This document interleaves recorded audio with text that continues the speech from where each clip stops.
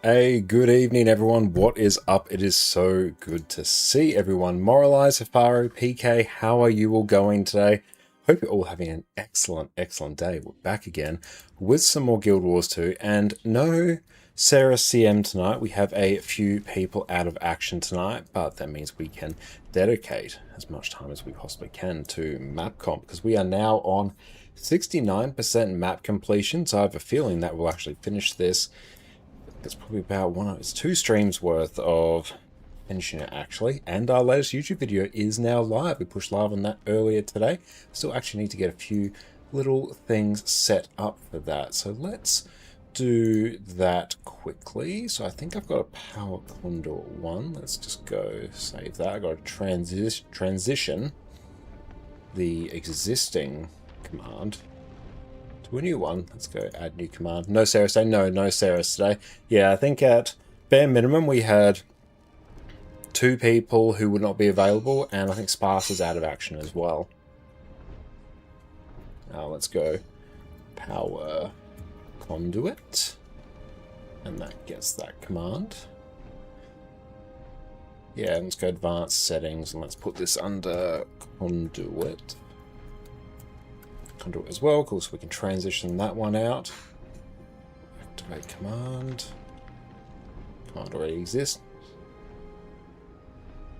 Yeah, Sparse faced the challenges of outside and lost. Basically, yeah, I did hear they had a bit of a bike accident and, yeah, fell victim to the old scraping their hands on the pavement. But I'm glad they're otherwise going okay, and yeah, it wasn't more serious, so I'm glad to hear that. Barakoan, how's it going? Wonderful to see you. Hope you're having a good day. Let's go grab the name for this one. Get shareable link. Now this one means we edit the YouTube command. Check out. Hang on. Check out the best builds for raid quick play. Yeah. Let's activate that command. Alright, now let's try. Yeah, there we go. And if I was to click on that, that should work, and it should work just fine.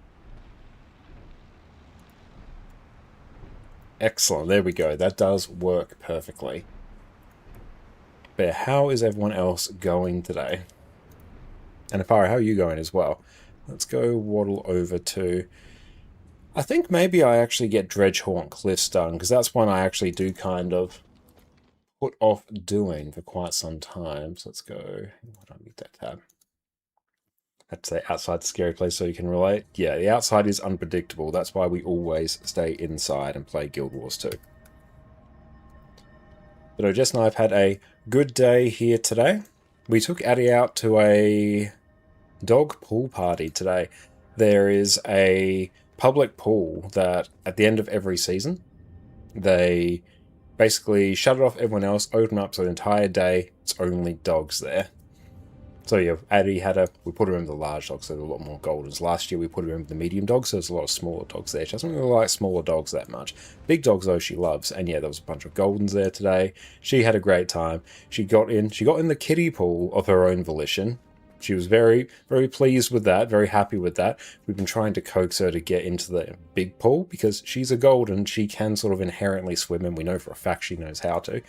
But yeah, it took just a little bit of coaxing and maybe a bit of the old dad just pick her up, and in you get. But she had a great time. And then she started getting in the water, of her own accord, which was very nice. So just finished, just before we went live today, even while I was on my starting screen, I was just finishing drying her off from that because, yeah, double coat, she takes ages to dry. And come on, you finished another legendary yesterday. Hell yeah, what one did you finish up? That's amazing. I think I do have Blish active, nice. Clearly do. Am I on Tez Trails? I think I am. Alright, let's get that going. Good, got timer back.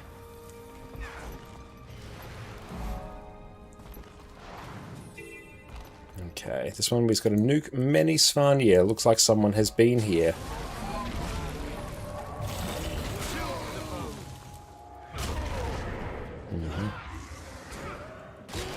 Another Endless Summer. Excellent, that's great.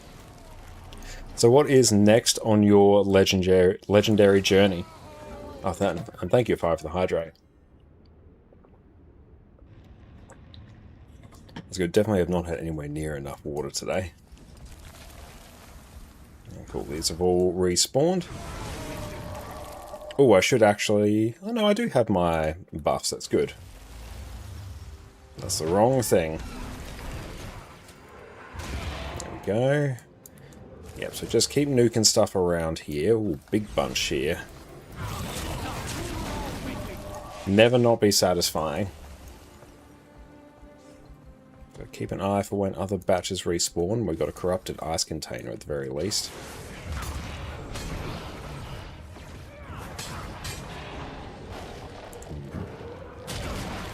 Very good. Just need a few more. Yeah, I think someone may have come through this area. Or I should be able to actually... There we go. A medium obsidian armor and saving up for a new accessory. That is fantastic. Yeah, ticking off legendary armor in particular I find is so satisfying to do.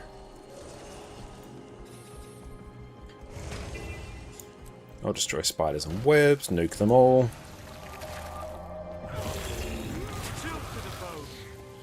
Yeah, we're making good money from these scavenger bags as well, actually. Yeah, let's do spider stuff here. Weapon swap. Yeah. Ooh, I think these we can actually... Can we even, like, Condi bomb these? No, I don't think we can Condi bomb them. Plus these count as structures, so it doesn't really work that way.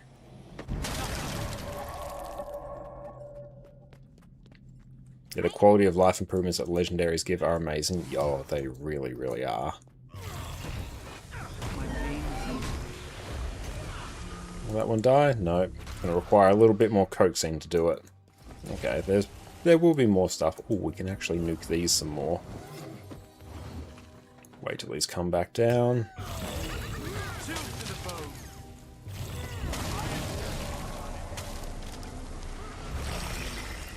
And of course, that one just doesn't want to come down. Oh well. It should probably take us to another area after this where we can complete more and more of the heart.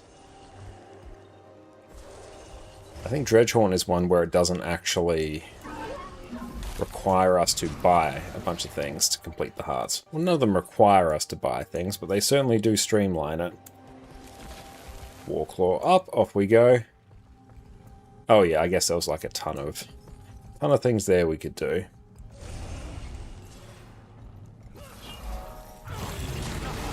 They are all gone.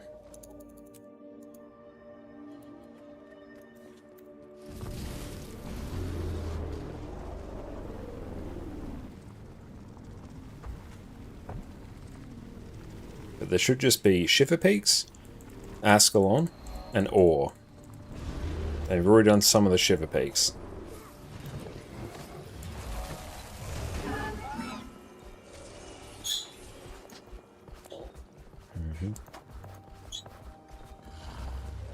And Cyber, welcome in. Yeah, we're using Blish HUD, and thank you very much, PK, for plugging that. We have got a guide on how to install Blish HUD here, and you can install multiple marker packs. I am currently using Tez Trails for map completion, but yeah, there's Lady Ellis's, there's Teket's, which is probably what would have been included in Taco itself back in the day. Anything you are working on? I am currently trying to do 2 map completions. I want to craft 4 Generation 1 legendaries to sell. So I can use that to really expedite the crafting of a bunch of Gen 3 legendaries, because my overarching goal is getting every single Generation 3 legendary. But yeah, we've actually sort of reached the point, like Spirit Shards will always be a problem for us, just due to how I play the game. But gold has actually started to be a bit of a problem as well. Free Will, welcome in. Right now we are working on a bunch of Corteria map comp. And it's going very well. Oh, dang. Clip the wall.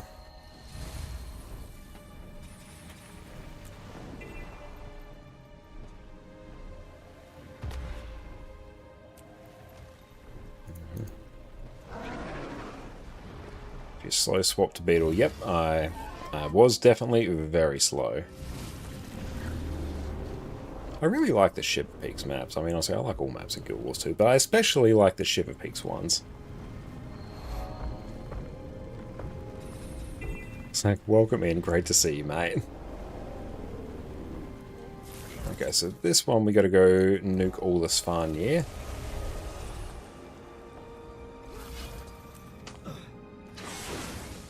Yeah, let's try and... There we go. Nuked. Gone.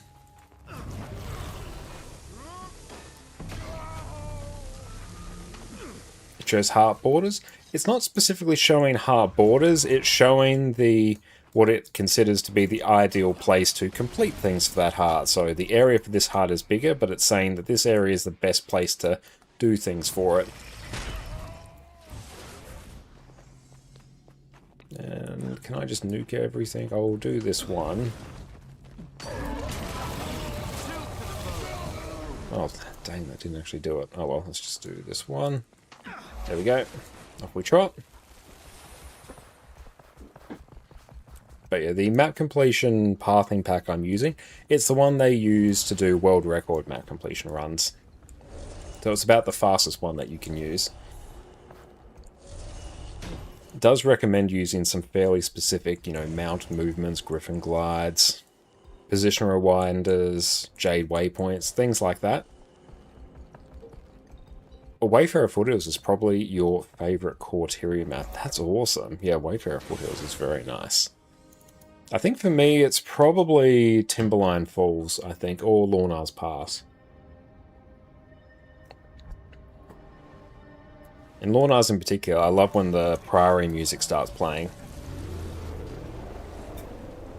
Iron Savage, welcome in. Can you level 1 to 80 with map completion only? Oh, easily. That is a very, very easy thing to do. You will reach level 80 well before you complete, like, Corteria map completion. You will probably do it within, I don't know, maybe 10 maps or so, if I was to hazard a guess, if you just purely focused on that.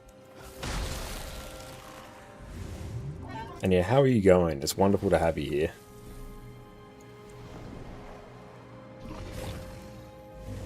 It's always Timberline or Wayfarer. Yeah, they're great.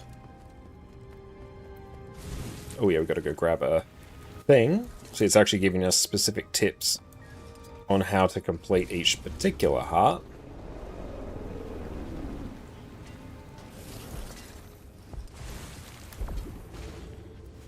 Yeah.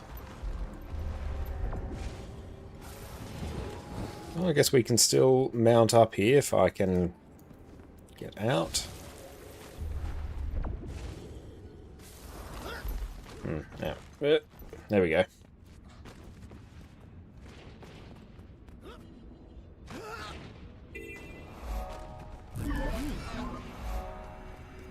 That now I've got to try and we'll do this actually.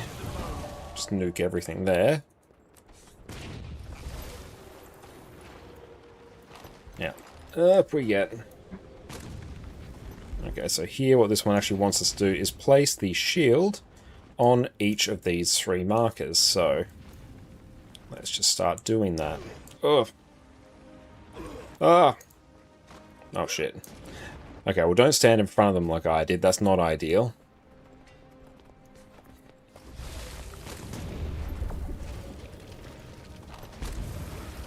Let's nuke everything there. Back we go. 3, 3, 3, 3. And now we just simply cycle. And we're effectively blocking all of these by using these shields. That's now complete. And I've got a guide on how to install Blish HUD here in this YouTube video that I made some time ago, but basically you install, well, you download Blish HUD, very simple. You launch it, and then it will, let's see, you'll go down to module repo here, and then it gives you a bunch of different pathing packs, or not pathing packs, but modules you can use for pathing. You'll pick the pathing one, and then from within that you will click on pathing, go manage marker packs, download marker packs, and then there's literally just a massive list of different marker packs you want there. So you just pick the one you want, download it, activate it, and that's how you go. Does Blish HUD work on Penguin OS Linux? Yes, it does. There's a few more steps to get it working than it is on Windows. Windows is just a straight download it.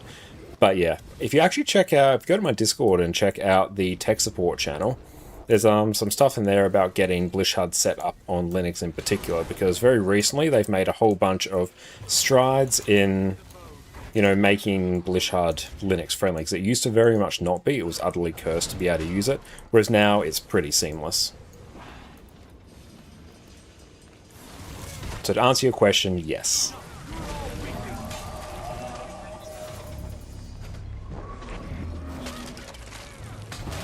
But yeah, basically it involves downloading a separate launcher, which basically launches Blish HUD and Guild Wars 2 at the same time. Instead of launching Guild Wars 2, you then just launch that instead.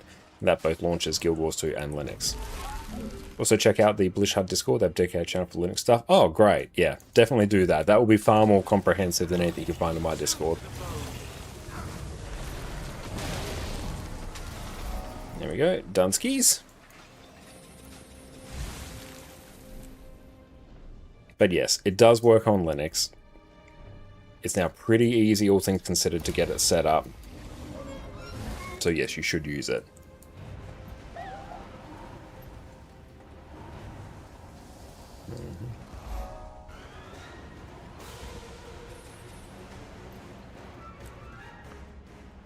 So you can see that this marker pack here in particular, it's suggesting we use a bunch of like fancy griffin gliding to make things as streamlined as possible. So it's not the easiest pack to follow, but there are easier ones. I personally use Lady Ellis's a lot of the time as well, which is a mix between Tekkits, which is very relaxing to follow, but also a bit slower, and Tez Trails, which is the fastest, but is also can be a little challenging to follow at points.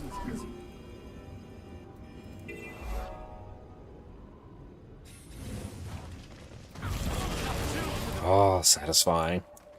Look at it.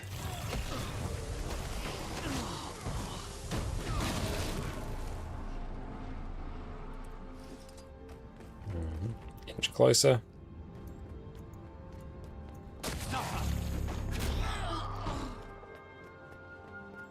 Don't get too close.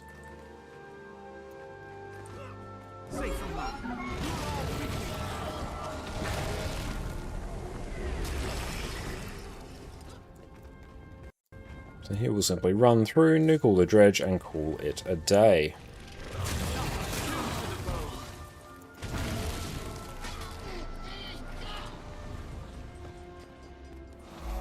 Dunskies. Roll the beetle from here.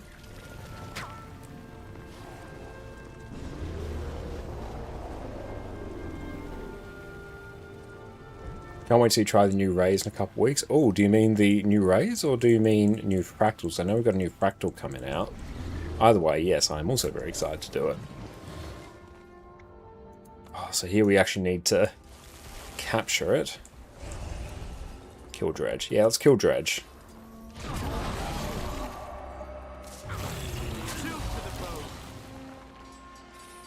Sparse, what's up, mate? Great to see you. How are you going and how are you healing up?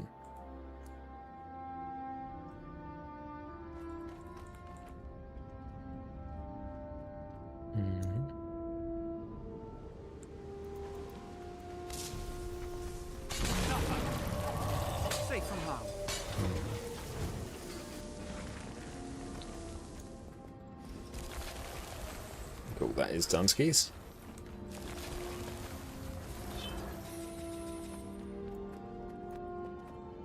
Oh, so I think I actually have to wait for all of these peeps here to come back. So I'll place a waypoint here. I can't actually do anything until all the NPCs get there, so I'll circle back to that one.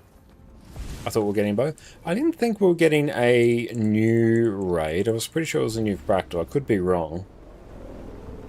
I need to have a link for the roadmap, like, already set.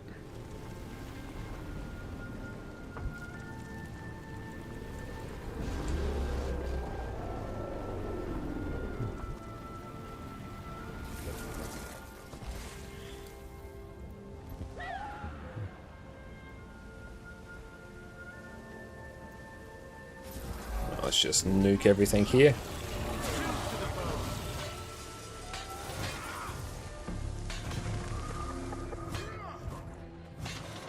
Decent, could be bare muscles, bones still a bit achy, palm scrapes, stay closed while doing stuff now. I'm glad to hear that. Yeah, sorry to hear that you had that accident. I'm glad you're, aside from all the scrapes and the obvious discomfort, you're otherwise okay.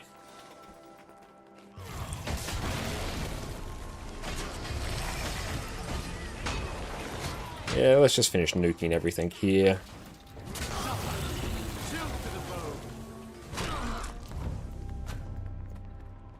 Will that let us out of combat?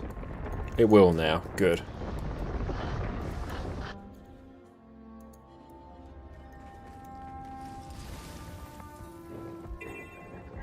Sabotage weapons. Nuke the dredge.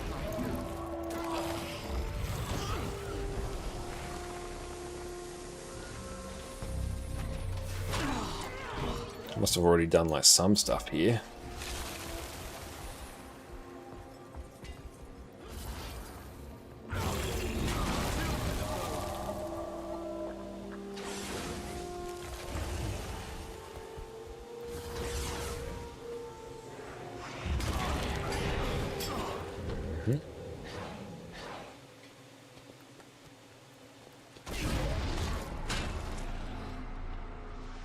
In we go.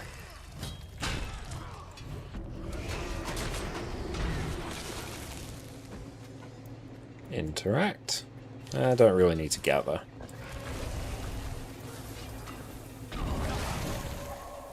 No, we don't even need to deposit the stuff.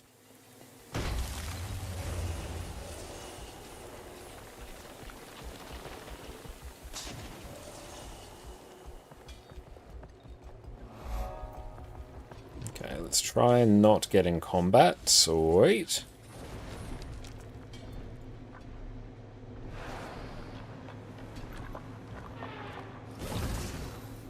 Interact.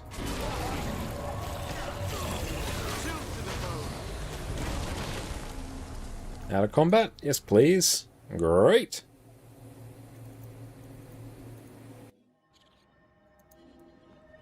Let's guy scale it.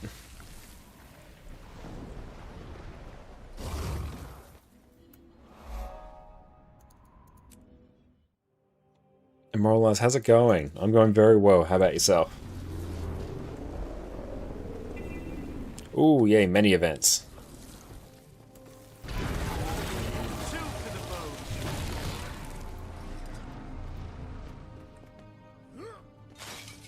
Oh. Can I paste? Nah, I just gotta go nuke the stuff.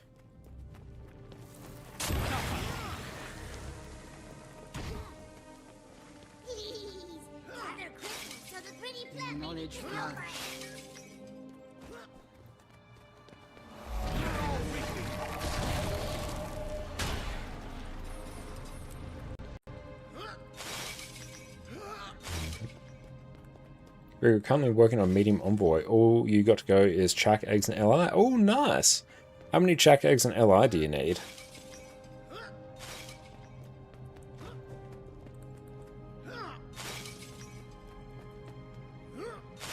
This one's even copying and pasting the emotes that I need to do with the arm on the keyboard as well. Rely on your knowledge. Our time here is on the top. Bring me what you have.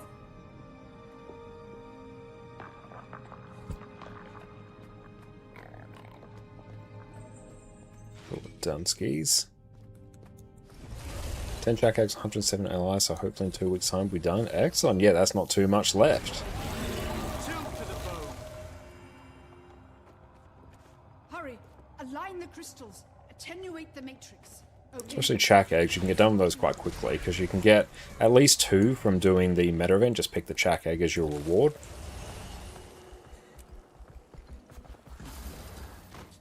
And yeah, LI is so much easier to get now, compared to what it was.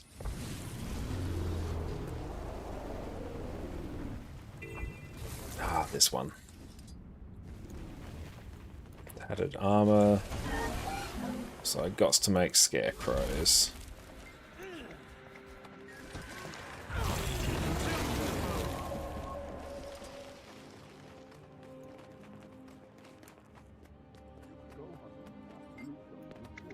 I hate that we have to interact again.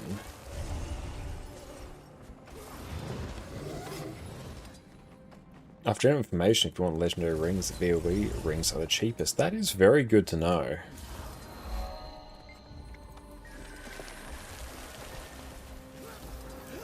Actually, it's been so long since I've even thought about crafting legendary rings because we've already got everything we need. That is excellent info.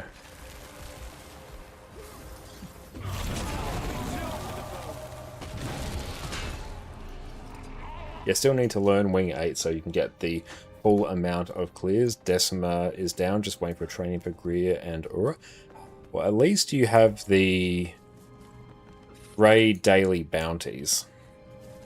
Because yeah, Greer and Ura do pop up in those, and Greer isn't too bad. It's really just stack on the group and follow the commander. And Ura bring a lot of CC, more than you think is appropriate. And make sure you pick up the shards. As the way Ura works is there are 2 bloodstone shards, and you need to constantly be picking them up to deal with mechanics, and once one person picks it up, they have a debuff, which means they can't pick it up for a while without taking some damage. So you basically just want everyone to pick it up. So if you don't have the debuff, just race to pick it up. That's what people want to see, and if everyone does that, it makes it pretty easy. And other than that, you just tend to stack sulfur guys on the group, which you'll learn to recognize. And put donuts and the bubbles to the left. And the fight just kind of repeats endlessly until you win.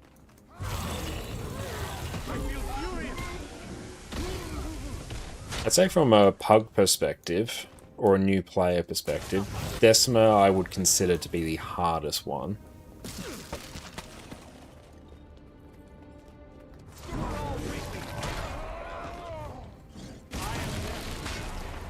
The way Ura gets hard is if people don't actually do any mechanics. The raid ring takes 250 funeral incense, Mr. Tribute, and is unique. Yeah, the funerary incense in particular. That is a bit rough. Greer losing timer makes it easier for newbies. Yeah, really does. Means you can just throw 3 healers at it, which makes it drastically easier. Because yeah, before that, Greer actually did have a bit of a DPS check to contend with that I think was a bit tricky, a bit tough for newer players to try and meet.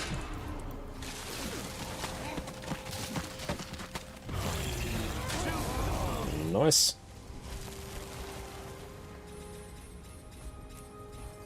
You found Decima easy? That's great. I'm glad you found Decima easy. Decima can be pretty comfortable, provided everyone stays alive. As soon as you start losing 1 or 2 people, things can really destabilize quickly, because it's kind of dependent on you having enough people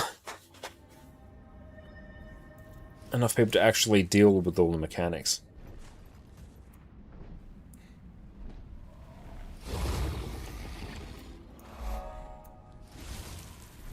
Steve Zebras, personally, if it took you some months to find a training route to Greer. Oh, okay. Sorry to hear that. I'm glad you're able to find one eventually. Oh, cool. So we... Oh, how have I... We didn't follow the line. Punish for our hubris. Oh, yeah. Wing 8 being emboldened. That definitely capitalized on that. To which you tries to get done. I feel like, yeah... The encounters for Wing 8, I think they're of a similar-ish level of difficulty.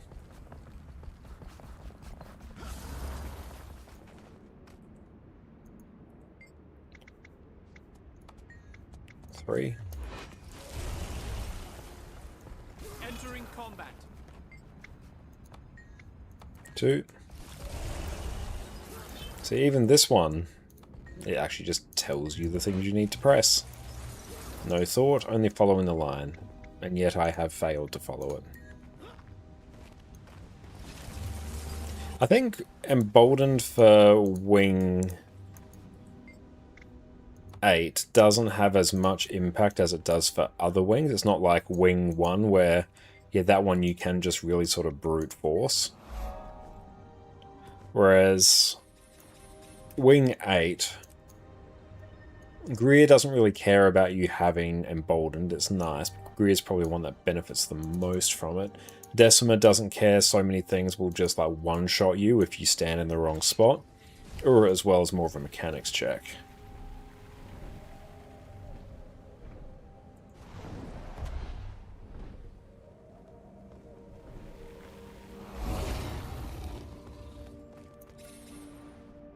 Oh yeah, they do definitely benefit. I 100% agree with that. I just think for Wing 8 it doesn't benefit as much as it does some other wings. It's like Doom. Doom's one I think really doesn't give two shits if you have Emboldened. That's not what actually causes Doom to fail. Where are we going for this one? Ah.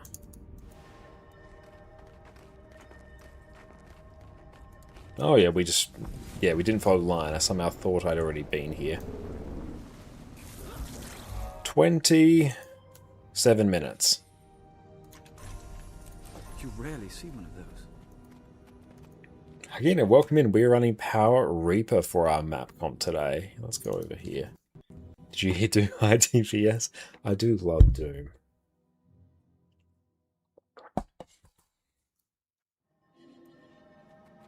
Alright.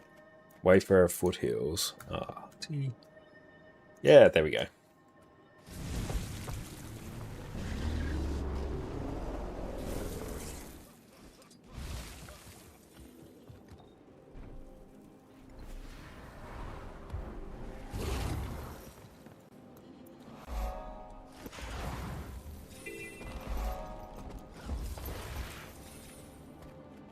Okay, you do have a question on Doom on a mechanic. If your health bar turns grey, what do you do? That usually means your soul has been split, so you have to basically run to the glowing beam of light where you were standing when you were pushed back and your soul was split.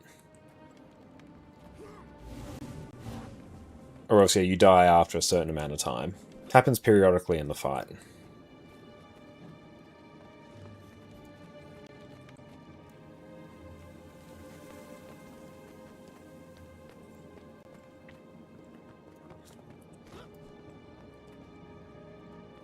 I think it's a fair point about, obviously mechanics are less punishing if you have Emboldened, but I think at least you still get to see them and interact with them. I think there is still a big benefit in that.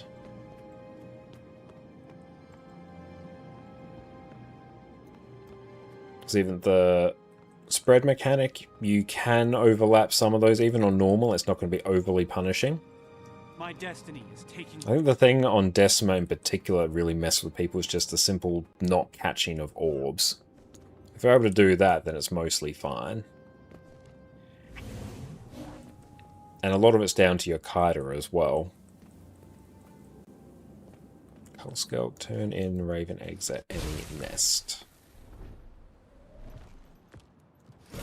Now, Foxfire, you think you've watched me do map or more map comps than you've done yourself? Nice. I think it would be a better way to do it just with a real difficulty curve with normal modes instead of boosting stats by Embolden. Yeah, I think there are definitely better ways where they could do it rather than it just being everyone becomes a bit of a bigger stat stick. But I do still think people get benefit from doing an encounter, I don't know, for the first time or for doing a training on Emboldened. Because at least it lets people see the mechanics.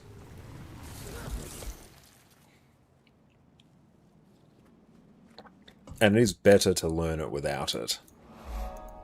Honor snow leopard and be free. Okay. 4. Play.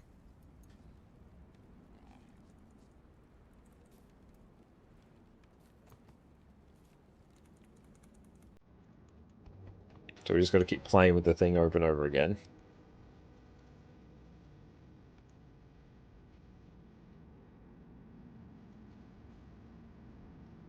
Okay, so we can't do it constantly.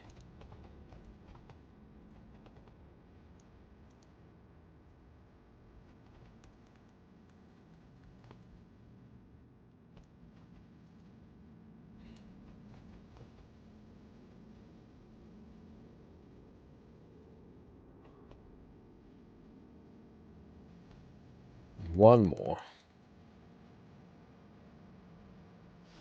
Sweet. That's not the right amount.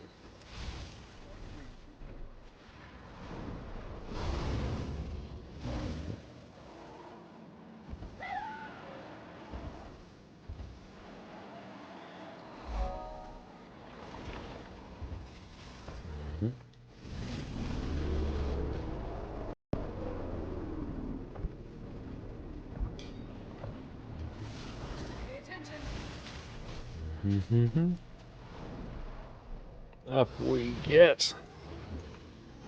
Perfect. Now completion, oddly good for spirit shards as well. Doesn't look like anyone has come here, which is great. Is this right for me to just simply nuke everything?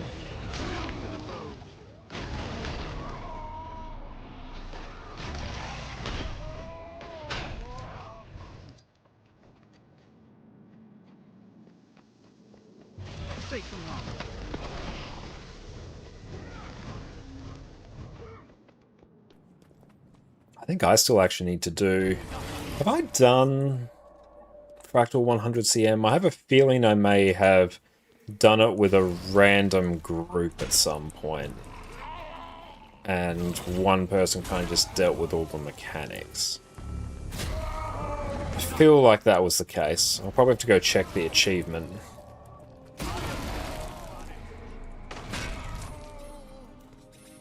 But yeah, 100 CM's a weird one.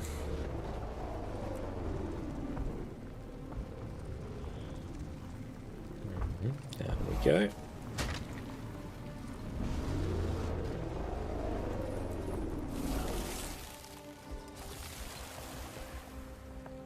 You would have to do 100 CM. Yeah, I don't like Fractal 100 just from a general design perspective. Oh, so that's fine. Oh, Sunqua is god tier. Sunqua is my favorite encounter in all of Guild Wars 2. It's amazing. That is the perfect Fractal design. I don't think they'll ever top Sunqua.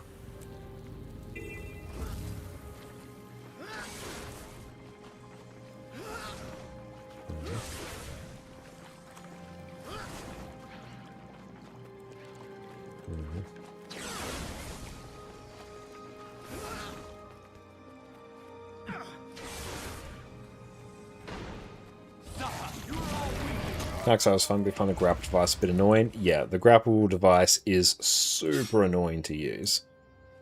I'm still yet to do that one since they absolutely nuked its HP. That used to take just way too long. It was full-on 10-person raid boss level of HP, but in a fight with 5 people. So it just took forever. Once you get used to the mechanics, it's not a particularly difficult fight, it's just long. And the fact that the grapple mechanic is indeed super annoying to deal with. Doesn't go where you actually aim it.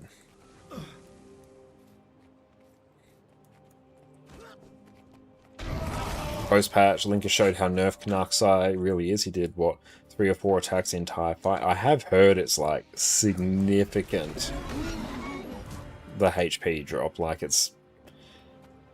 I feel like... Didn't they almost, like, half its HP or something? I feel like halving it is too low. I think even bringing that down to, like, 75% of what it was would probably feel okay. But, you know, I will take Fractals being quicker to complete and makes them more profitable.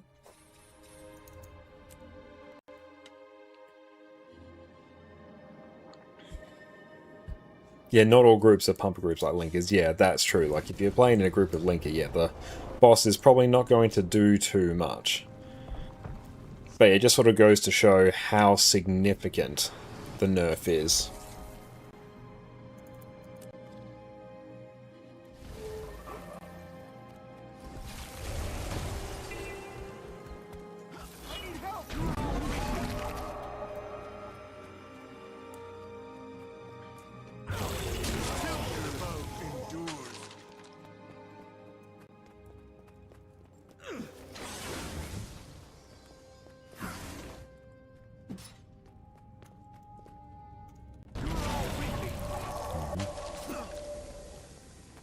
Simply interact with everything, nuke everything.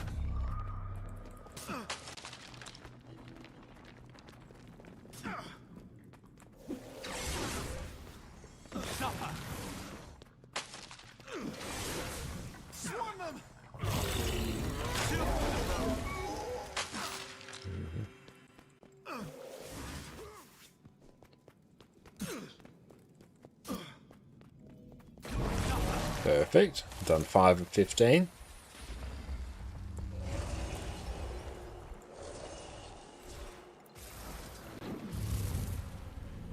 I have to particularly wait for the next World vs. World rush, because now I can actually craft some more legendaries on other accounts as well. Thank you for the hydrate. I do always forget. And I spit water on myself.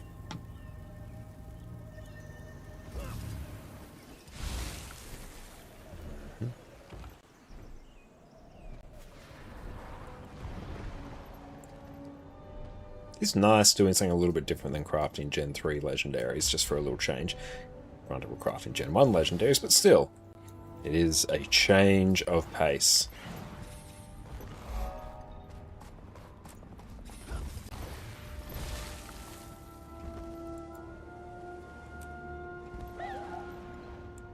Grab that.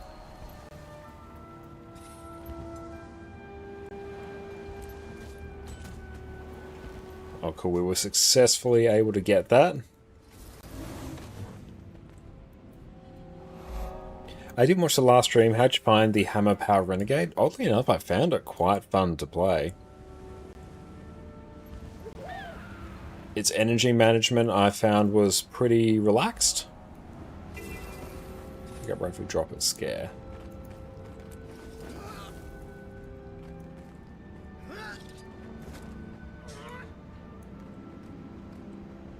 It wasn't overly difficult to play.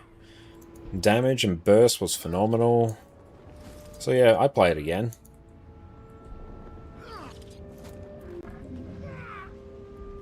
Plus the fact you can actually just use hammer is really funny.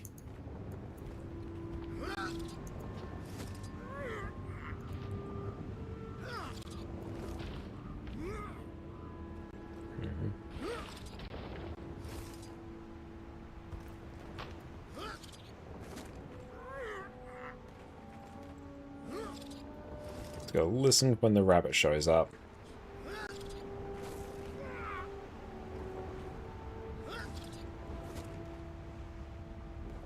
I've got it.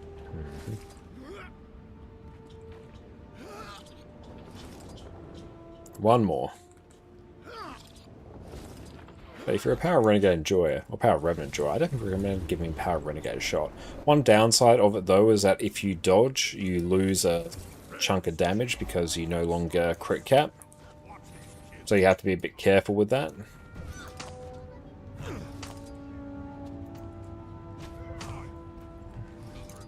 Let's sneak that kid there.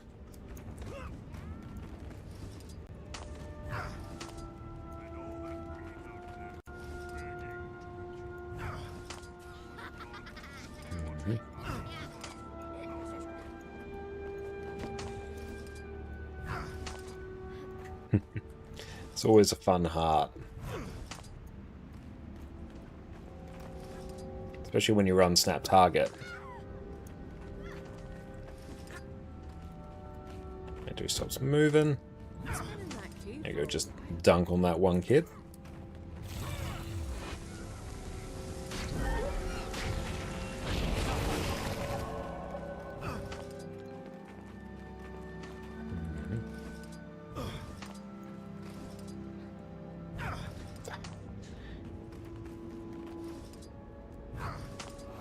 Sweet. Another spirit shard.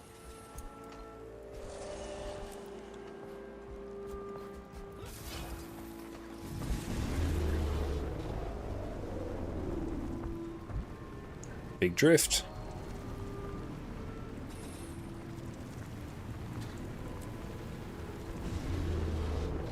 Might just stealth up through here. Interact. Griffin. It's a good thing we've bought all of the hero points in World vs. World.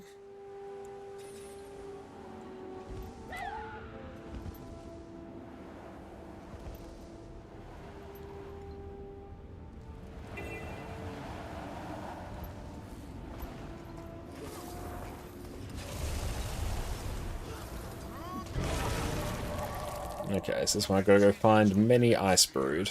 In open defiance of a greater being. Master this. I fear that which can make you stronger. Why not embrace the ultimate spirit? Suspicious travel. Let's go talk to them. And forge your legend with joy. It's the only way.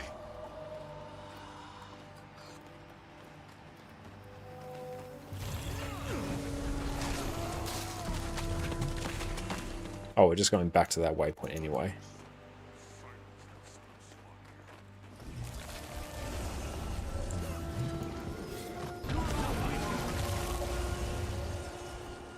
I remember this one can take a bit because there's not enough Svanir super close by to instantly complete it.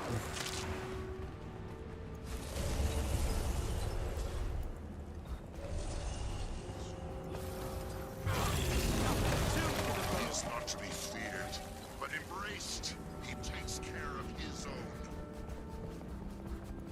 Oh, we got a bunch up here as well. Nice.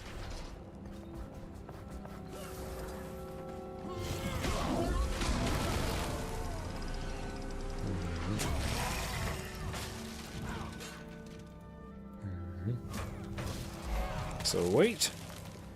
Back this way.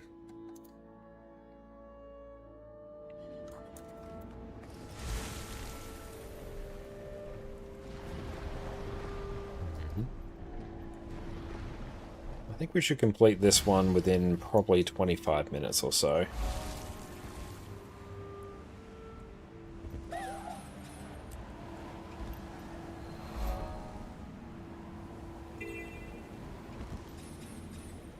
Did we get that one? We did.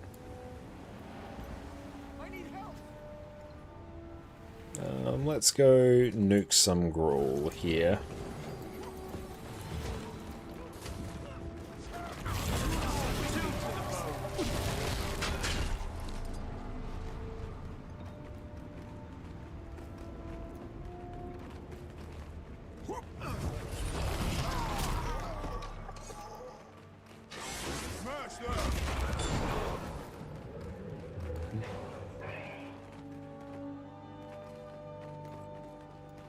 Shiverpeak's music is always so peaceful.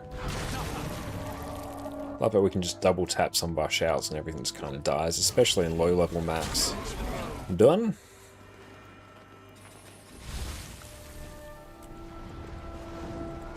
Oh, this one we actually just complete the heart in this area, so I didn't really need to go in here. So yeah, there's like a million things in here for you to kill.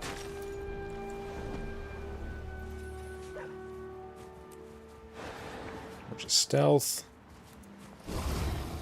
Free to go. Ah, this one's always annoying. Water bucket.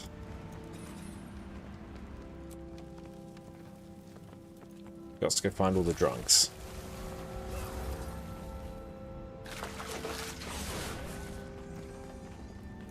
Yeah, because each bucket is only single use here as well, so it's not like you can just run around with the one and get a bunch of progress.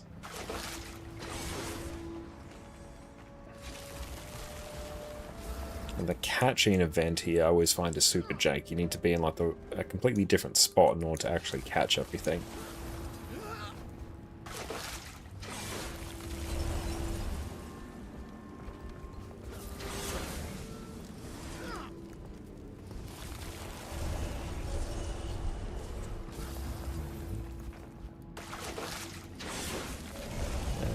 Yeah, let's just do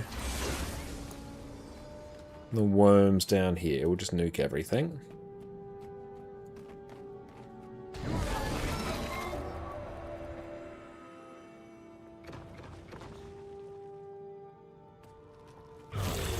Tilt to the bow.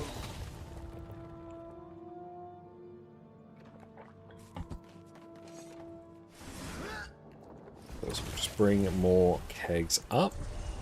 If we can actually mount up in there, it doesn't run out of space for us. So where does it want us to give these to? Oh dear. Okay, that actually gives a bunch of progress.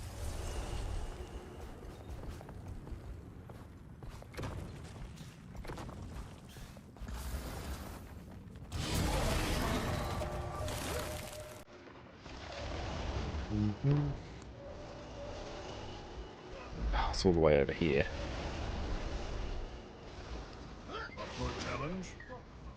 Well, can we try and catch this? I think I need to stand. Is it a little bit behind or a bit in front?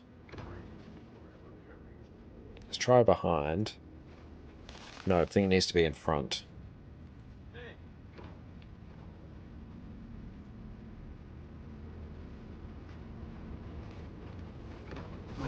Okay, it's a bit in front.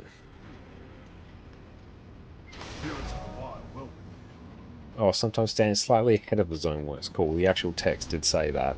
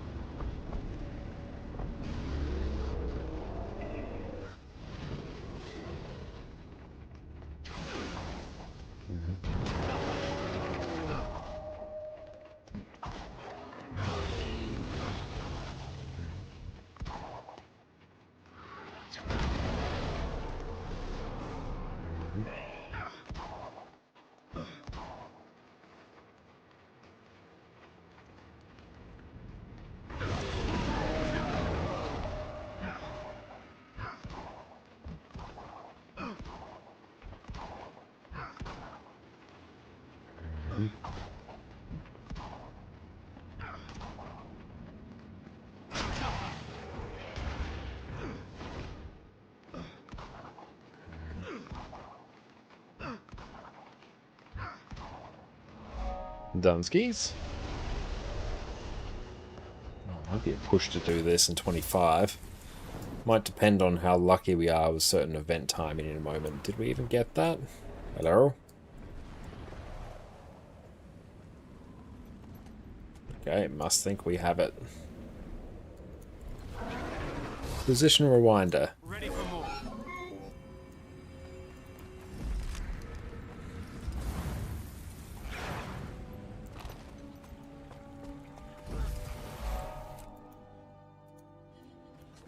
Position rewinder is great value. You should always get it.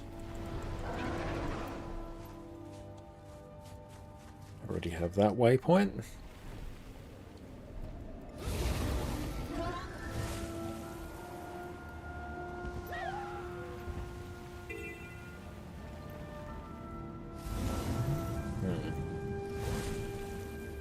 Can we just get this? Nice. Bunch of Svanir there. We are in luck.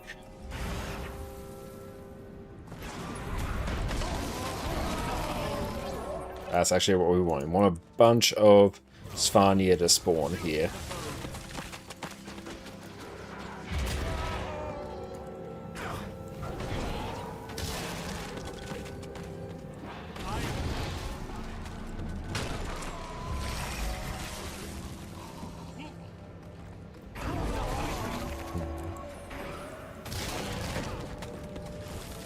Yeah, if this event's up, you're pretty golden.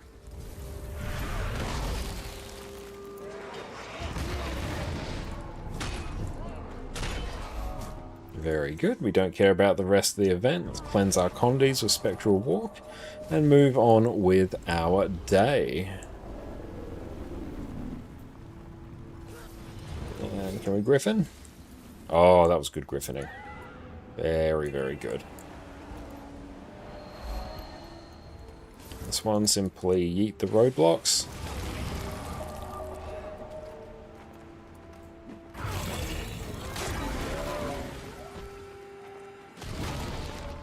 More enemies around the keep. That's all good. More endurance.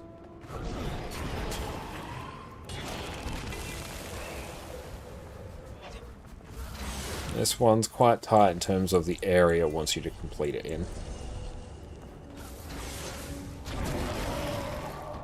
Oh, nice. We actually have an event here. That's what we want.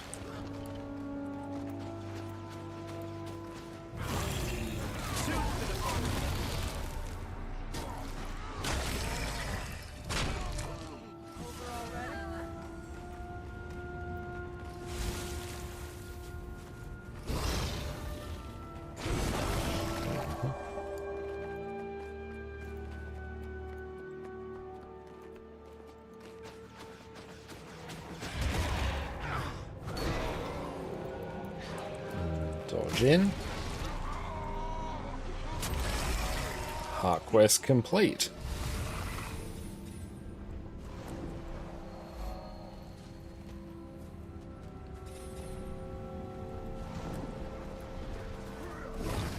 Let's try and roll the beetle now. Ah, no, it's actually more of a sky scale one.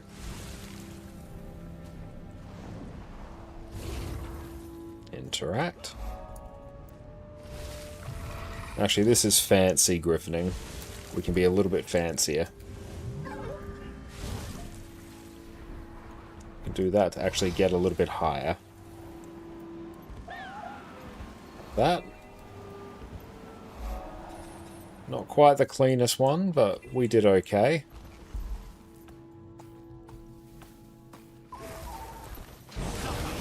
Ah, so it wants us to do the event.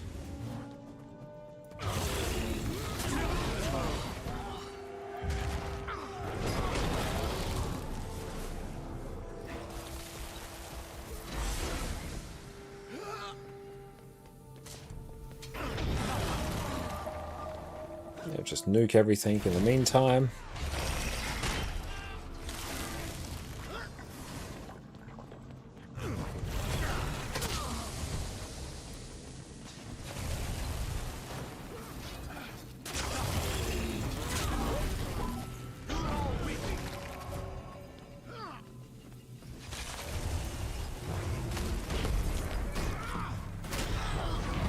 Might as well try and just complete as much of this with killing Dredge.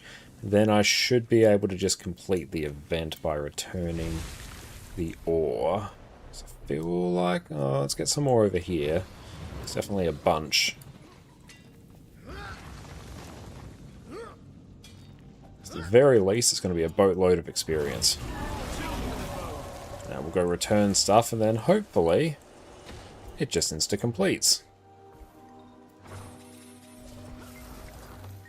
It does. Give me a moment to pack it away, and I'm heading out. If you have any more,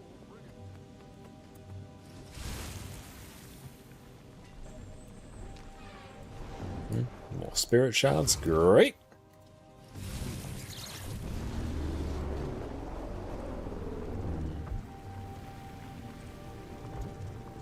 Ah, this one. Rabbit hole, gotta go pick up the rabbit. This one's got a very specific order it wants you to go. Go talk to him. We go pick up the ore.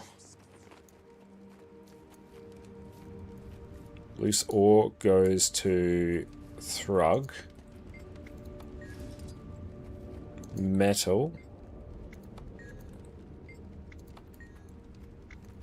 goes to Jokel. The armor goes to this dude. The cage then goes to him. And the barrel goes back to him. Then we give everything here. Genius.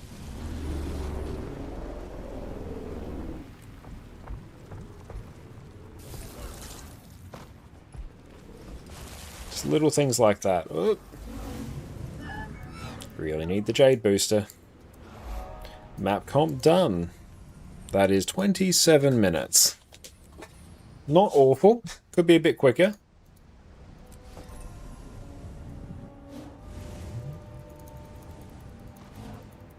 But yeah, it's roughly 25 minutes to 30 minutes per map, I've found. Awesome. I'm going to take a break now and stretch my legs. Going to see everyone in a few minutes. You all sit tight. Do you want to play one of the easiest, highest damaging builds in the game, where you can simply mash a couple keys and watch this happen? You have my sword. Do you want to play a DPS build where you do not care what the rest of your team is doing, because you are one of the most self-sufficient builds in the game? Do you want to play a build where you can customize it, provide all manner of useful utility to your team to carry them through even the hardest of content? Well, today your prayers have been answered. We are covering the majestic Power Soulbeast. So it begins. Welcome back, everyone. Power Soulbeast has been my go-to power damage build for the last few weeks, and I have been enjoying it to an astounding level. Here we have godlike levels of burst damage, so anything you find in open world is going to die exceptionally quickly. You are incredibly self-sufficient due to the baked-in boon extension that your build has, so you're always going to be having more boons than the rest of your team. You have the option to customize your build for some amazing utility. You've got group-wide Aegis, stability, damage reduction, boon extension, group-wide stun breaks, and outstanding levels of CC if you choose. So here you've got a DPS build that's going to put you at the top of the charts, all while still being able to carry your team through the hardest content. So buckle up, everyone, you're going to enjoy this one. First up, for the basics of Soulbeast. Here we've got an elite specialization of the Ranger class, and instead of having to rely on managing your pet like every other Ranger build does, here you can merge with your pet by entering Beast mode. So here your pet will give you extra attributes based on the type of pet that you have, and it will give you access to 3 new beast skills that are similar to your pet skills that you can activate at any time of your choosing. Soulbeast is basically a purely offensive elite spec, which rocks both great condition damage and power builds, and I have personally enjoyed playing Soulbeast for years since it launched with Path of Fire. Like every Ranger build, we first need to cover off on the pets that we need. Here you can actually be fairly flexible with the pets that you use. However, for Power Soulbeast, they at least need to be a ferocious pet, i.e. it will give you extra power and ferocity when you merge with them. This is going to be needed to crank your damage as much as possible, so make sure you pick this. Having a ferocious pet is also going to give you access to the Worldly Impact beast skill, which is going to be a key part of your damage rotation. Now in general, the Red Mower is going to give you the highest damage. On top of Worldly Impact, you're also going to get Harmonic Cry, which is a useful healing skill for yourself and nearby allies. But most importantly, we get Frenzied Attack, where you attack 5 times and inflict vulnerability. This skill is also going to be used to help upkeep the Fireworks relic buff that we're going to talk about in our build later on. Another fantastic pet for extra CC will be the Rock Gazelle. Here we've got Kick for a little bit of extra damage, but most importantly, we've got Charge, which is going to apply some damage and do some great Defiance bar damage. A very nice pet for open world in particular is going to be the Smoke Scale. So here you can take this for some extra CC and the Smoke Assault skill, which is basically unrelenting assault from the Revenant. Here your takedown skill is going to apply some knockdown, so some extra break bar damage, and your Smoke Assault is going to conceal you and make you lash out at nearby foes and gain extra might each time you strike an enemy. It is also an evade for some extra spice. Now you've got some extra choices to work with. As long as they are a ferocious pet, you're going to mostly be good to go. For our gear and food, it's very straightforward. Here we're going to take Berserker's gear in every slot. We're also going to be taking Rune of the Scholar for the extra power and ferocity. For our weapons, we're either going to take Sword, Axe and Hammer, or Axe, and Hammer, depending on your preference. And for our sigils, we're just going to be taking Sigil of Force and Sigil of Impact. Nice and simple. These sigils are going to give us the overall best strike damage modifiers for our power build, so it's a no-brainer. For our relic, we'll be taking a Relic of the Fireworks. So when we use a skill that has a recharge time of 20 seconds or more, you'll gain 7% extra strike damage for 6 seconds. This relic is also effective. Welcome back, everyone, and Boring Guy and Prince Marvel, welcome in. And yeah, that is actually the most efficient way to complete that heart. I used to always just hunt the wargs as well, but yeah, that's like how you complete it super quickly. So we are on now to Snowden Drifts. Aparo, thanks for the standing desk, mate. Let's just go get up here. Let's get to this vista. Oh, very, very fancy movement there.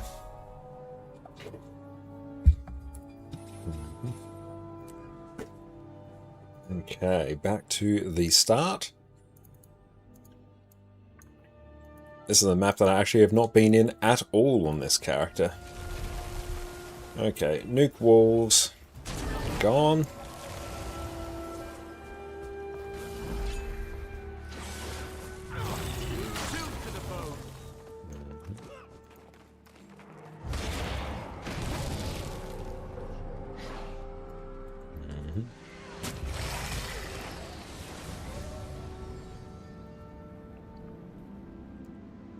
I think we'll be able to complete Mapcom tonight, but I actually think we'd be able to finish it tomorrow at this rate.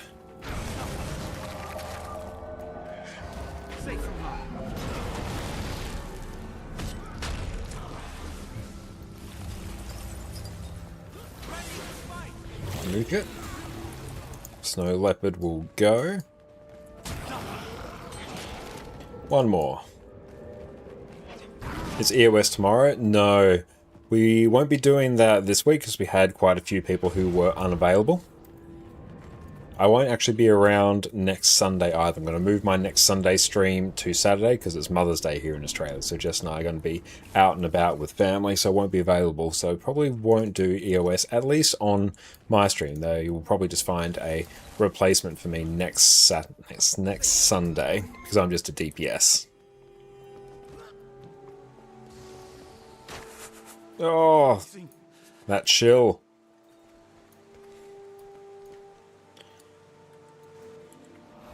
There we go.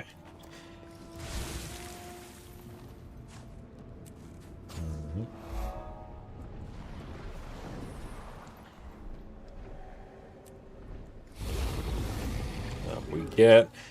If you can get the tier 3 gliding booster for map comp, it's so good.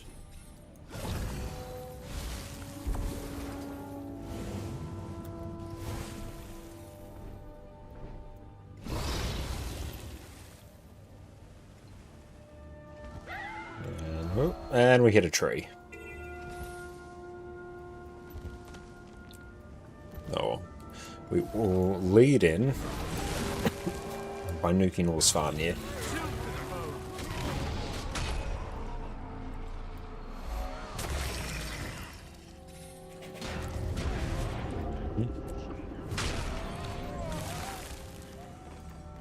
And you're gone.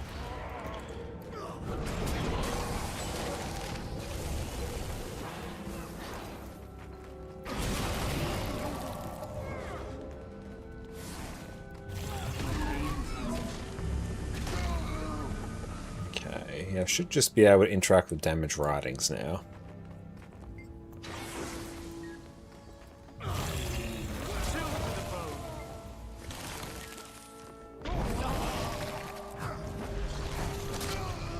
And one more damage writing. Perfect. And a cheeky level up.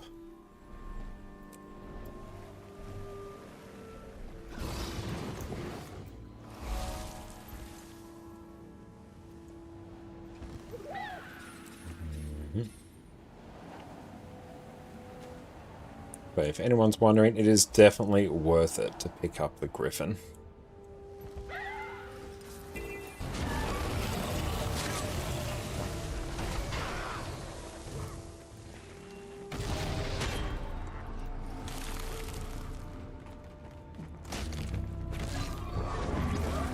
think we can kill those polar bears as well, and will that also give us credit? Let's find out. Which Gen 1 are you planning to make with this map comp? I am thinking Incinerator. I'll take a look. It's kind of just whatever I've got in my bank that's going to generate the most profit. So yeah, I've got an stuff for Incinerator there. I've got stuff for Bolt. So I'll probably do those. I think Flameseeker and then maybe a Sunrise or Twilight.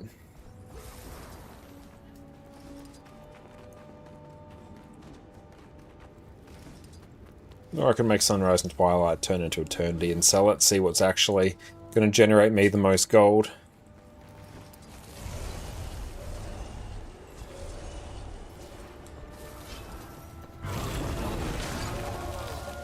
That was satisfying.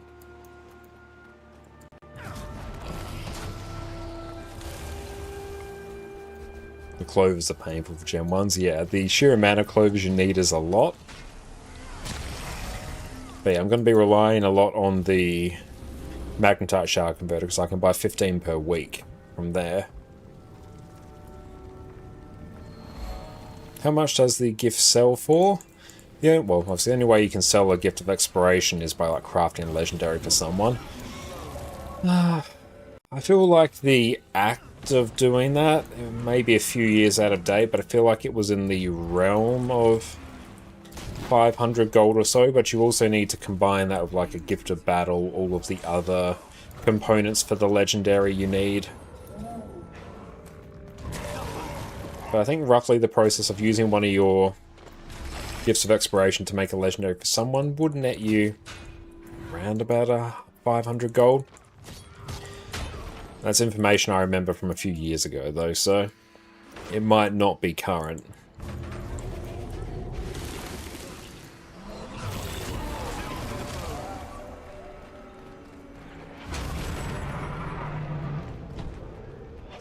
But yeah, it's not nothing. Low infection.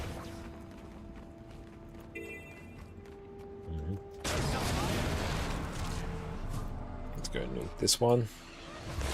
Perfect.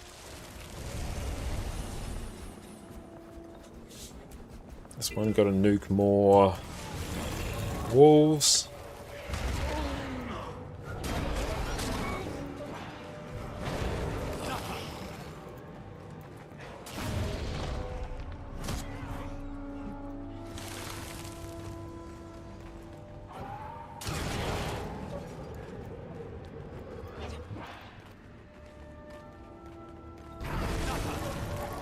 Make inventory small. Joel, what's up? Wonderful to see you. How you going?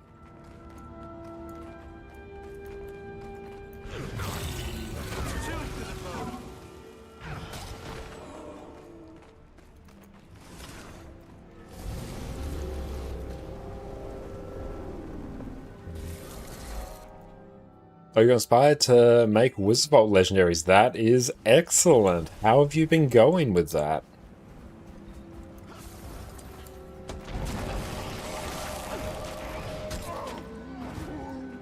You're rich. Excellent. How much gold are you sitting on now?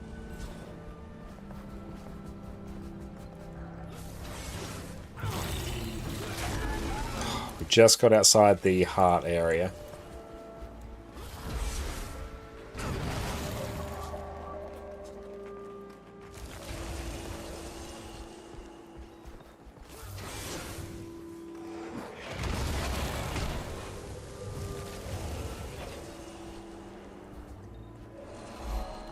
Made Meteorologicus and sold it. Excellent. So you're probably sitting on, I don't know, maybe almost 2k gold. Then you're on 1.5k. Excellent. I swear I can just revive peeps now. That will do it.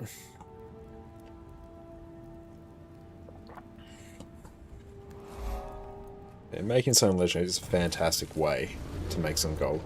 Ah, good, you're able to buy some gem store stuff. What'd you pick up from the gem store?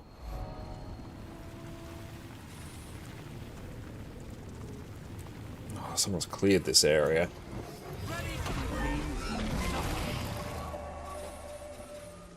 Do event at Njordstead if it's up.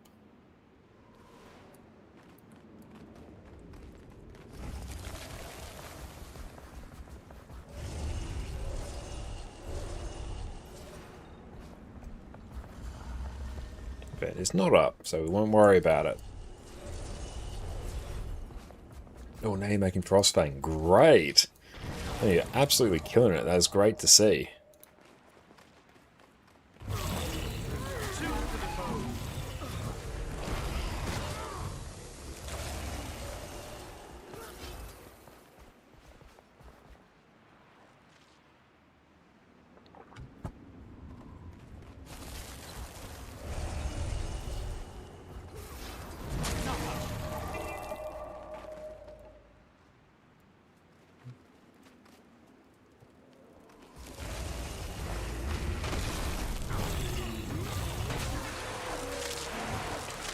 How did that not give us progress?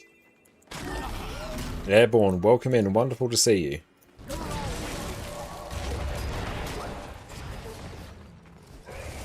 Guess we'll just follow the way back to the heart.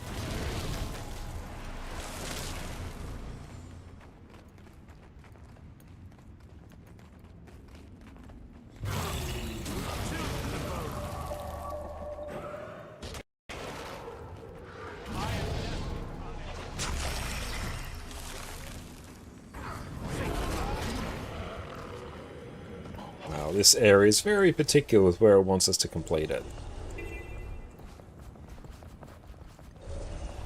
Ah, yeah, we got this heart area here. Sweet bunch of mobs. What time do you estimate for your world completion?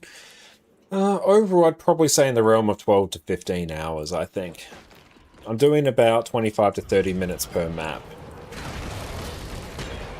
Cool, that one's done.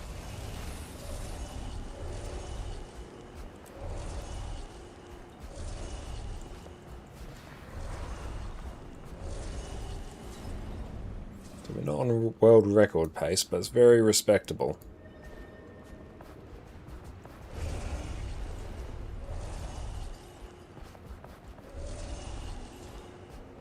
Then I need to do a bunch of world versus world for many gifts of battle.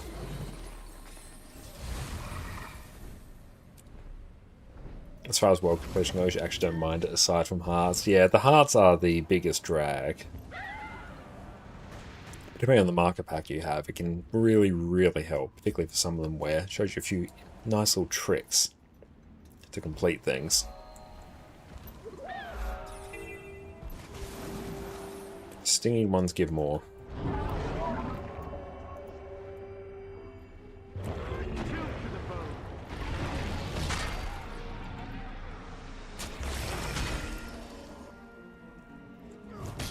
Interact with kelp.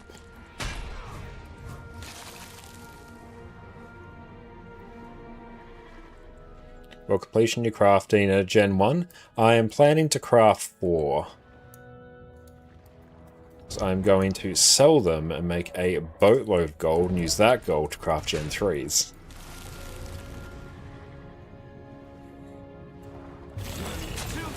Just so happens that core tier, well, making Gen 1 legendaries, and by extension doing core tier map completion, is about the most efficient way for me to make gold really quickly.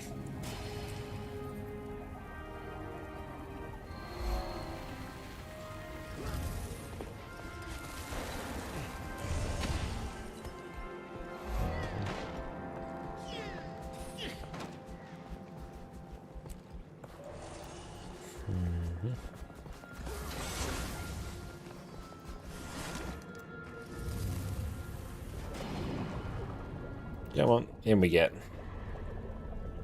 Ah.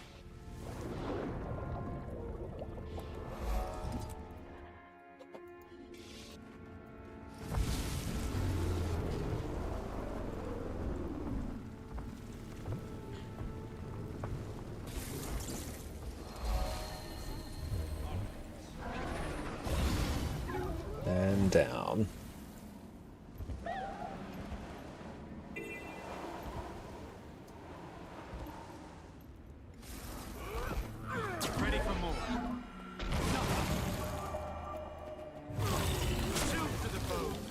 Kill 4 Grawl. We can do such a thing.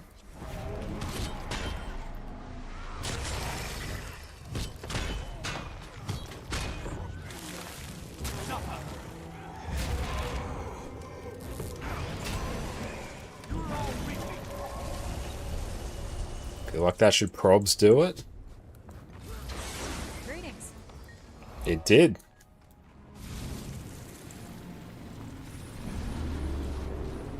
Yeah, so just the rate at which you can actually complete. You can actually complete some of the hearts is really impressive.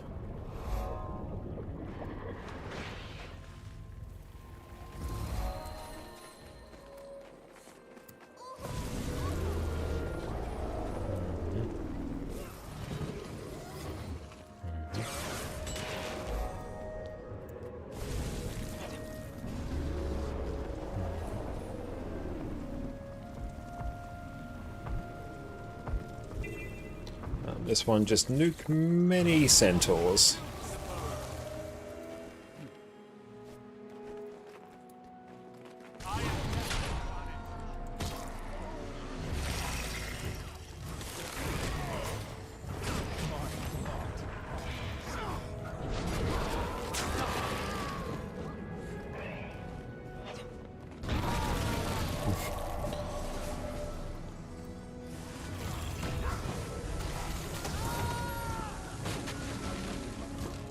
You have so many precursors from Gen 1 over the years doing collections, but you do plan to bind to your armory once you go down the route of crafting them, and that sounds like a wonderful goal to work towards. And Omni Cleanse. And we can just go in and nuke everything in here.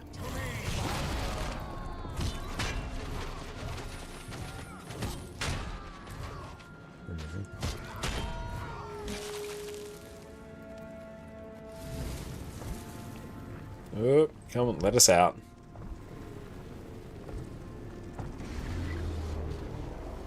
All complete. Get a height. Nuke many Svanir. Hopefully this gives us credit in this particular point. It does.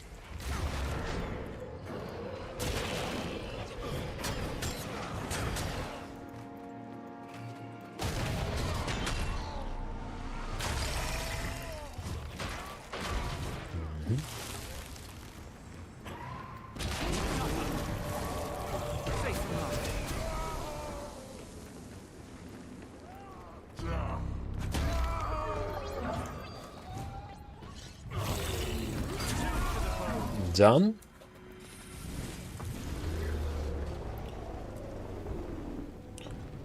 Okay, we jumped on the roller beetle too early.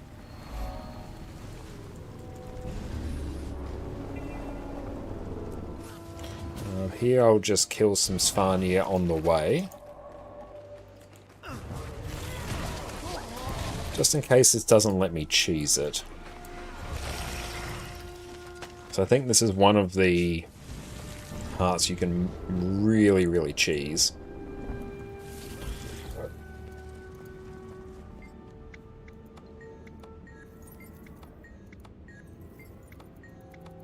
We must all do our part. Go back to the game after 3 years break, Academy a couple months ago. In that time, you crafted legendary accessories, rings, completed your legendary light armor and heavy armor. Nice! And tomorrow you'll start the medium. Can you guess the gold material you're at from all that? As in, like, how much that's cost you or how much you have now? Report any suspicious activity.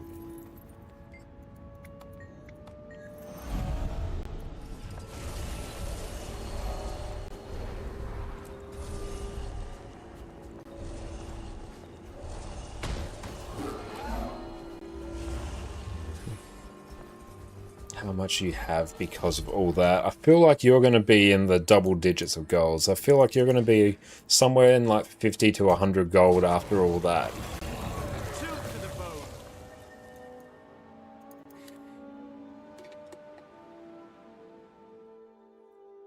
So that would have drained your stores quite a lot.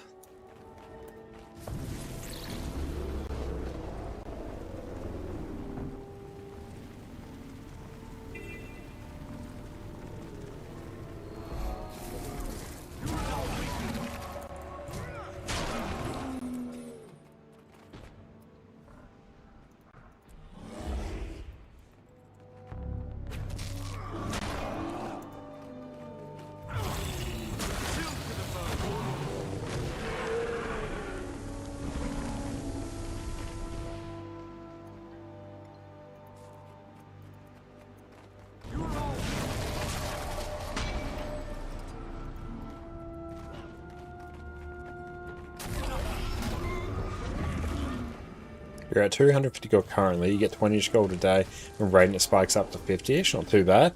But tomorrow you'll drop down to 18, 20 gold you soon. Not too bad at all. Especially if you're not able to play like huge amounts of time each day. Obviously, raids are great for gold. Fractals in particular, amazing for gold. I think if you're a PvE enjoyer and you want to just not worry about gold again, if you're able to do things like daily fractals, that will just really skyrocket it. But yeah, that's solid. If actually being able to do all of that is amazing.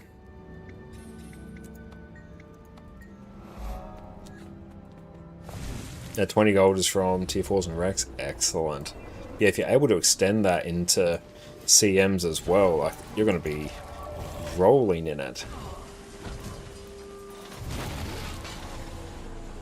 Great thing about Fractal as well is they actually make it very easy to maintain a healthy amount of spirit shards. So it's probably going to get to the point once I'm done with the world versus world I need for the 4 legendaries and 2 rounds of map comp. We might be doing a bunch of Fractals.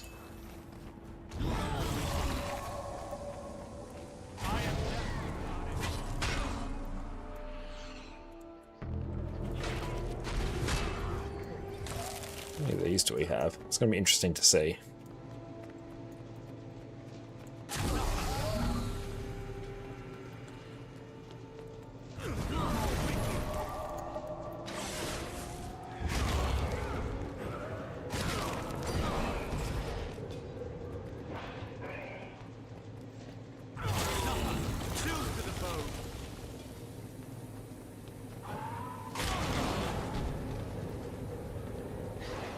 Fame, welcome in. Great to see you.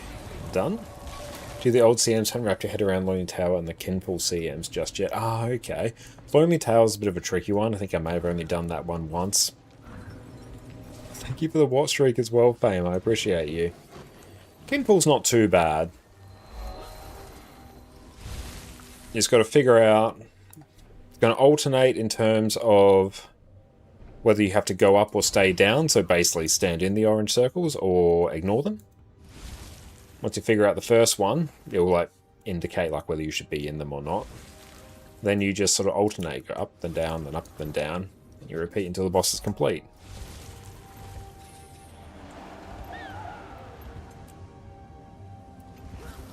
A successful map completion, 22 minutes. 23, let's round up.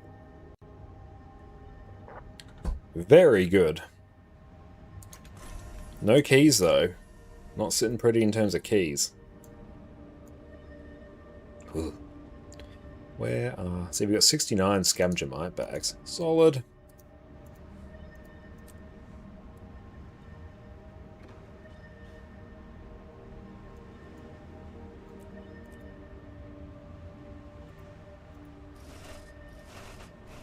You rarely see one of those. That's a bit of extra gold. Process that.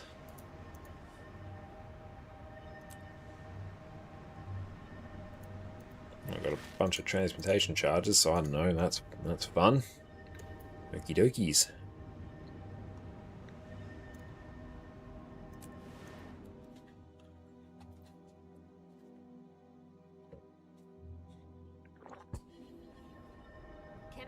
Now, is this the start point? It is in... No, is it? That's exit point. Yeah, this is correct. This is a very true statement. Roller beetle.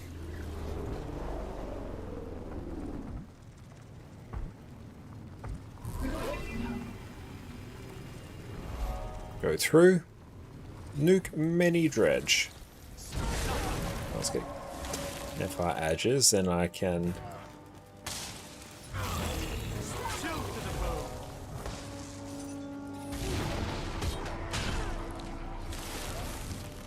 Take a campfire.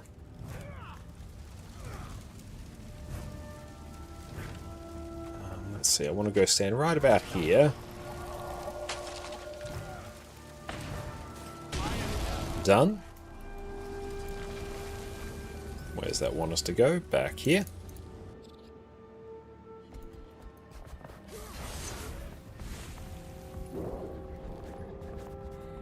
Okay, so how are we going?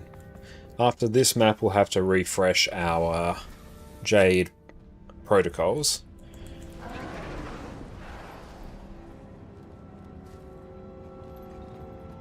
I think after this map, we'll actually be done with all of Shiver Peaks.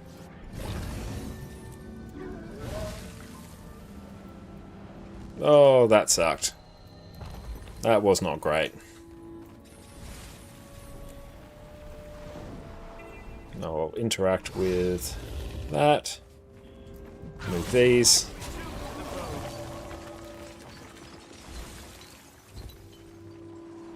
So we're going to be coming back through here. Ah, screw it. We're just going to jump down. Let's follow the line. In a bit of a roundabout fashion.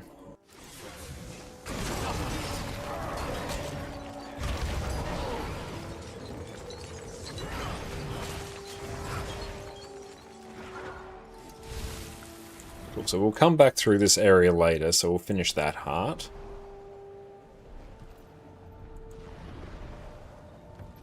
If you can nail the griffin gliding, Tez Trails is fantastic.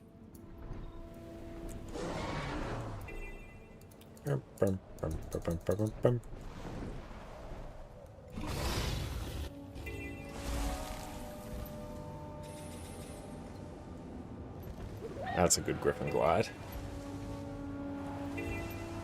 Ah.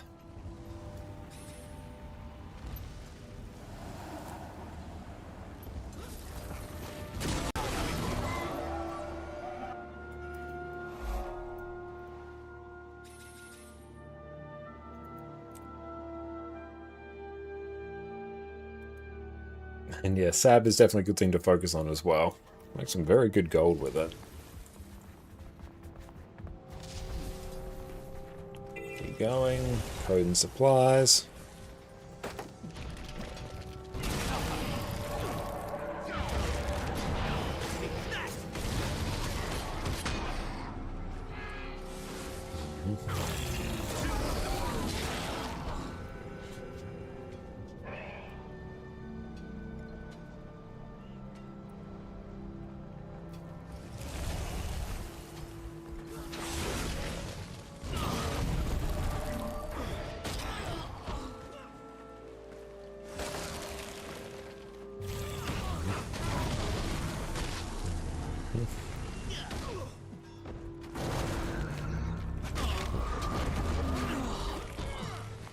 Where is the heart? They're back that way.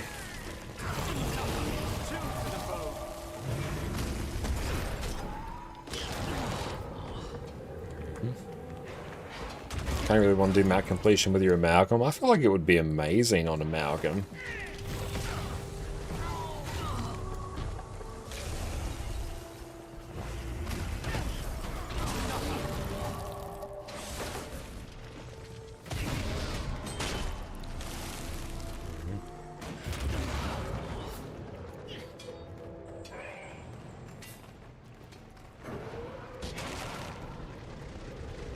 Oh yeah, let's follow the path.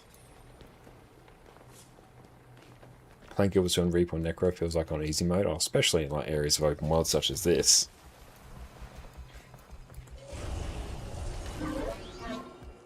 Could have gotten away with not following the line.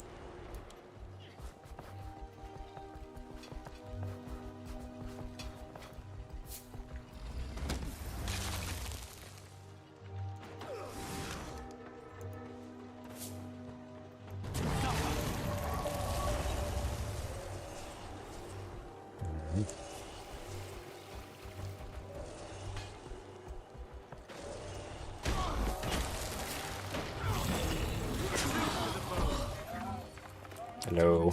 I like to turn things in, please.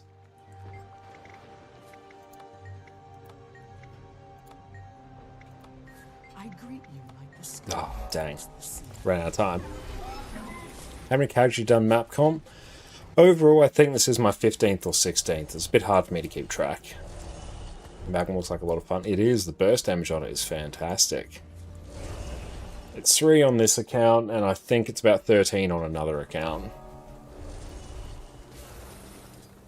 Oh, actually, no, there's another character's done it on a different account as well. So it might be approaching 17. Oh, this heart.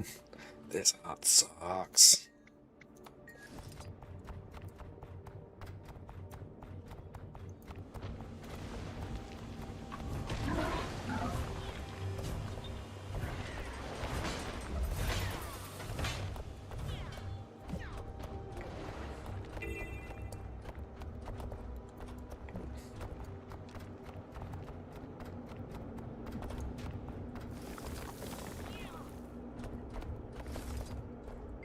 You smell something?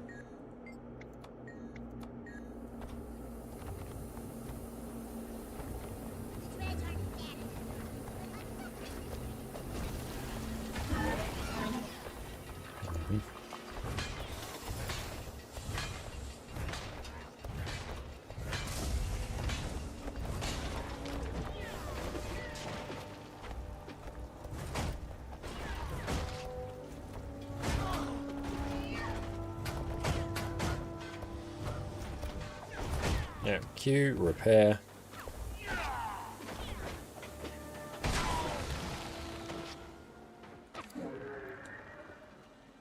I owe you. Chilled to the bone. Yeah, but I always remember this heart. It's never a fun one.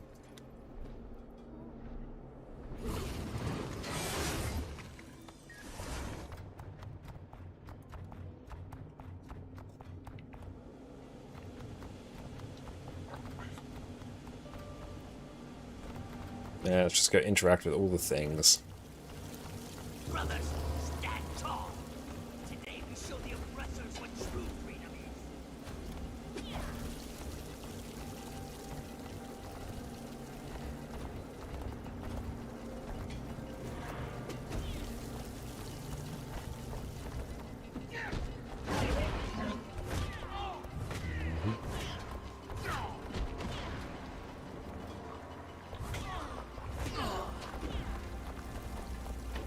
It's a shame you actually have to be in the mech suit to get progress towards this.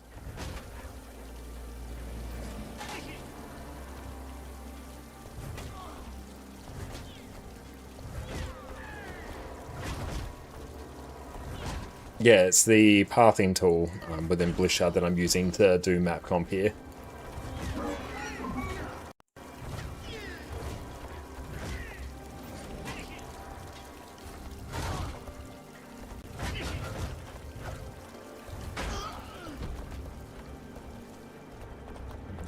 Brothers, stand tall. Today we show the oppressors what true freedom is. Yeah, let's do the machine cog stuff. That's always pretty good.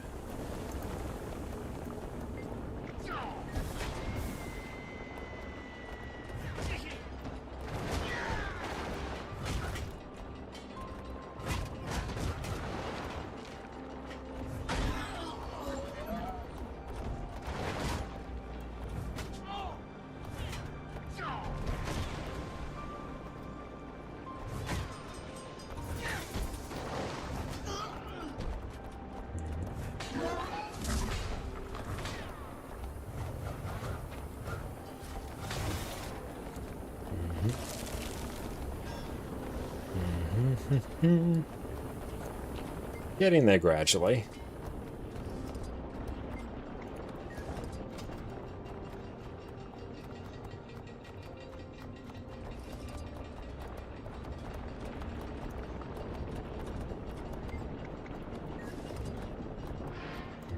We've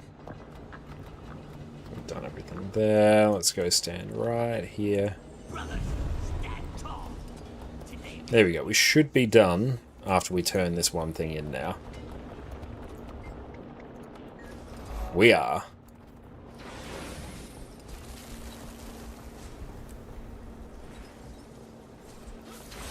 Sky scale if we can. Good.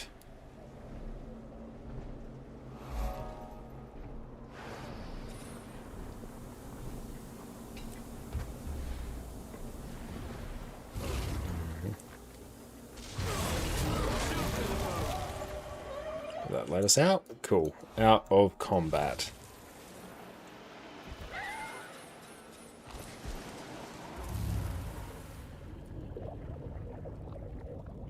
Let's get down here. Let's try and see where that wants us to go. Up this way. Scorch does take a little bit, I think.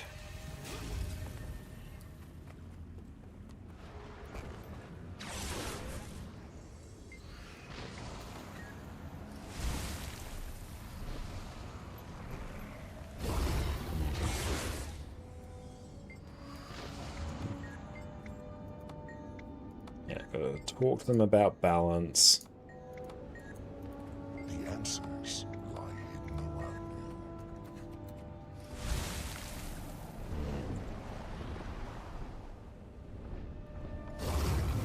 And Lonesome, welcome in. Yes, there's definitely a much more efficient way to do map completion. But also, when you're on your 15th, 16th, maybe even 17th map completion, you take all the speed ups you can get.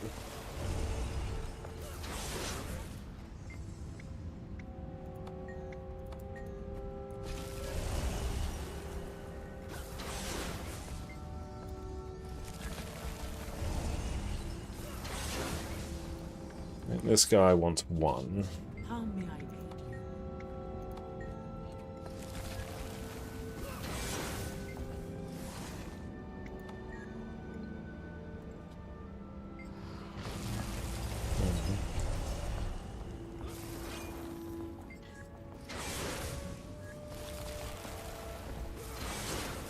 you? Number 2. Life is a trial. Code of the judge and code of the jury.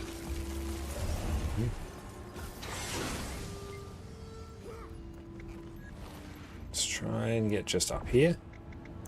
Balance number 3. Done.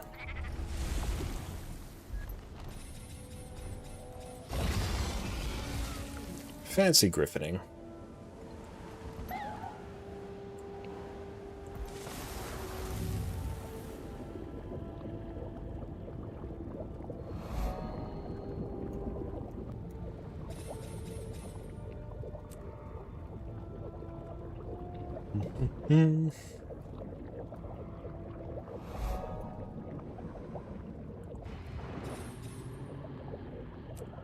Down we get, and then back up.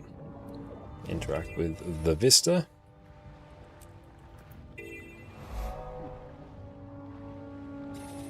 Train with Quaggan. Just do shark bait everywhere.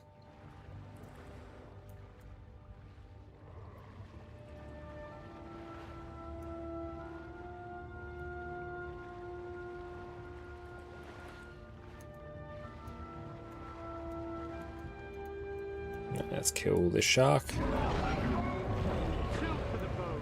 Oh, nice. We actually got nothing for a collection there. Not that we were working on it, but still, it is nice. Quaggan trainee.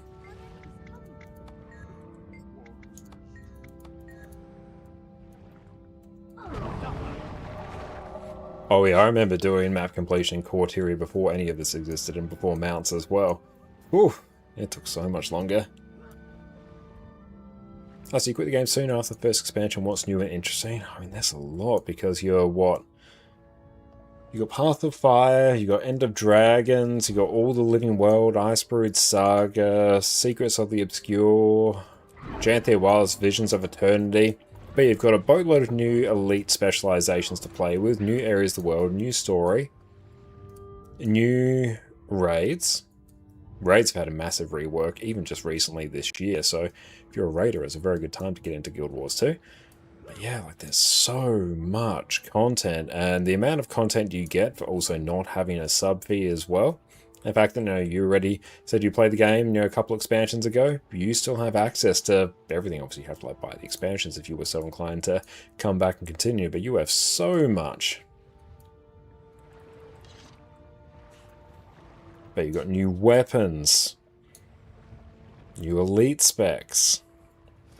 So much more content. It's a very tricky question, actually. Let's see. I'm looking for... I just nuke things over here. Let's try. Yep, that does it. One more thing. Hopefully the Barracuda counts. Barracuda does not count for some reason.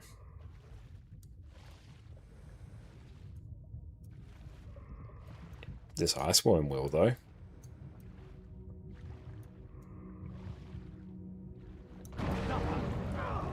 There's so many more pieces of legendary gear to get as well. I'm doing map completion because I'm planning on making 4 legendary Generation 1 weapons, which I'll then sell, and craft a bunch of Generation 3 legendary weapons as well. But you now have the legendary armory that was introduced a few years ago, so now you can use legendary gear across any of your characters at the same time. No need to move legendary weapons between characters. They're all just accessible by all characters at all times. Oh yeah, nearly 30k AP when you quit. Is there more to get? Oh yeah, I think... I'm not sure what the maximum AP is. There are a lot of people who are well above 50k. So yeah, there'll be a huge amount of AP that you could still get. That's not a problem.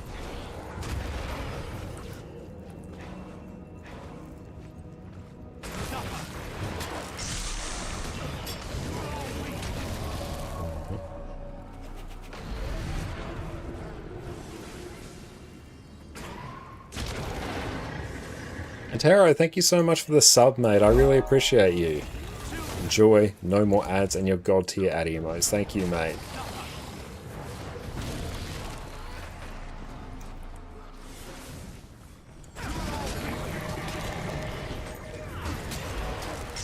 The heart quest complete.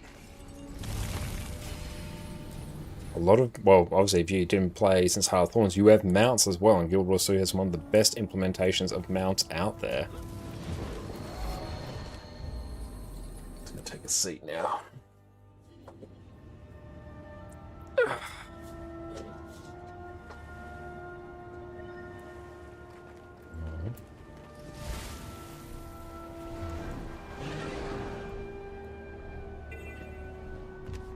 Yeah, cracks, that's fine. Oceanic Southeast Asia server went. I would personally love that, but yeah, unfortunately we're not likely to get that.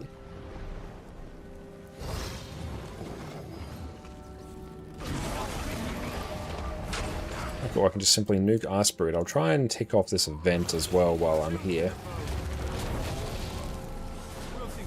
Need more endurance.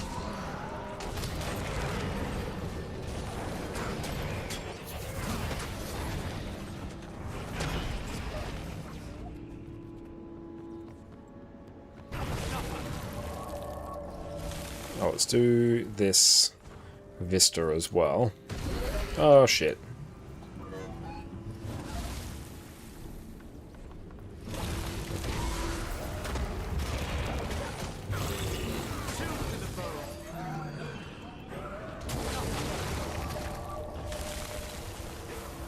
Let's go interact with that. I probably didn't need to do that. I could have come back later and done that.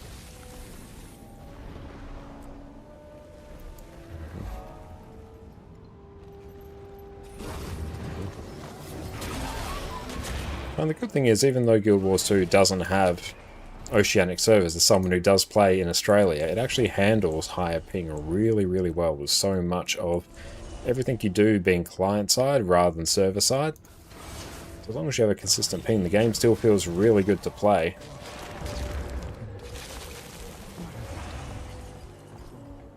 The claw still lives. I must help it if I still have control.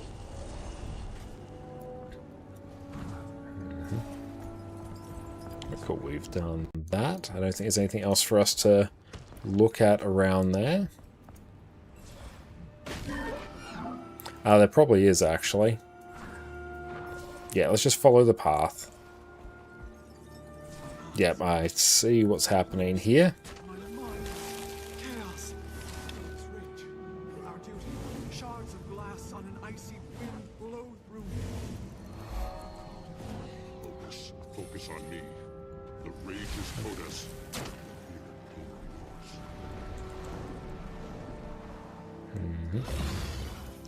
Oop.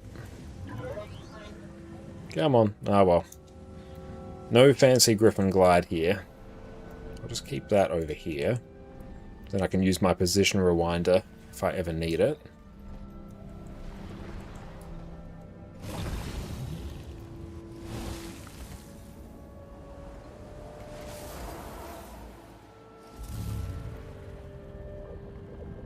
I'm glad we particularly have the arrows for this section, or else this is actually a bit of a nightmare to find your way into here. We get back, huh?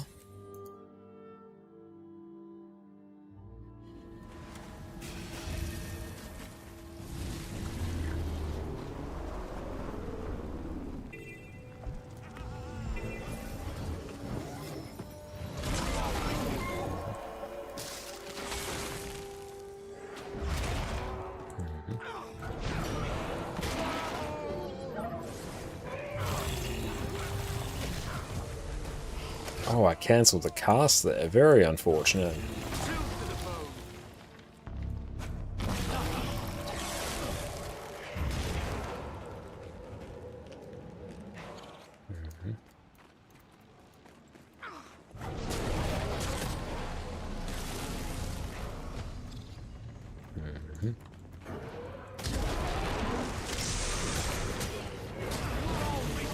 I'm almost done with this heart, actually. That really did not take long.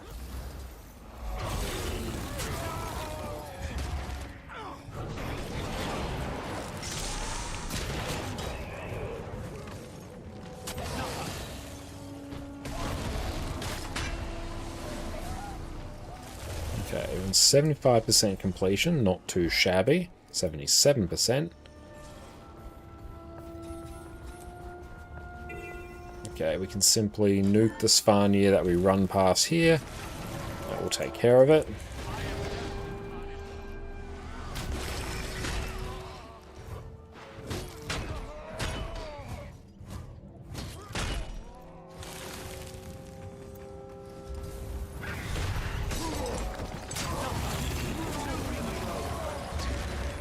Clean as a whistle.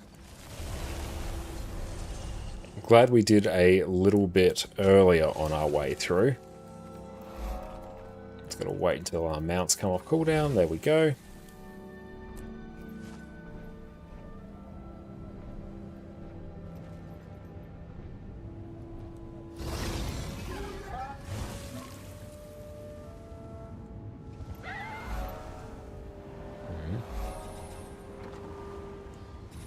Some peak griffining going.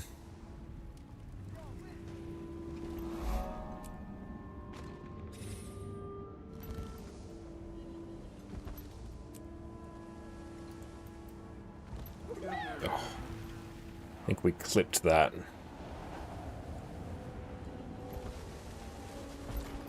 Oh, we got that? Already did. Must have already been here. So I don't think I actually need to do anything in this area.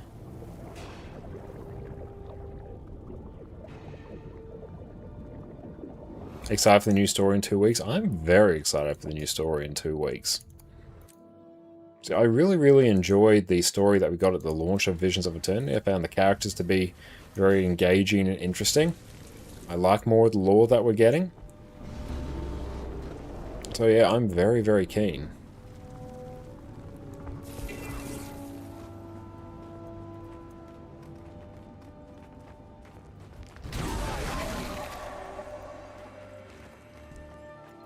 Considering we'll probably be getting drops again. What's the streaming plan? So basically I'll be streaming, presuming they start on the Wednesday for me, as they tend to. I'll be streaming Wednesday, Thursday, and Friday. We'll be doing sort of Omega streams there. That will at least be 12 hours, likely longer, depending on what my endurance is feeling like. We'll probably take Saturday off, so I usually need a day of rest and to actually catch up on some sleep. And then we'll be back on the Sunday and the Monday. We'll confirm like the exact times that I plan to start, but it will probably be starting around sort of 1 PM midday-ish for me, compared to when I normally start at like 5 PM. Yeah, 72 hours stream. Does someone summon a Pharaoh?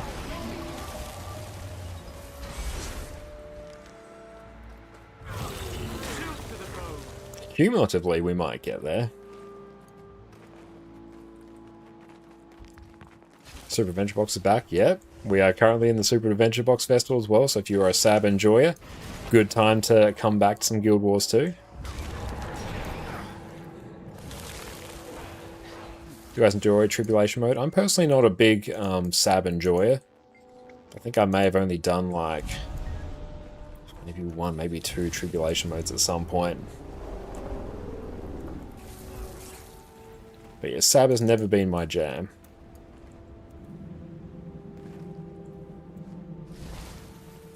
Don't try and Griffin Super Dive. I appreciate the forethought there.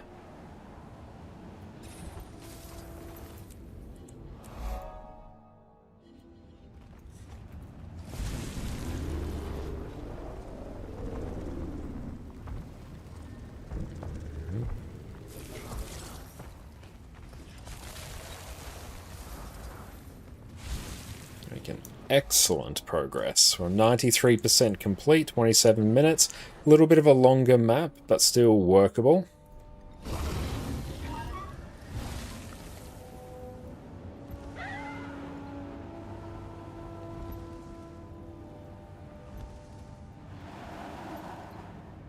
We'd already had that one done.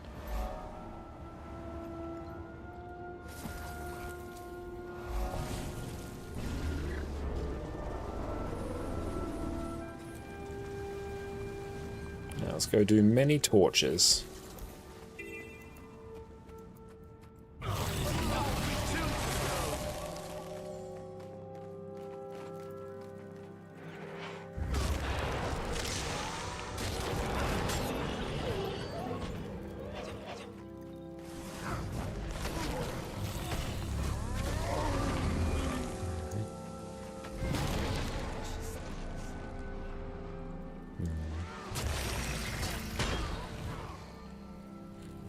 It's a good shout adding in Spectral Walk here, that way I can just remove chill at any point. Jump puzzles do not like Sab. Yeah, I find I don't particularly like the new set of skills that we get with Sab. I love Guild Wars 2's combat system. I think it's one of the best things about Guild Wars 2. The skills feel fun to use, feels fun to control your character, whereas I can appreciate the charm of Super Adventure Box, but yeah, I just don't like having that combat system being obviously not accessible.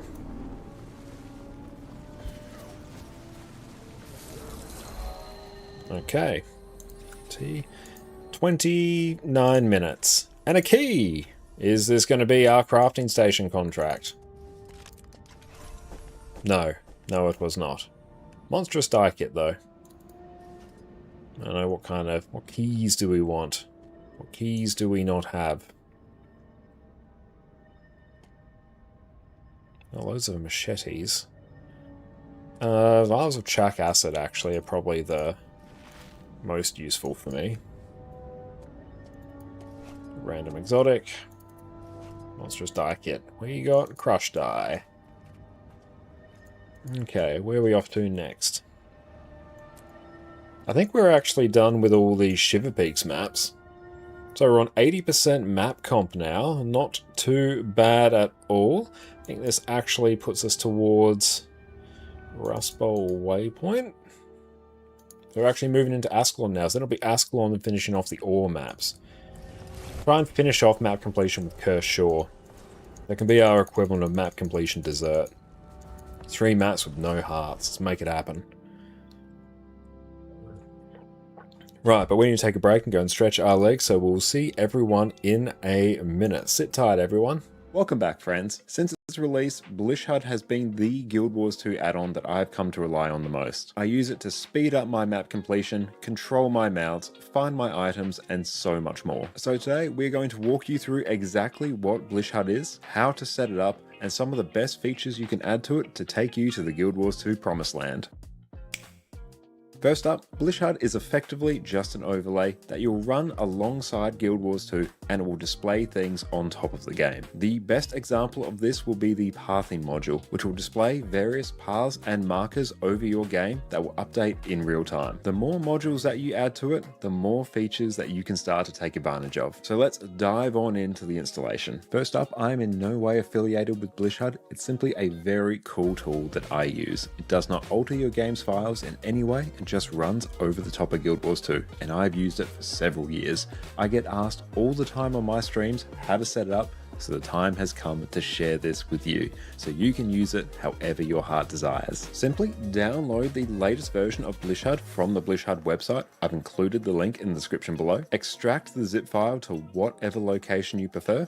I have mine saved in my documents folder. Simply click the Blish HUD executable and we're off to the races. Open up Guild Wars 2 and notice the cute little Blish icon in the top left of your screen. And that is it for the first part of the installation. Simply open up Blish HUD whenever you want to use it, and it should work perfectly. Now, without adding in any modules, Blish HUD is not going to do a whole lot. So let's go through and add in our first modules. Click on the Blish HUD settings and go to the module repo. From here, we simply work our way down the list and add in whatever we like. We'll start with the pathing module, which is easily one of the most useful ones I find. You can simply click on install or update in my case, given I already have it installed, and we are good to go. We'll then head over to our manage modules section and enable the module that we just added. You'll either see another icon pop up on the top left of your screen to the right of our buddy Blish, or within the manage modules page. Here you can tweak the settings for each module as you'll see fit. I won't be covering the settings for every module, or else this video will be hours long. However, I've always found the settings to be fairly simple and straightforward, so I have complete faith in you. Next up, it's a good idea to add in your API key to Blish HUD. Your API key is basically a code that allows different applications to read specific things about your Guild Wars 2 account,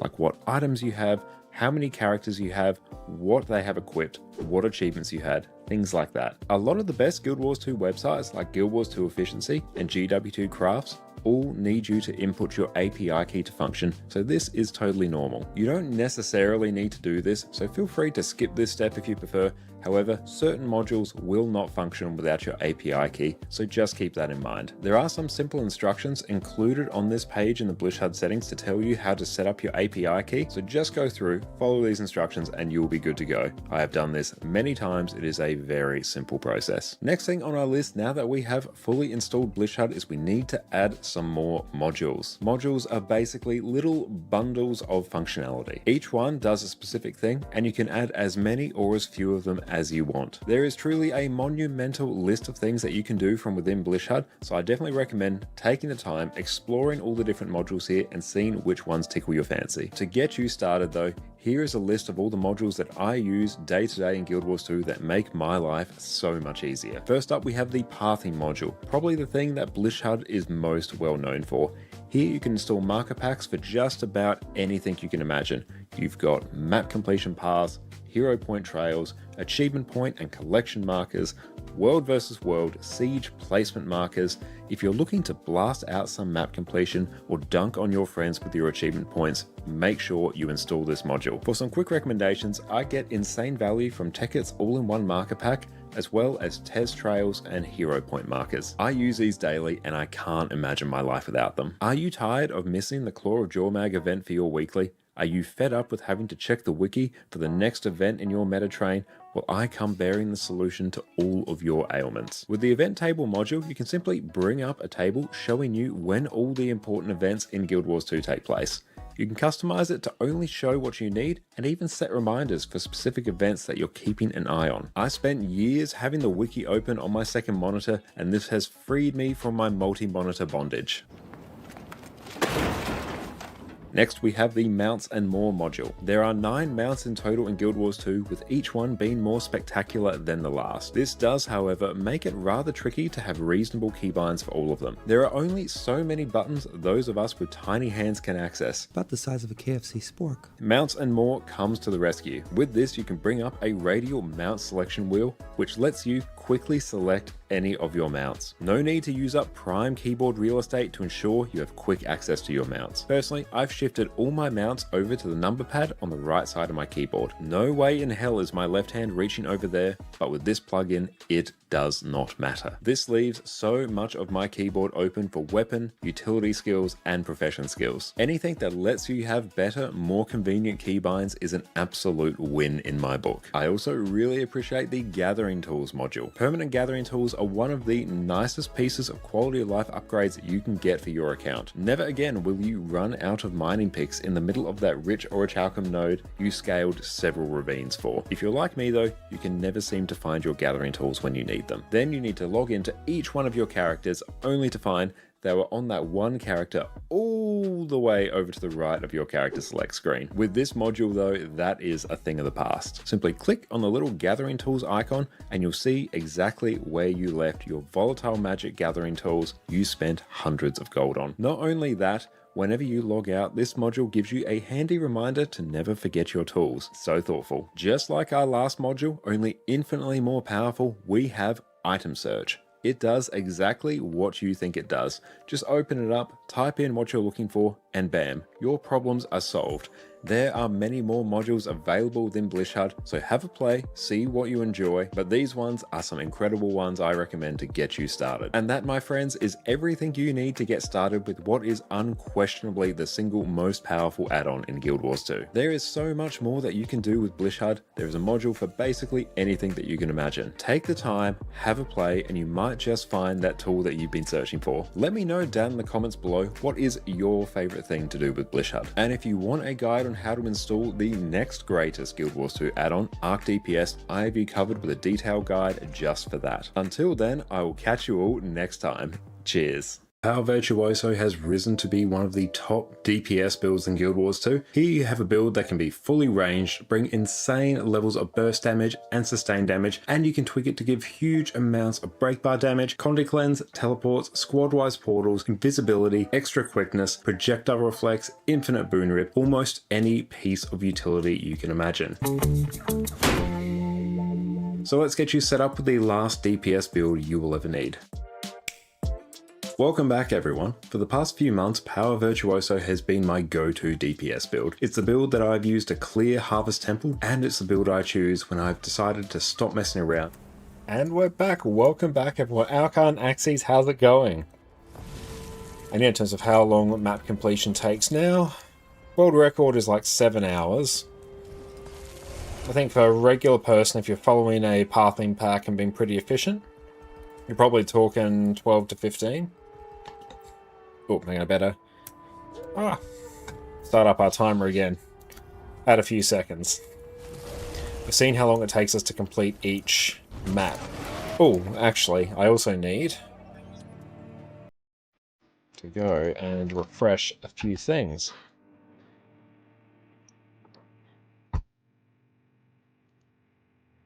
So we have done 4 maps tonight? Yeah, 4 maps tonight so far.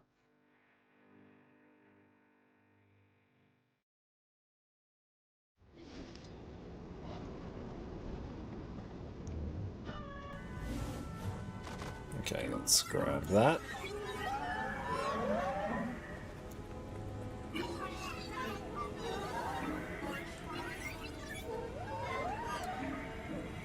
We'll just load up on these boosters.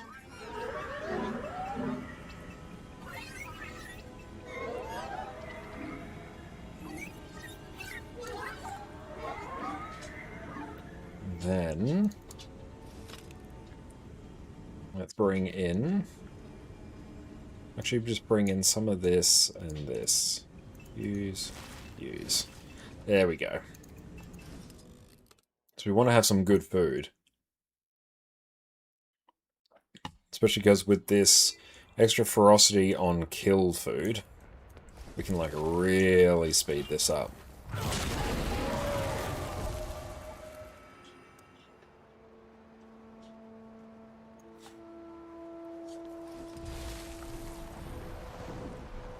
Let's just run to a little bit of the longer route.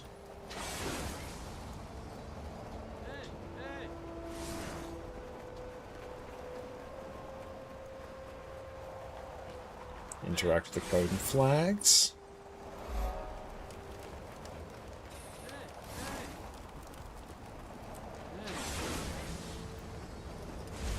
Oh, there's Broodmother here. Let's nuke her. Oh, I don't really want to follow it into the water. I was kind of hoping I could just nuke it. Turn in Barracuda meat. Yeah, let's just do a bit more. Maybe we can go nuke the Broodmother.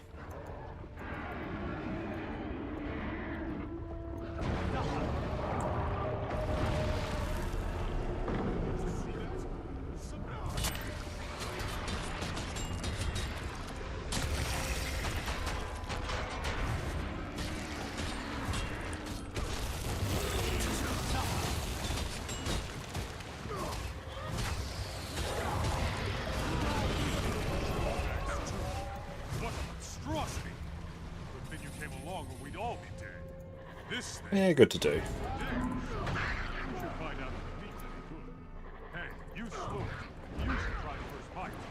So yeah, here I think this is one where we actually can just turn in a bunch of barracuda meat that we bought from the trading post.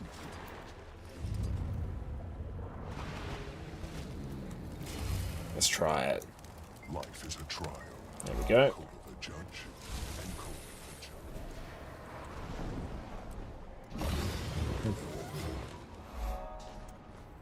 of a judge.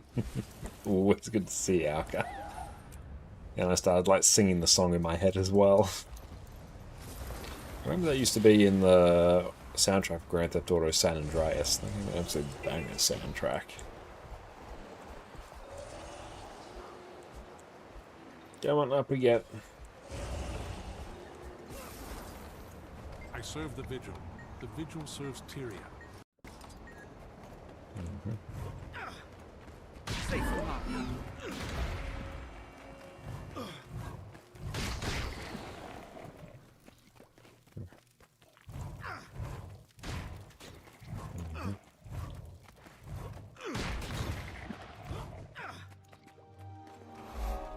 So we've got to port back out.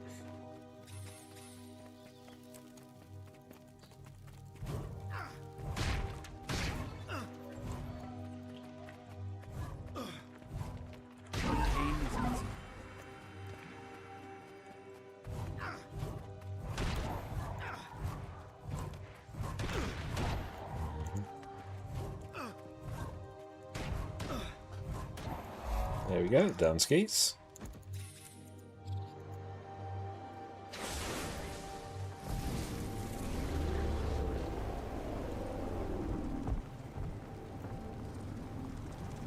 Oh, we actually got a helpful vendor here. Let's get us mapping materials, grab those, that's a little bit extra gold.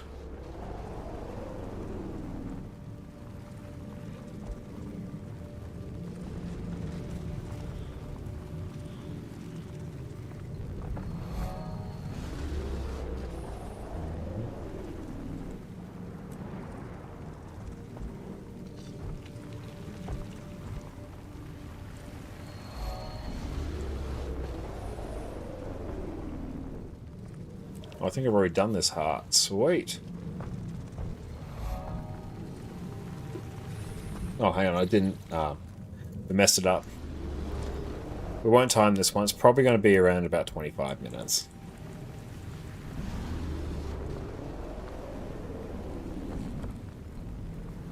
Yeah, damn, we've already done a few hearts in this map. That's good. We'll take those.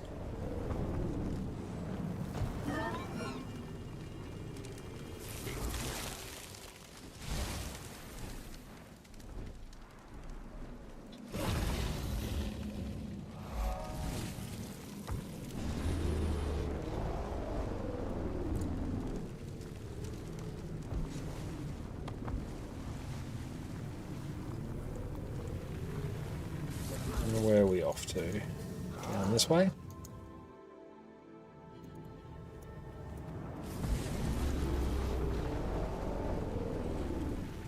Up we go.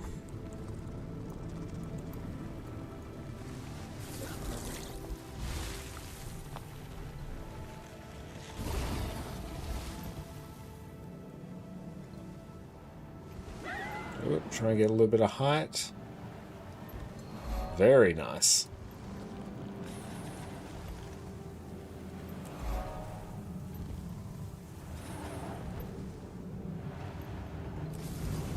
Up we get.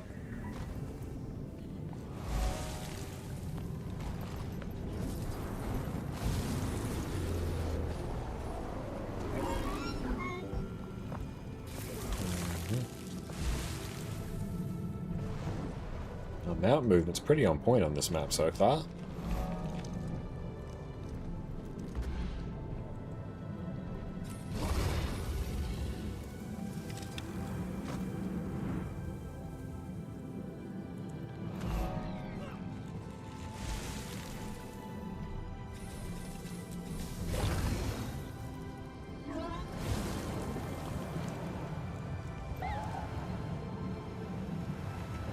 Hug that. Got him.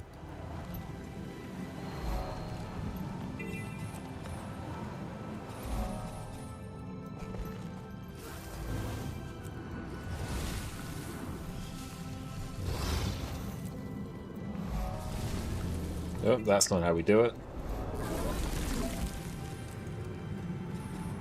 65%, not bad. Where does that want us to go? Out this way.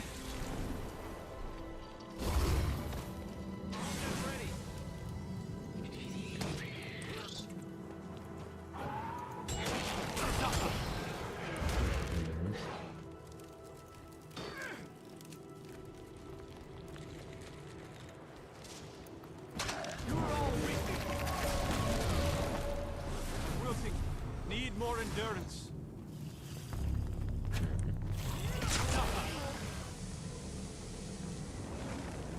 Yep, just interact along the path. All good. Won't think too hard about it.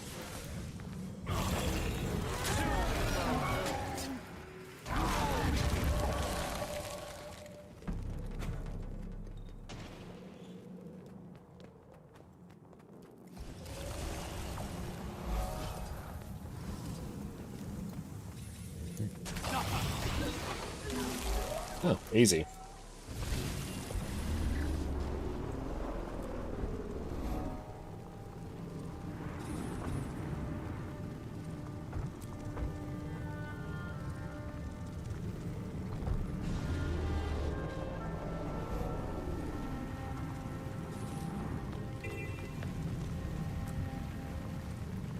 So we have to do a bunch of prickleberry stuff.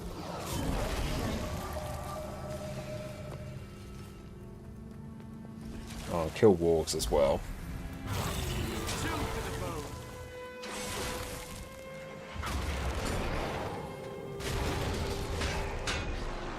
That was a very satisfying one.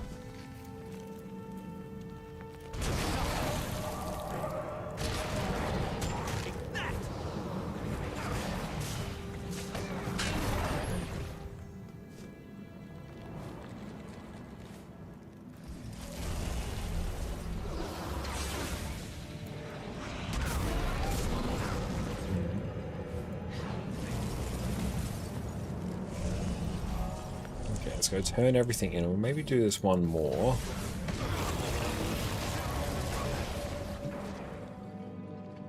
Yeah, we'll revive him. Why not? Seems like a good, helpful thing for us to do.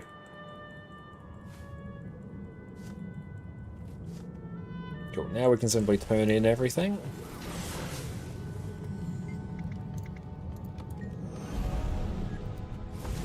And flooded with spirit shards, which is sweet.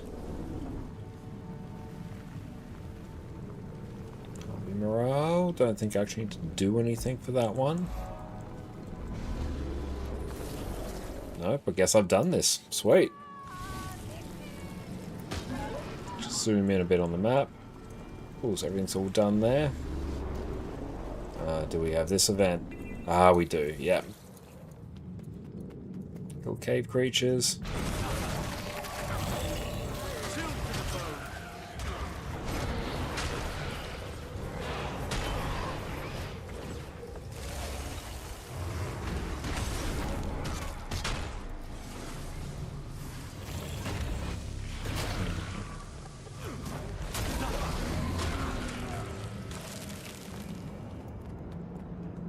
Swap truffles, bring truffles to warthogs.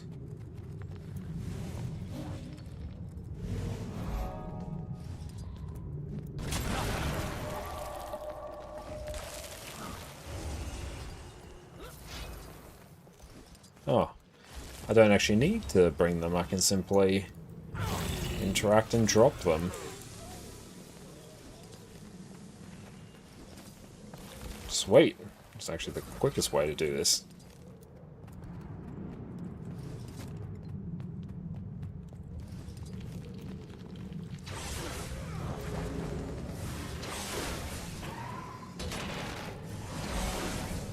Brilliant.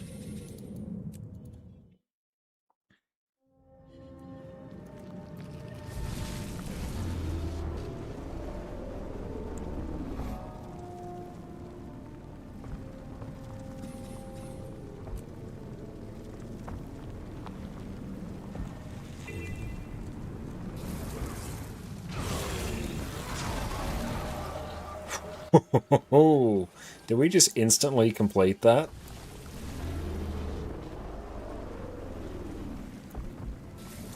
I'm pretty sure we did.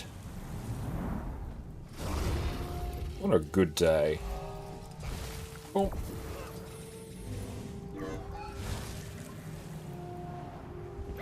Bit of height.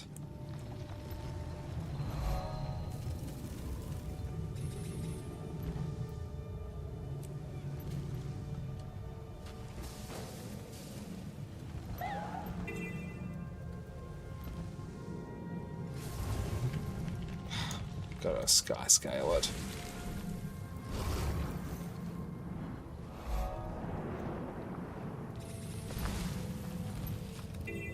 Ooh, nice.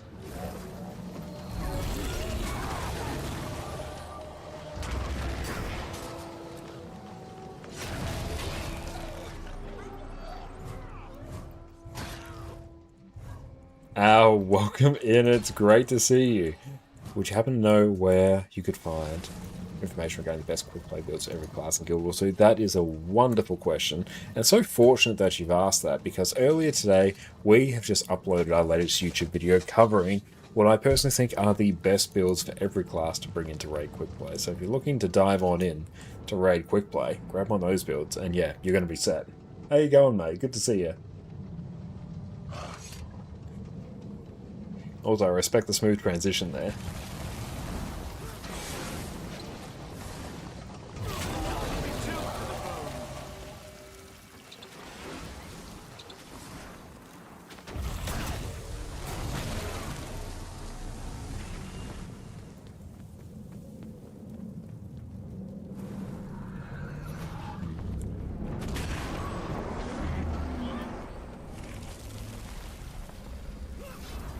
Why do you always provide the exact video information you're after? I guess it's just because we've made such a high quantity and of high quality videos about Guild Wars 2, it's just statistically likely I'm always going to provide the video you need.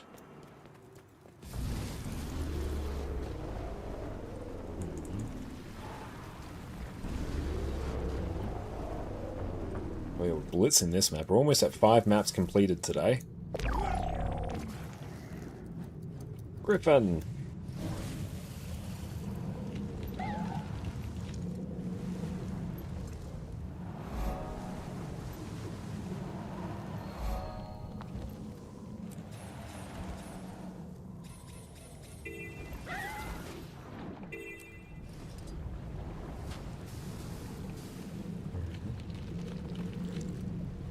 Oh, I do like the legendary Aqua Breather effect. It's cool. We don't often get to see it. There we go. We've got a legendary Aqua Breather. Because at that point we simply had too much gold.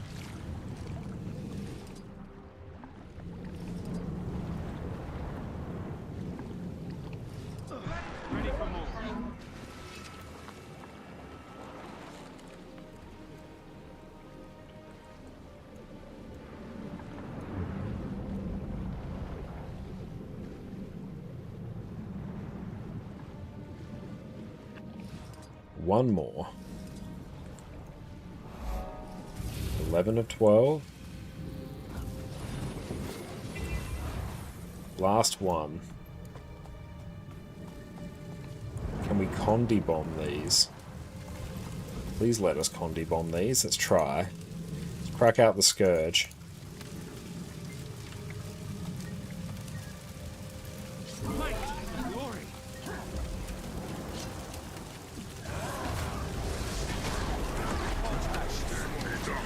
Oh, I can't Condi bomb them.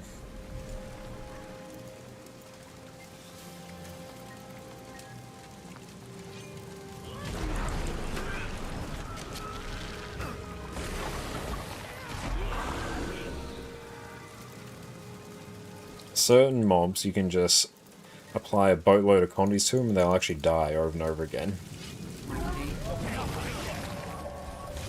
These are not those though. What? Tatu's a bit faster, you don't have to interact. Good shout. Very well. Let's go make our way over there. How you going, Kurai? It's always good to see you.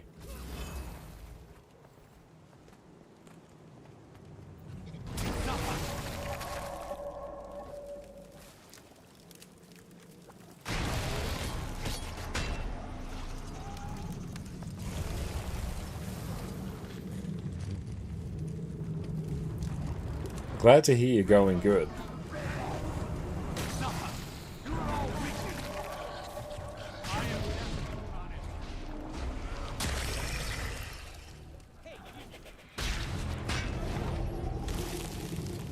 Okay, let's see. I think I actually just need one more thing, which might be this one. What? 12 or 12. If I missed 1 point of interest again. I missed a vista. Oh, damn. That doesn't narrow it down a lot. Oh no, it's here actually. Nope, just didn't follow the line. Not too bad, it's just here.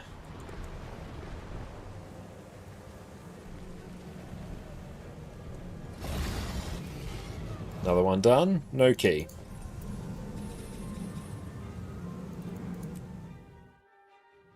Alright, well let's bring up the timer that will actually start it.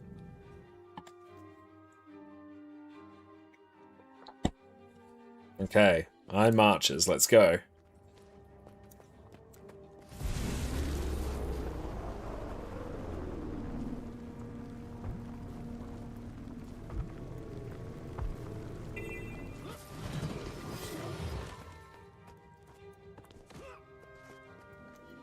That's not where we start that one. We actually start this one from over here.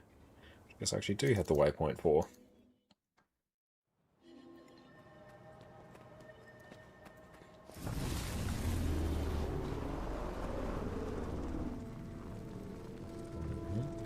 That.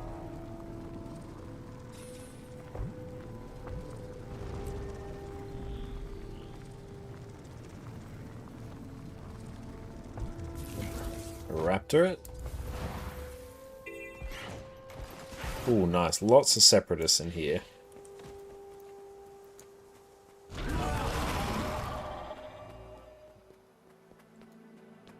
Here, if I can.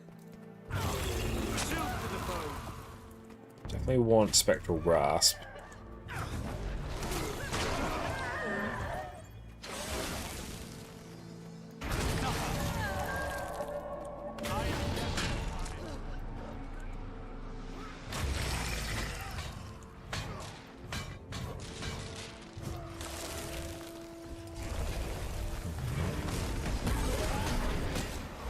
Dunskies. Another one. Oh, this heart here that I'm about to do, I remember this one always taking far longer. Kill ghosts, talk to spirits, Bria event, kill her minions, do not kill her. This one takes a while.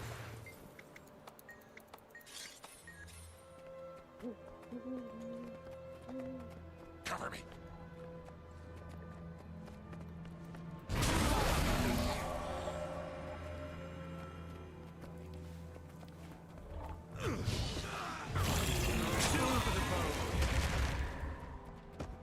Yeah, this sucks a bit when the event isn't up. Yeah, this isn't one you can just quickly complete. And yeah, it's not the worst one. But it's also far, far from the best. Cover me. Catch the event, though. The tricky thing with the event, though, is that people around you instinctively want to complete the event because that's a normal thing. They don't think that, oh, hey, maybe we shouldn't complete this event because it means we can complete the heart quicker. Not how it operates.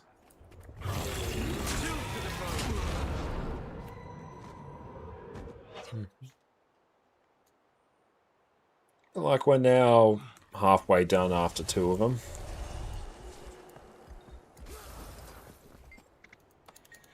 I think there's the wall event where you have to throw a bunch of rubble into the river. That one takes ages. I think when you revive the NPC after renaming the body, it aggroes a mob that does heart completion. Not completely sure. Okay. I'll have to check that. And Bless, it's great to have you here.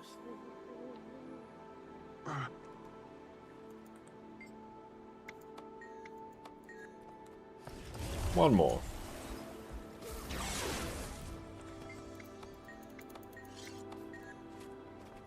No, we should be done after this one.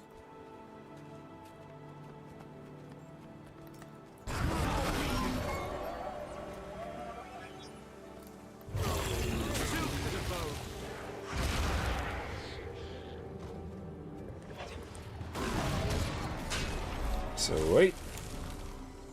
And thank you, Cyber. Yeah, that's my wife and mine's book collection behind me. Oh, this event. Oh.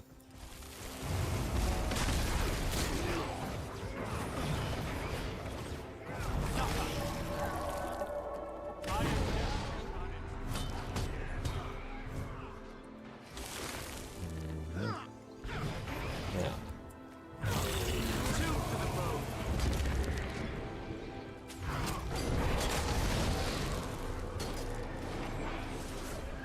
How's Jess going? Jess is going very well, thanks for asking. Yeah, we've had a good day here so far. We took Addie out to a dog pool party. One of the local public pools, they have a thing where at the end of the pool season, the very last day, they basically just section off the entire pool just for dogs. So Addie spent an hour there surrounded by a bunch of other like big dogs, golden retrievers, so it was great. I think it's just because Guild Wars 2 players have impeccable taste. That's why many of them are readers. That was really, really fun. Took a bit of convincing to get Addie to go into the water. She was very happy to go into the kiddie pool and splash around. But yeah, she wasn't the biggest fan of the deep pool. She went in there a little bit though. Got her front paws in there of herself and did have to sort of do the old dad trick of let's just lift you up and put you in there. And she was okay. But she had a great time.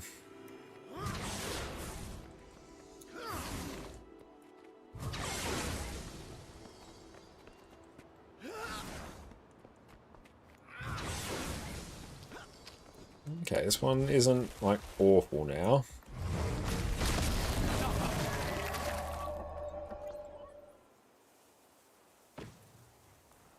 That was a really fun day. So just before we went live today, I was finishing drying Addie off with a towel. So we gave her a shower after we got back. And yeah, she takes quite a long time to dry.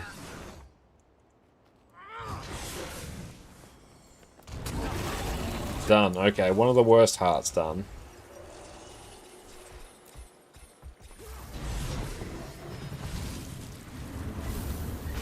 Oh, hang on.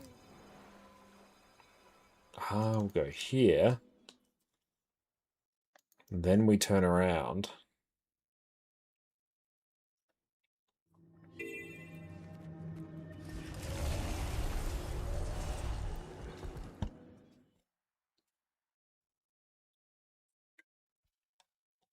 Mm.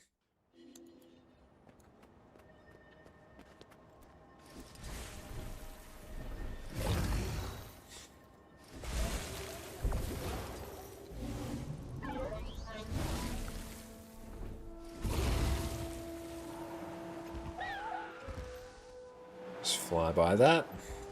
Already had it. So we've already done a little bit here. Can we get high enough to do that? We can.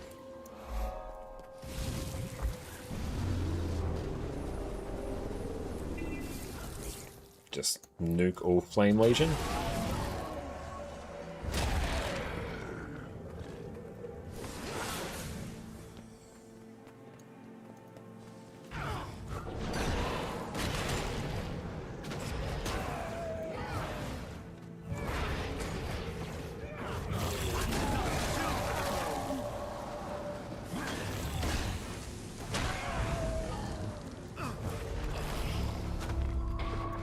Enough energy. And just spin to win through there.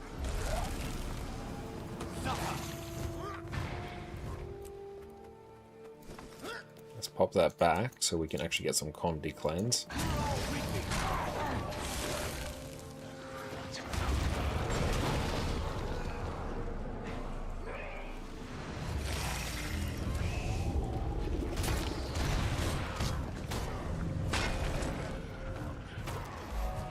Oh, done. Thought that would take longer. But it did not. And get out of combat though. Well, definitely not there.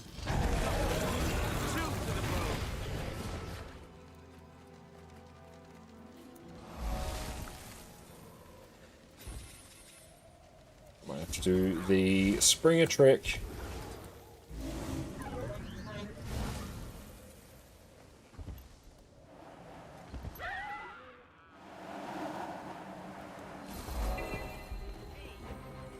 Okay.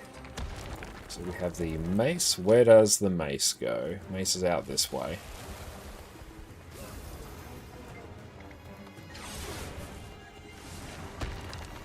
I think that's dagger, which is over here.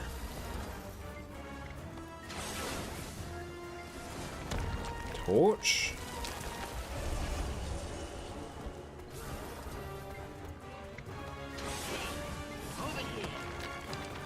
Oh, thank you for the stretch. Appreciate that, cuz.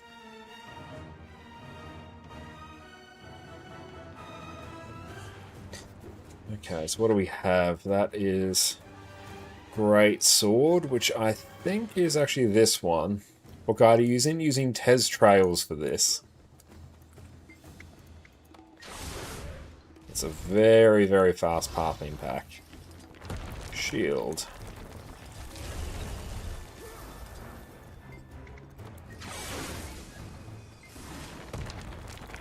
It's right here. One more. Dagger.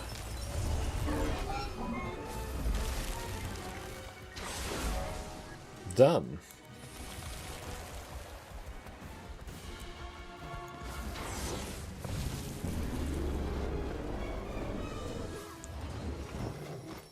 Okay. Peak when couple times interact eggs turn in.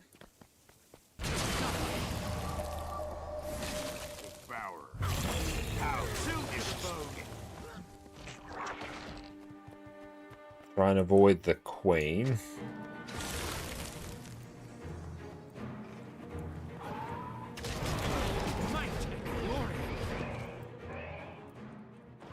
The queens can be very rough. Back into the fray. Your soul is mine.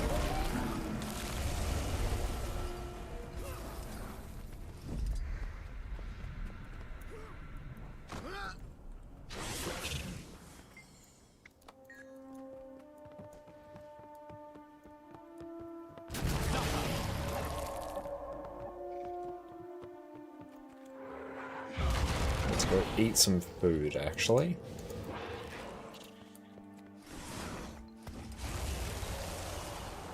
Avoid that queen.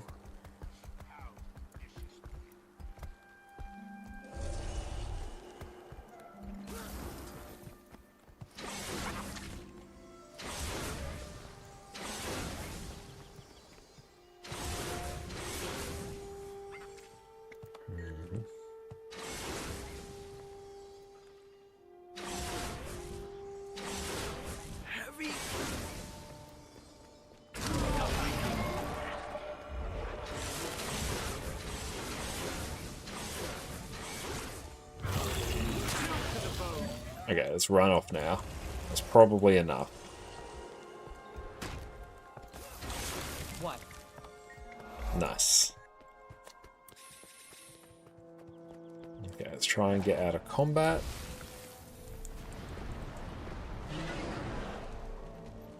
He's been dead for a long time. Down again.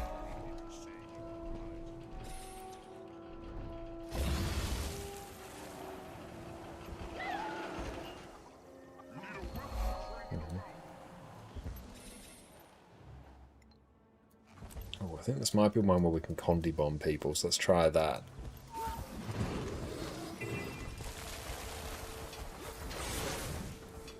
Stat conditions on any that turn aggressive. That is a good sign. Get back to work.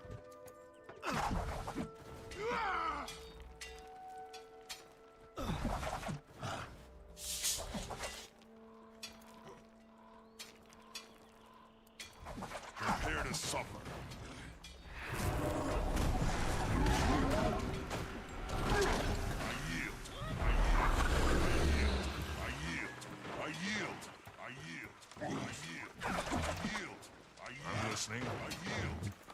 Let's keep.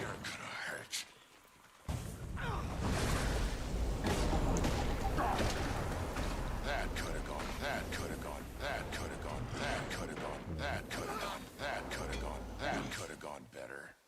That could have gone better. Yeah, the Condi bomb is strong there. What the rules of speedrun? Just really trying to see how quickly I can complete this.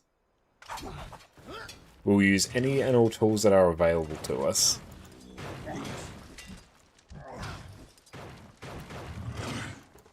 The Legion calls.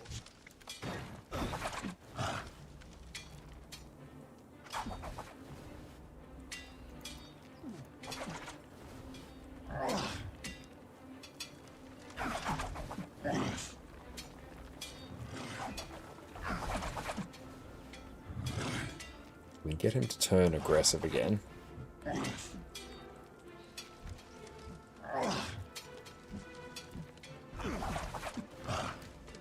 He's not turning aggressive anytime. Prepare to summon. Okay, 3, 2.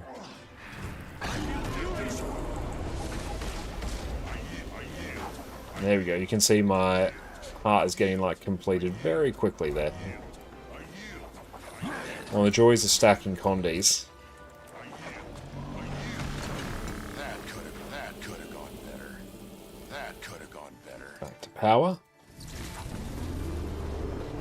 Nope, should not have done that right there. Oh, we'll boost again.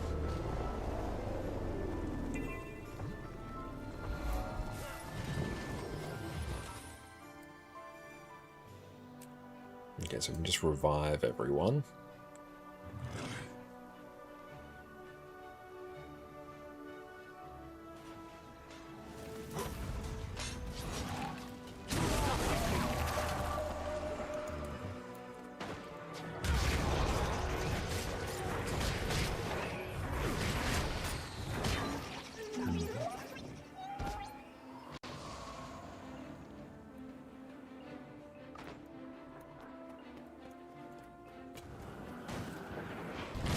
What parts are you using? We are using Tez Trails.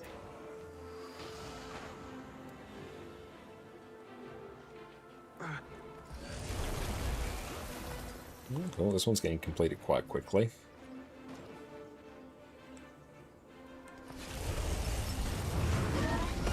Yeah, we're basically timing each map to sort of gauge how long it takes us on average to complete a map. And at the moment, the timing's been about 25 to 30 minutes, depending on the size of the map.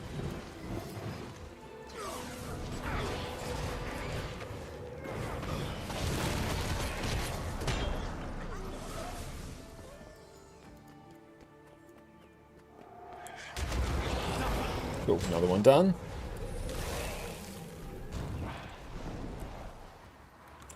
Launch pad that. Glide, Griffin, big boost.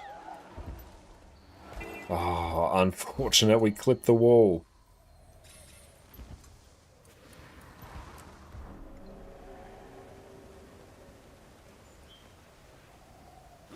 Oh, let's just nuke these.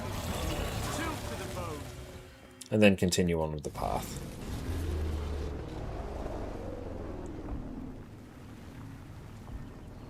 Grab that. Ooh, nice.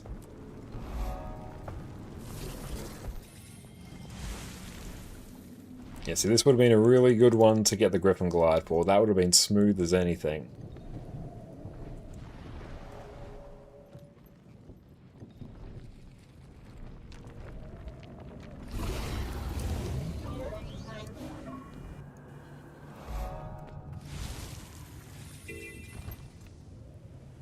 And down here.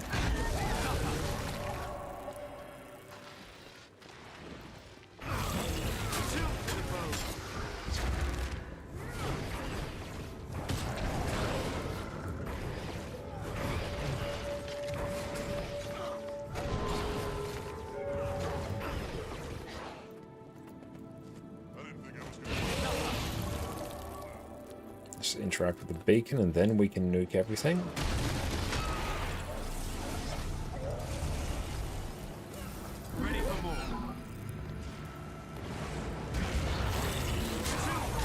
Oh, easy.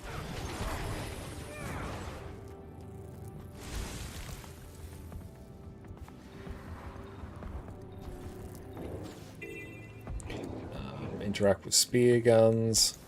Let's start pulling everything in here.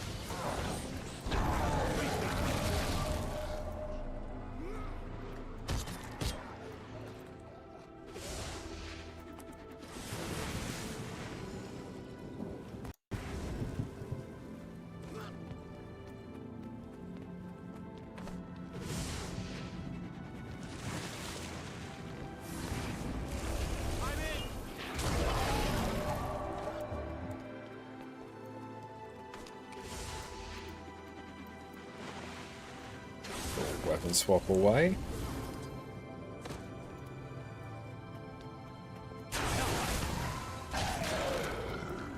Just a few more for this.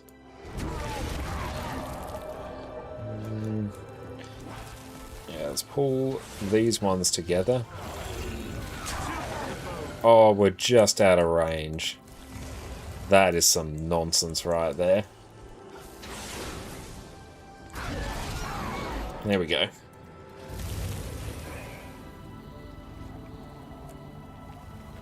But 10 of 13 is not half bad.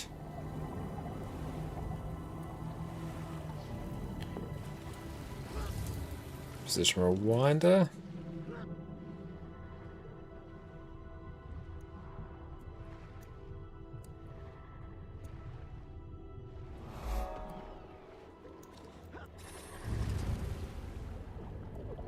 Oh, I could have just like continued along there. I didn't have to faff around too much.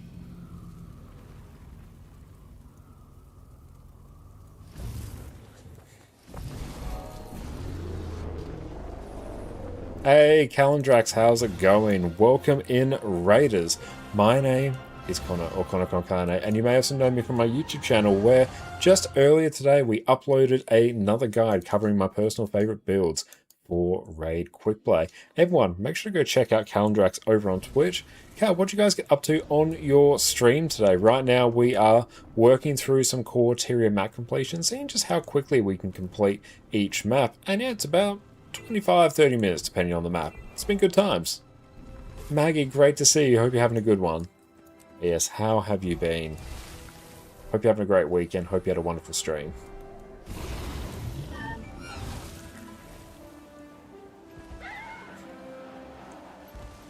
Let's nuke the scale here.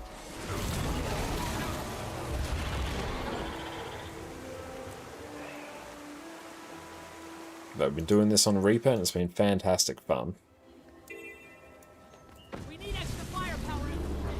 Not much dailies, that's kind of it. Sounds like a nice relaxing day, honestly.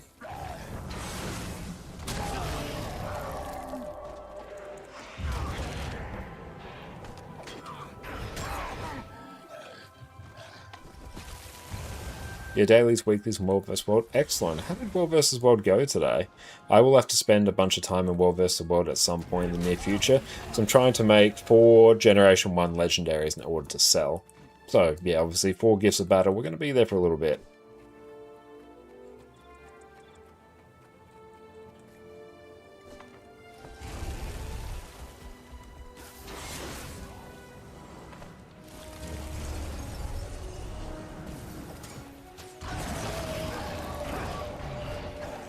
Beautiful, that's done.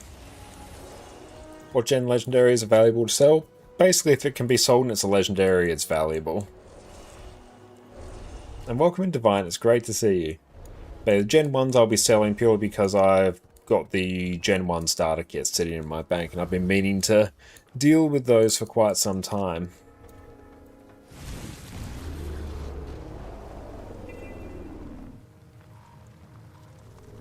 The same, so I hope so, yeah.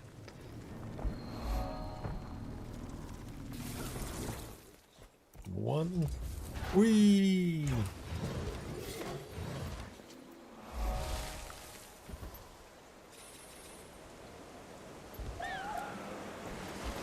Oh, that was a very good position rewinder there.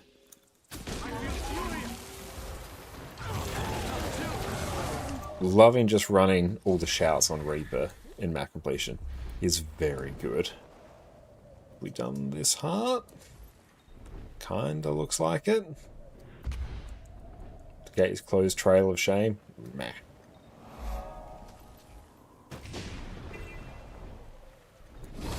pull everything in.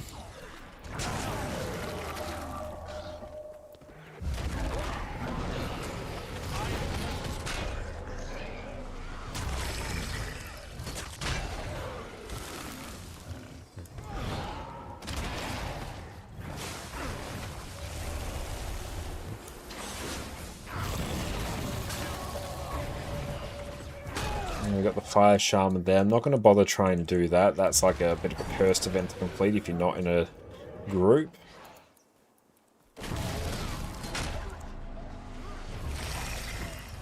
That's right, we don't need to. We simply need to finish that heart.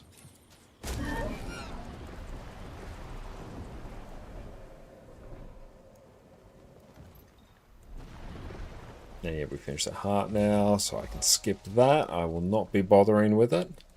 Okay, check Guild Wars 2 efficiency, and that will tell you the profit you can get from crafting each legendary.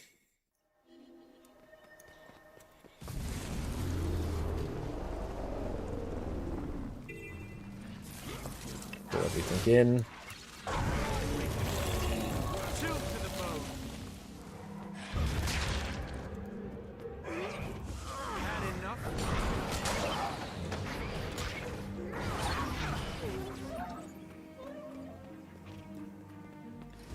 Move all of these up.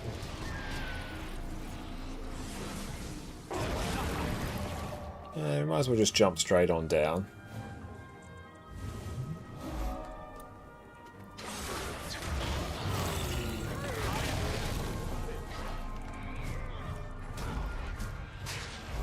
Oh, map comp. And a key. Give us something good. Nah, that's very sad. A remembrance die.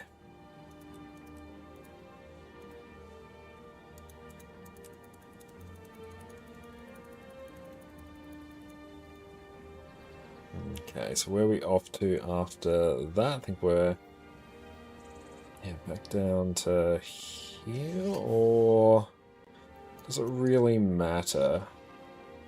Haven, meh. It's kind of meaningless. Nice. We're going to take a break now and stretch our legs. So we did that one in about 26 minutes. Not too bad. So yeah, now we will go stretch our legs. See everyone a bit, sit tight. Spectre, in my humble opinion, is by far and away the best open world build that Thief has to offer. Not only can you grant yourself quickness and alacrity on top of a whole host of other boons, you also deal incredible damage, you're remarkably survivable, and you can solo all manner of difficult content in open world. So let's dive in with what has been my favourite build in Guild Wars 2 in quite a long time. Open World Condi Spectre. First up for our gear, we're going to be rocking a full set of celestial gear in every slot with Ruins of the Trapper for extra condition damage. For weapons, we'll mainly be using Spear, but on swap you can have a Scepter and Dagger if you want a fully ranged option to switch to when you need it. For sigils, we're going to be running Sigil of Torment and Doom on our Spear for extra condition damage. It's important to note that poison stacks you apply whenever you swap weapons with Sigil of Doom also apply when you enter and exit Shadow Shroud, so even if you're camping Spear, you'll still get value from it. On Scepter Dagger, I like running Sigil of Torment and Sigil of Geomancy, which will apply bleeding whenever we swap to it. This is a nice sigil to run because it doesn't share a cooldown with Sigil of Doom, so what you can do after exiting Shadow Shroud and triggering Sigil of Doom on Spear, you can then immediately swap to Scepter and trigger Sigil of Geomancy on there for a nice extra burst of condition damage. For our relic, especially in open world, you'll want to be running Relic of the Chronomancer. This will grant you quickness whenever you use a well skill, not your allies, just on you. And with our trait setup, means you can grant yourself both quickness and alacrity on top of an absurd amount of other boons. For food, your best choice will be beef rendang for non-ascended food, or whatever version of cured meat flatbread you like. For utility, run tuning icicles. Now the main difference when you become a Spectre as the Thief is that your steel now gets replaced with Siphon, and you get access to Shadow Shroud, which functions very similar to any of the Necromancer shrouds you're all familiar with. So here you can build up Shadow Force, this bar above your skills, and as long as you have some, you can enter Shadow Shroud, use a new set of 5 skills, and when you take damage, it's your Shadow Force that takes the hit, not your health bar. Shroud 1 Haunt Shot is going to inflict torment on your target, and with our traits, it's going to grant might to yourself and nearby allies. Shroud 2 Grasping Shadows is going to inflict torment on your target as well as some cripple, and it's also going to remove conditions from yourself and nearby allies. Not to mention, it's also a blast finisher. And with our traits, it'll also grant ourselves and our team alacrity. And this is probably the most important skill you need to know about when you're in Shroud. Shroud 3 Dawn's Response will cause you to leap to the target area, grant barrier to yourself and your team, and will inflict fear on your target. It has a nice bit of extra CC, and with our traits, it'll also grant protection. Shroud 4 Eternal Night will simply inflict some poison, weakness, and chill, and you have an ally tethered, which is a particular spectre mechanic. It'll also heal nearby allies. This is your next most important skill to use whenever you're in Shroud. Shroud 5 Mind Shock is a pretty loaded skill. It's a source of stability for yourself and your allies. It's a stun, and you'll also heal nearby allies. Not to mention, it's also a blast finisher. And with our traits, it's also going to grant ourselves and our allies Aegis. For our utility skills, due to running Relic of the Chronomancer, we're going to want to run as many wells as we comfortably can. Spectre well skills function a bit differently compared to other well skills in the game, in that these are ground targeted AoEs, which will cause you to teleport to your target location and then apply whatever effect they have around you. And it also gives you a good amount of mobility around whatever arena you find yourself in. You'll want to run Well of Gloom as your heal skill. It's a nice chunky heal, it heals over time and provides quickness because of Relic of the Chronomancer. Well of Sorrow is going to apply a ton of different conditions, namely torment, bleeding, and poison at your target location. This is a really important source of damage, so it's a fairly high priority. Well of Bounty is one of the highest value skills you possibly have on Spectre. While not doing any damage, it's going to pulse an insane number of boons on yourself and your team. We're talking stability, 8 stacks of might, fury, vigor, regen. This is truly a monumental amount of boons. This skill is incredibly important, do not remove this. For our final utility slot, you can kind of change this to whatever you want. My personal favorite though is to run haste, which is going to grant us quickness, fury, and swiftness, and it's also a stun break for good measure. While we do get quickness from our wells when paired with Relic of the Chronomancer, this is going to give us a nice little buffer in terms of quickness and means we aren't entirely reliant on our wells to provide quickness. This also means we can freely swap out our elite skill to whatever we want, and we don't need to rely on using Shadowfall in order to upkeep quickness. So we can either run Thieves Guild if we want some extra damage, Basilisk Venom if we want some group break bar damage, or Shadowfall if we want another way to provide quickness to ourselves. And it's a nice way to group up mobs in open world. Feel free to swap out haste to whatever you want though, it's really up to you. Now for our trait lines, we're going to be taking Deadly Arts, Trickery, and Spectre. Deadly Ambition is going to give you some extra condition damage and let you inflict poison whenever you use a dual wield attack. It's going to be really important for your Scepter 3. Even the Odds is a specific trait change that I like to make for open world thief builds, where when you use your steal skill, you're going to grant yourself 5 stacks of might as well as inflict 10 stacks of vulnerability on your target. This will make it so you're able to reach 25 might much faster, and the 10 stacks of vulnerability on your enemy equate to 10% extra damage. So this is a big overall damage boost, especially when you are solo. Potent Poison is basically just here to grant yourself a lot of extra poison damage and make your poisons more effective. Thrill the Crime is going to grant us might, fury, and swiftness as well as to our allies whenever we steal. Bountiful Theft is going to steal boons from our target, grant ourselves and our allies vigor, and if our target has no boons, we're going to get some additional might. So once again, this is going to help us reach the might cap much faster, plus vigor is a nice thing to have. Deadly Ambush will make our steal apply bleeding and make our bleeding. And we're back. Welcome back, everyone. Okay, we're now on 84% map complete. We have done, well, just tonight, we have done Dredgehaunt, Wayfarer, Frostgorge, Fireheart, and Iron Marches. And now we will do Diessa Plateau. Thank you, Divine. I appreciate that. Let's start the timer again.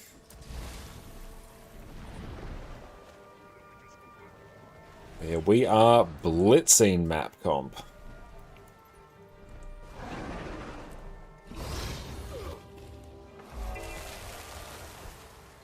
Can you remind me why people are doing map completion? What do you get by it? You get a Gift of Exploration, which you are able to use as a component to craft a legendary. And I'm trying to craft 4 Generation 1 legendaries for profit.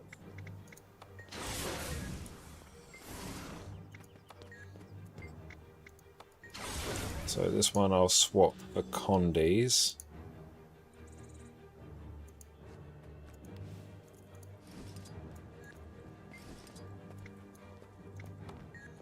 Yes.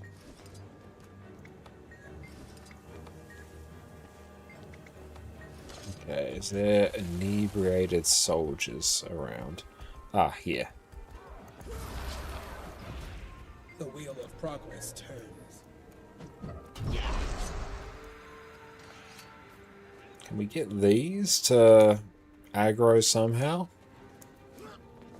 I'll keep an eye. If they do, that will be pretty sweet.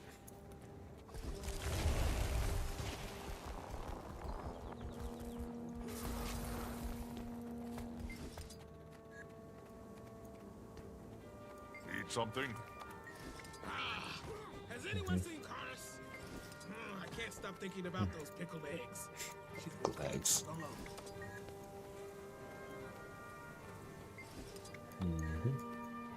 And here I will run this just for movement speed. Whoa, you two are so puny that if you had cubs together, somebody might mistake them for human. The Legion calls. I think we got this event going. Hey, cub! I was once like you. Then I figured it out. Now I'm getting sense. I gotta level up my body. Here, have a Drinks go down so much smoother. Now that Adam's poison toad is back in his post. Now I love meat more. Okay, so let's go get some meat. What do you want?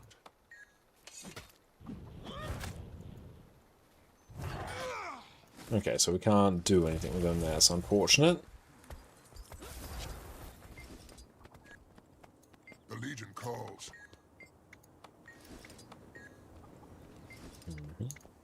Yes. So we can just keep sending it to this one person. Somebody managed to The get Legion poison tongue under calls. control. Amazing. Victory at any cost.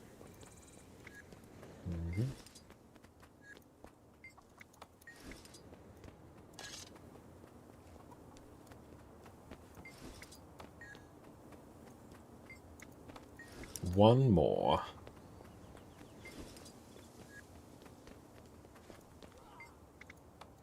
Sweet. Okay, job done. Back to Reaper. Finally sobered up. Back on the job.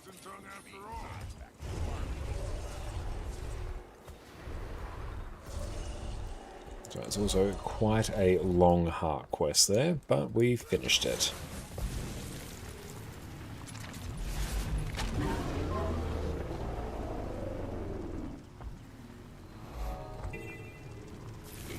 Low adventure.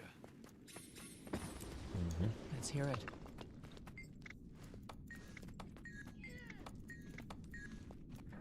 Kill many dredge.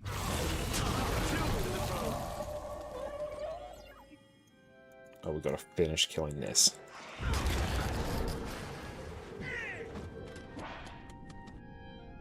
Do I bother with that? No.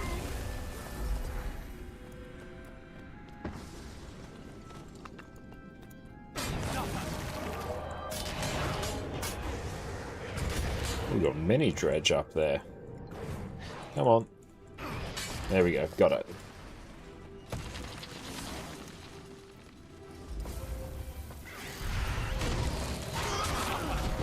Very satisfying.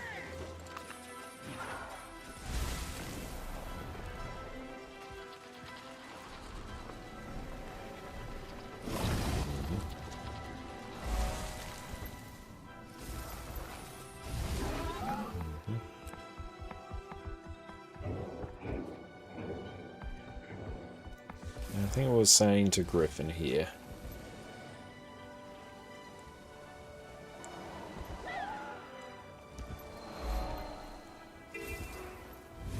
Kill scale.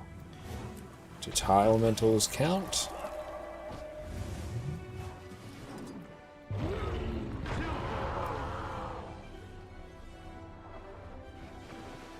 See how many of these we need to actually turn in. I might go nuke some stuff over this way.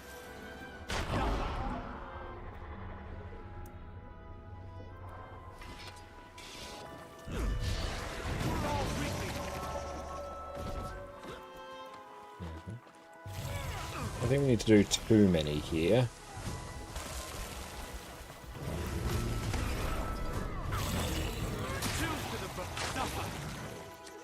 Okay, that combined with just picking up some things might get us where we need to be.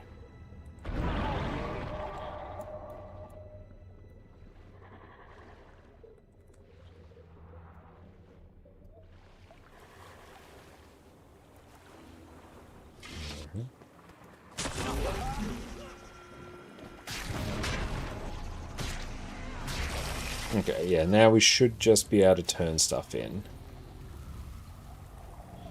Once we revive Friendo. Oh, well, doesn't matter anyway.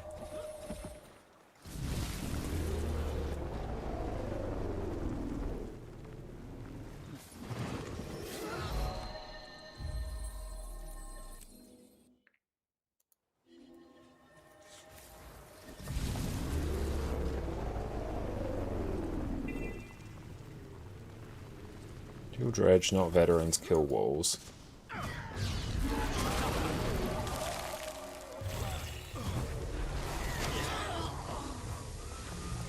Well, we do have the event, so we can go kill walls.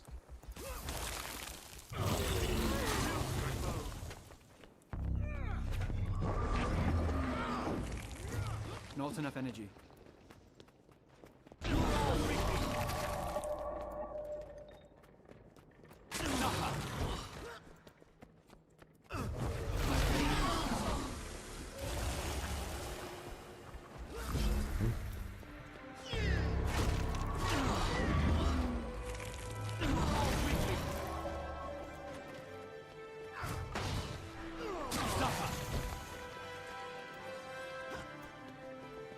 Love the Ascalon music as well. Always just hits perfectly. I don't need to really contribute to the Hammer's event. I don't care about it.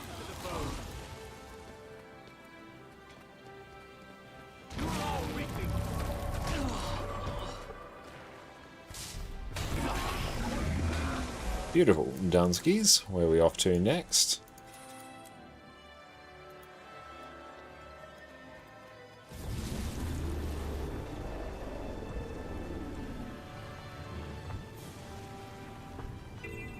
Ooh, this one we actually have a bunch to do.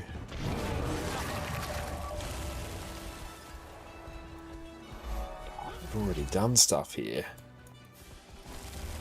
Someone has gone through and killed everything. Not ideal. Okay. Gonna have to head down this way.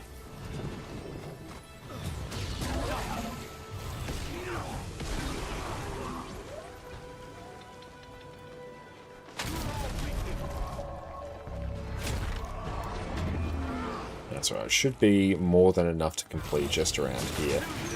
Oh yeah. That's not a problem.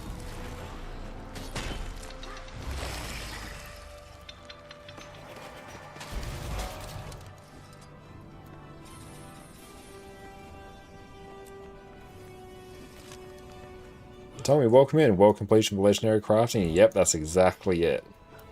Want to make 4 Gen 1 legendaries to sell.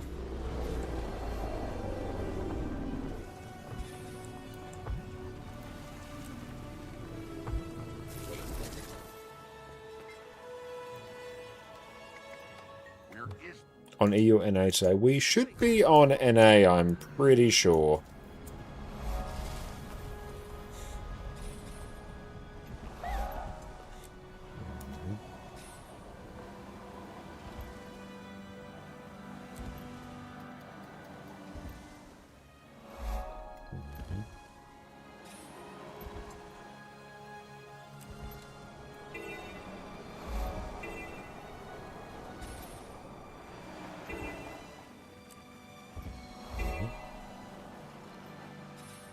That was a very good Griffin glide.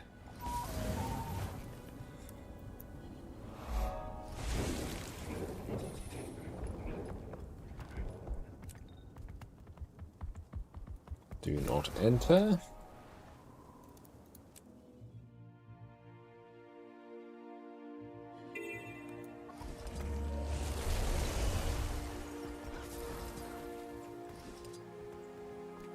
Pick up mines, continue on trail.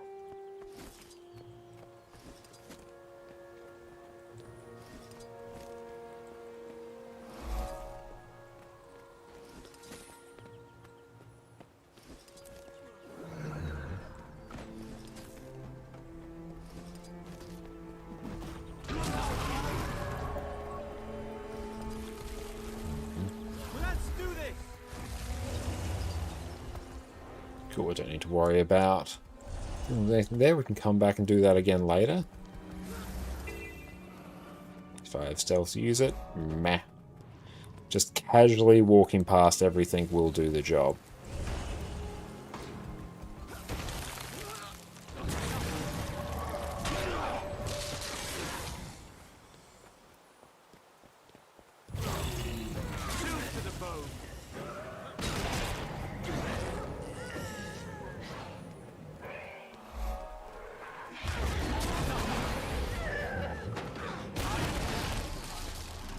Should pop stability there.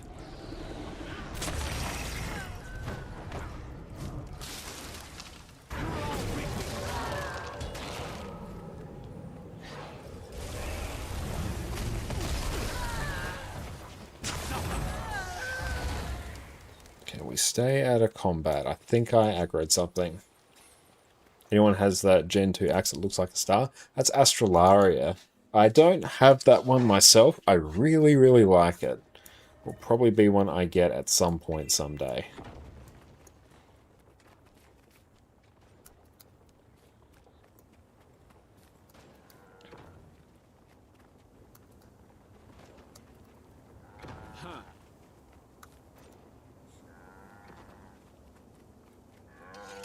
So I need some water.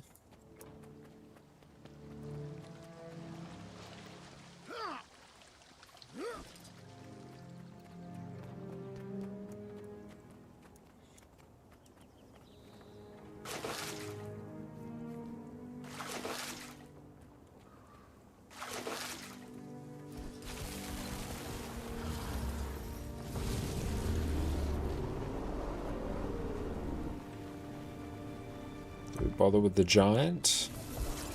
Nah. We skip it.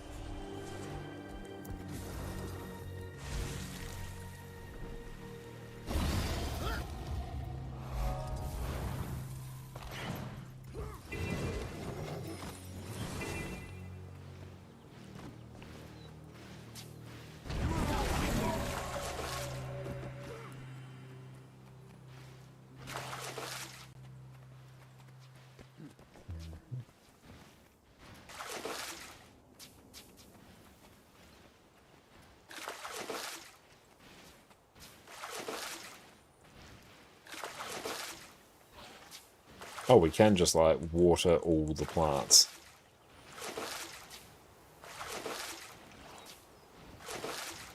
Just gotta make sure we get them all. Nice.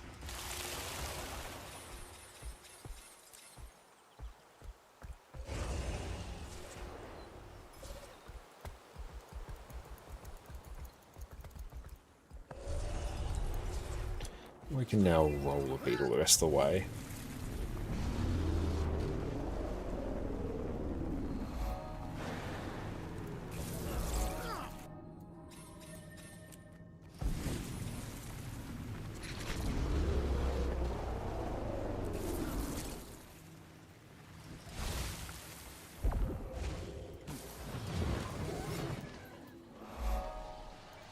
Very good. That worked out surprisingly well. There we go, just nuke Separatists, grab Chimkin.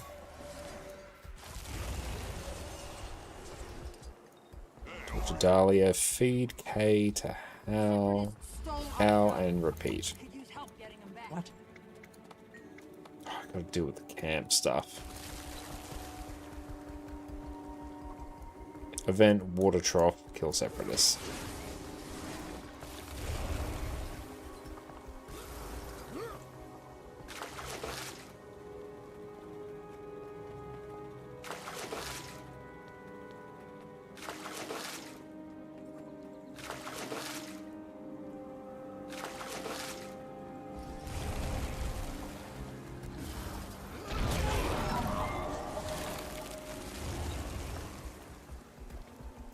That's good. It's got all the chickens marked anyway, so we can just grab.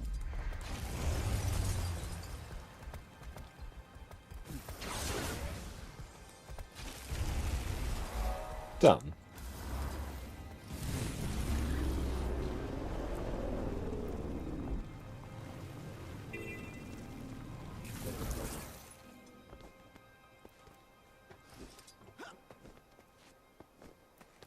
getting ready.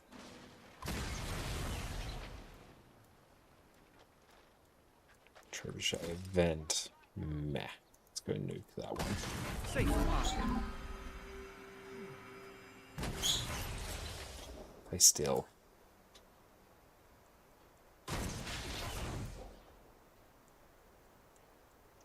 Ah, screw it. Skip it.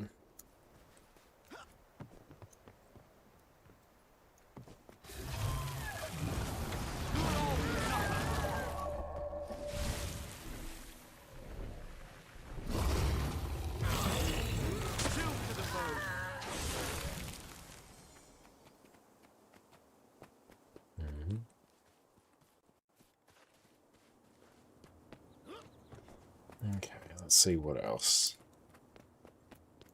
It's more sniper rifle stuff. Or we can just go nuke these separatists here.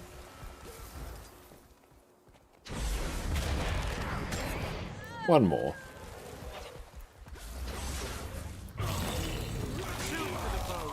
Done. 9 of 15.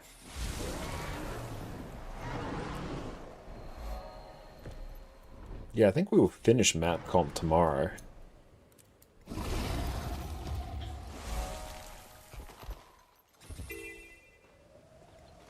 Ooh, I remember this one. This is a pretty good one. Let's go nuke the champion Skelk.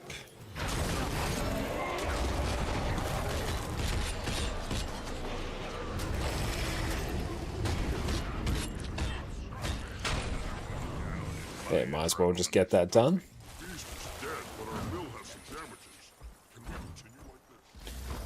Talk to two Skelk when they start logging, alternate talking to the same two Skelk when it's complete. We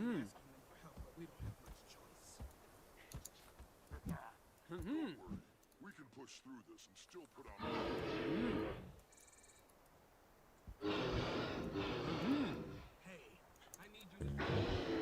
on. Alright, fair enough.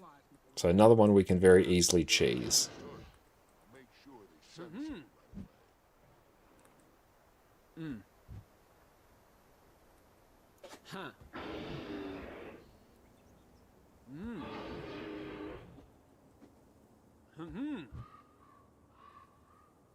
Huh.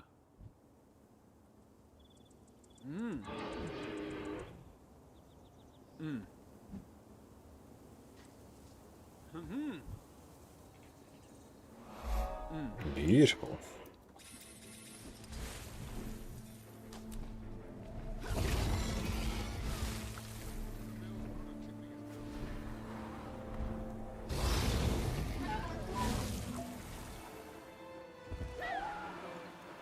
Let's try. Should be able to get it at that height. Already had it, so it doesn't matter. So this is a position rewinder deal.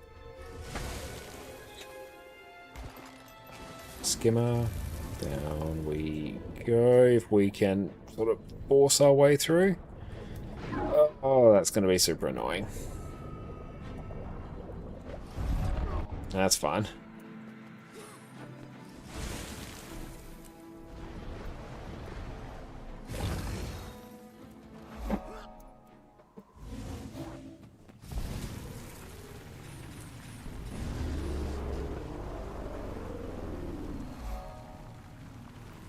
%. We are blitzing.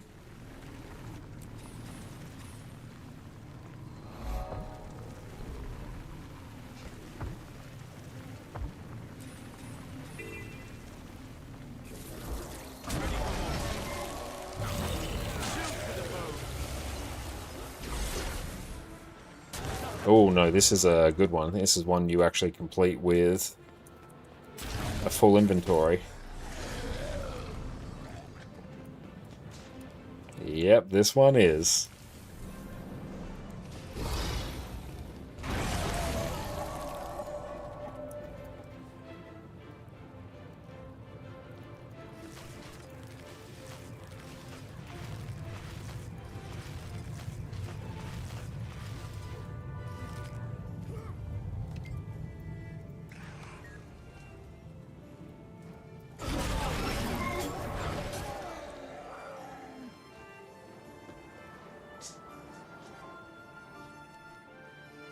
let's just yoink those. Why won't that let me?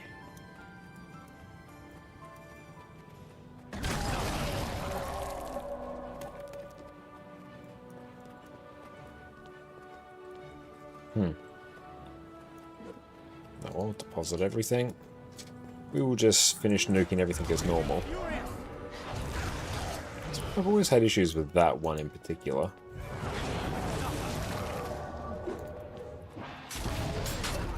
Oh no, here's just another flame front. Okay.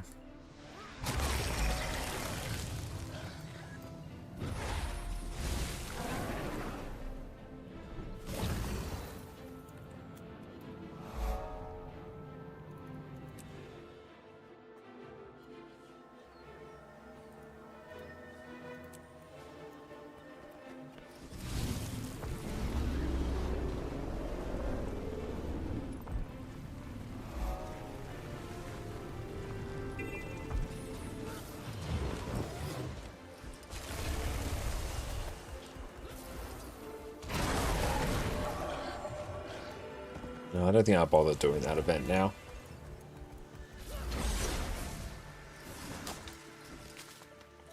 No, I gotta interact twice.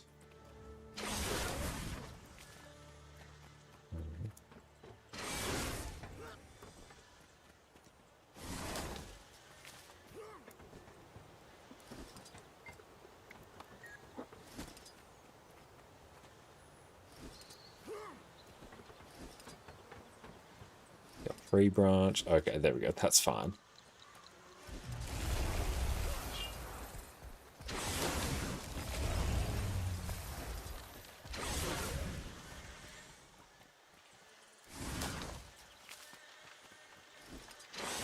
Lazy worker can be motivated. Excellent.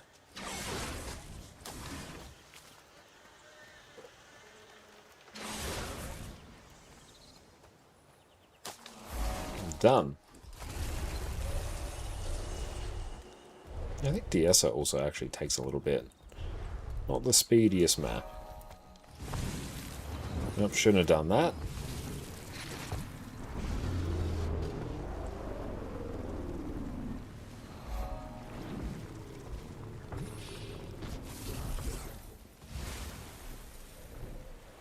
It's great just having bought all of the hero points of world vs. world currency.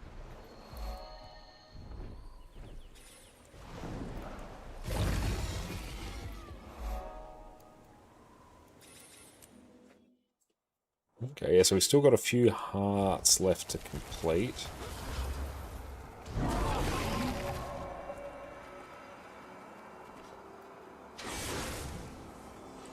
Does anyone have the new spear? I personally don't have it, no. I know a few people who do.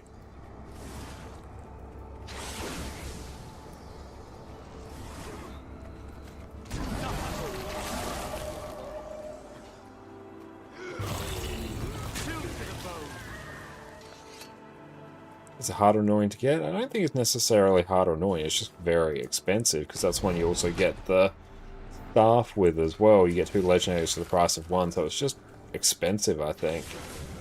PD, how is it going? Welcome, welcome in Raiders. My name is Connor, or ConnorConCarne, and just earlier today I've uploaded a new YouTube video all about my favourite builds to bring to Raid Quick Play. PD, what's up, mate? Everyone, if you haven't already, make sure you go jump over to PD's channel and go check them out. What's up, how's it going? We're just blasting through some more map comp now. We're 25 minutes into this particular map. And I think this is our 6th map we've done tonight. Maybe even a bit more. It's always a bit hard to tell. Hang on. That was very satisfying. Still in combat, though. So what'd you get up to today?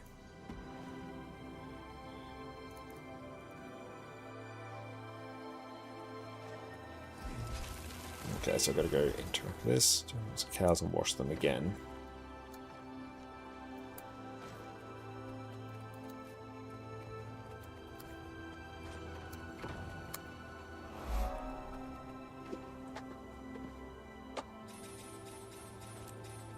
And yes, everyone make sure to go help our car pick their next legendary.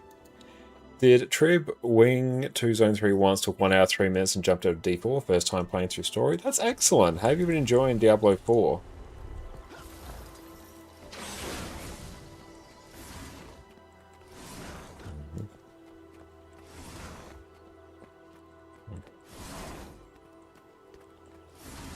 Essentially day 1 today. Okay, so what are your first impressions of it? And I am missing a thing.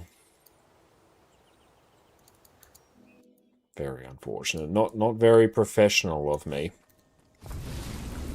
More often than not, I'm missing one point of interest because I haven't followed the line closely enough. Punished for my hubris once more. There we go. 27.5. Nothing good.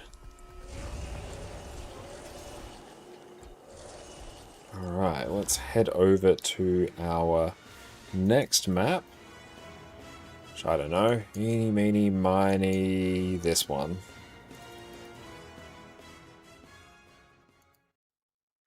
You dabbled a bit before, didn't really like it too much, same as 2 and 3. You felt this modern ARPG approach doesn't hit the same, you guessed. That's fair enough. I'm sorry you haven't been enjoying it as much. It's all junk. There we go. Much better. Onwards and upwards.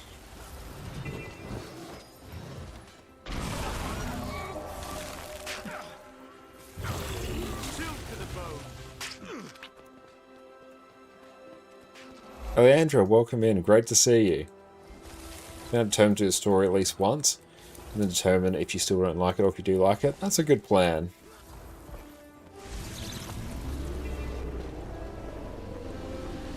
Oh, we've got lots of scrit here.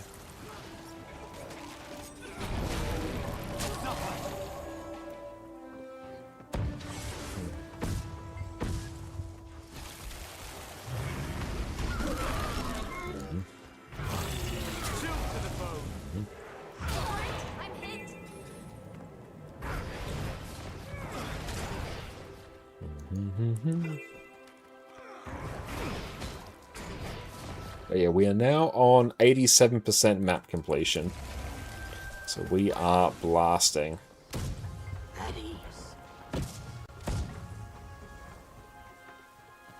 So I guess I might just have to wait until these are available again.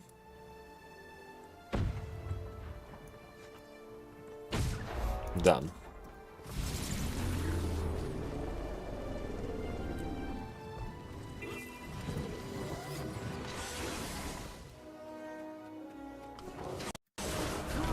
Oh, we need to eat more food.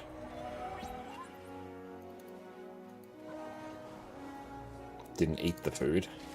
We now have.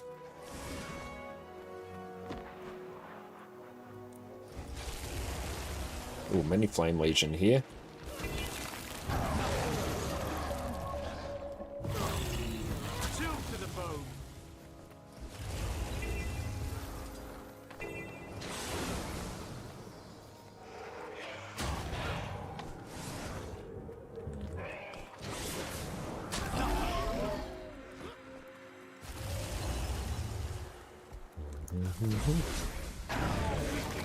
Loving this, just the wide range AoE on the shouts. Especially in these low level maps, everything just gets nuked.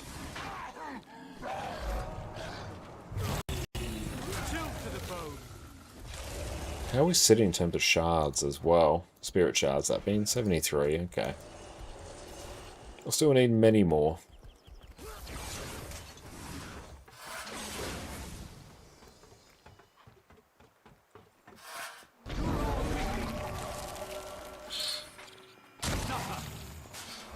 Done. Shouts coming in handy again.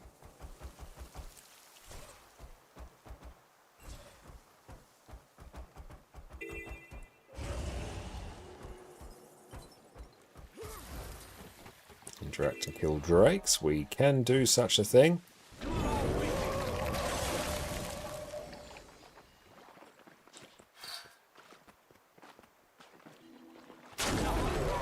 Got the brood mother here as well.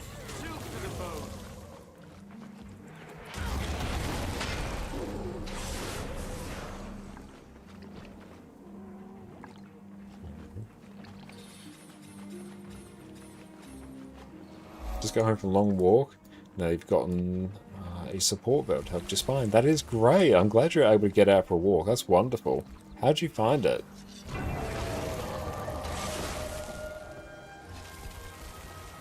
Okay.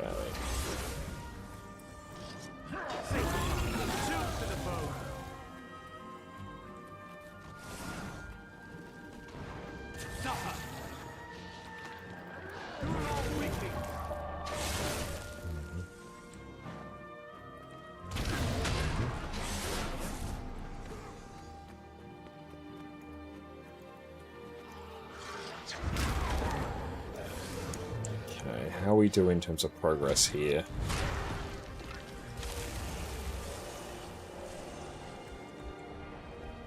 I got another one here.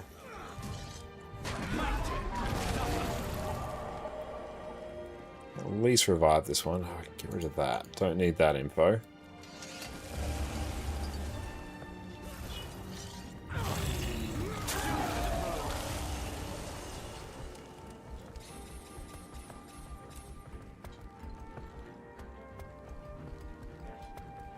Oh, your mother helped you because she used to need that too. Now she knows where to find it. That's really good. I'm glad they're able to help you out and yeah, get you the literal support that you need. That is awesome.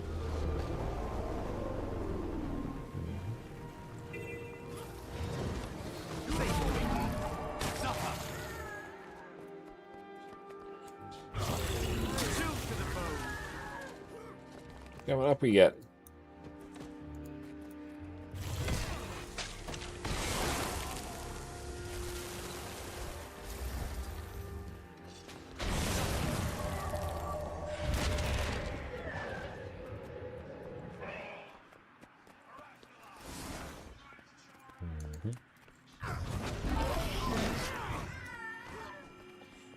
Yeah, we should be able to just press the delete button along the way.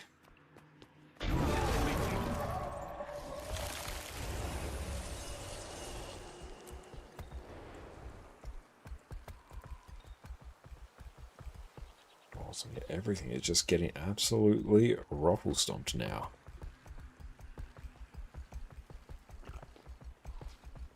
This goes well blitzing some events along the way. Let's try and see where this wants to take us. Back here.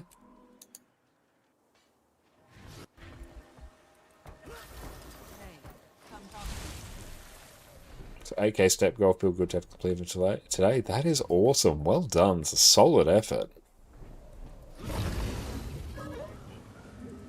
Oh, Griffin. Grab that. I need just a little bit more height.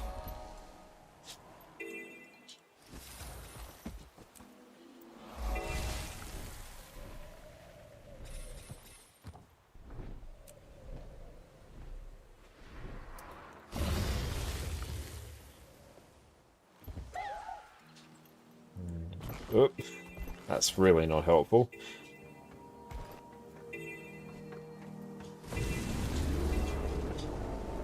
I'll do Trail of Shame here.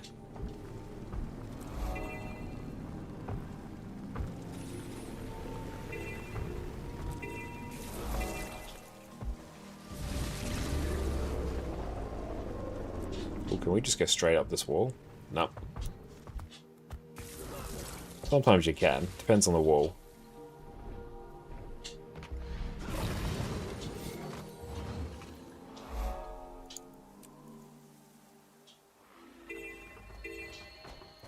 Oh, stat conditions. You know what that means. Condi Scourge.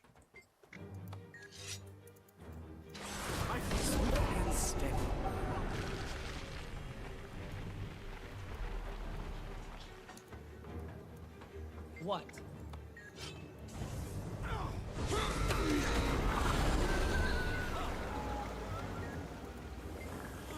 What? Watch yourself, cub.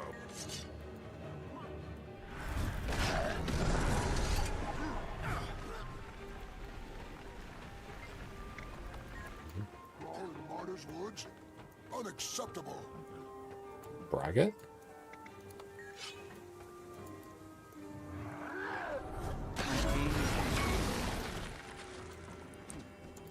You're in the Blood Legion now, Cubs.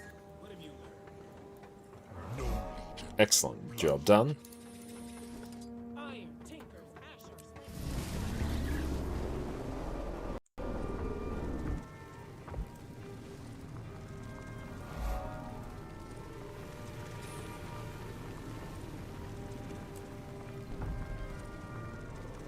Should we go nuke? Yeah, Balthazar's champion. Yeah, let's do it. Swarm them!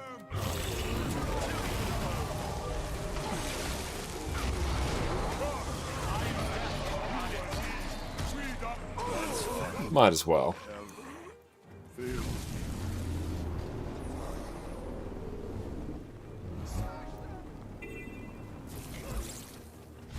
Position rewind the shenanigans.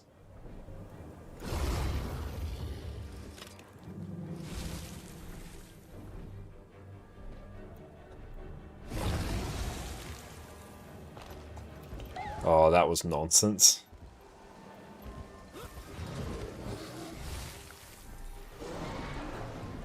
That's right, still workable.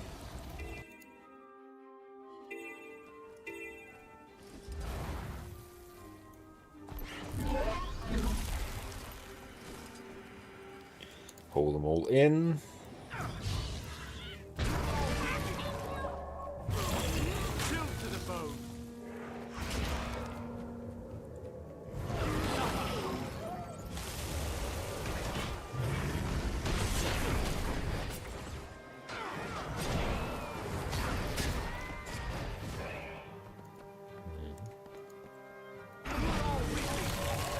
Rubble pile.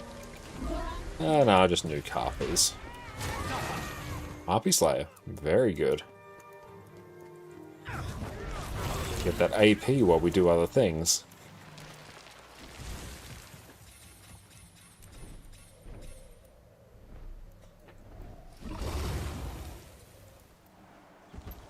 Yep. Bit of height. About coming back once they've tasted my steel.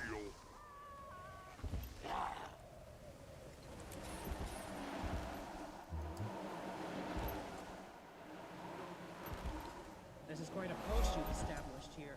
You haven't had any trouble from ghosts? Those ghosts are wretched. Yeah, Plains of Ashford is a surprisingly big map. We've done that one.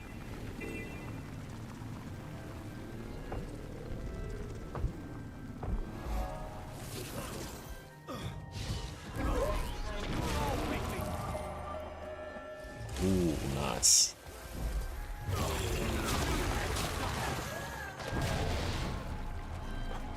Lots of things were deleted there. Many things.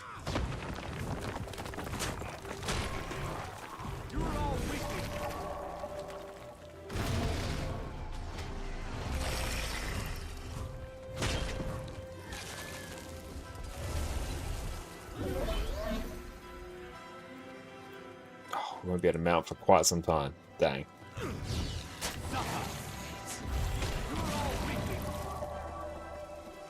Oh, we can at the very least just work our way up here.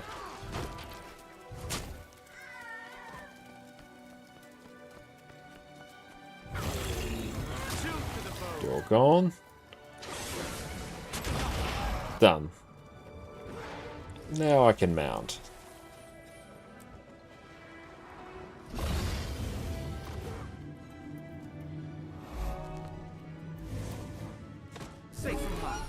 Wait till we're out of combat. Sweet.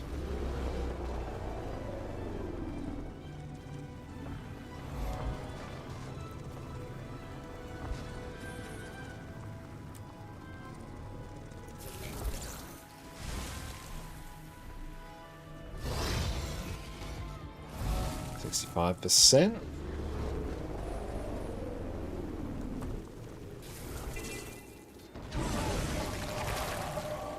Speak.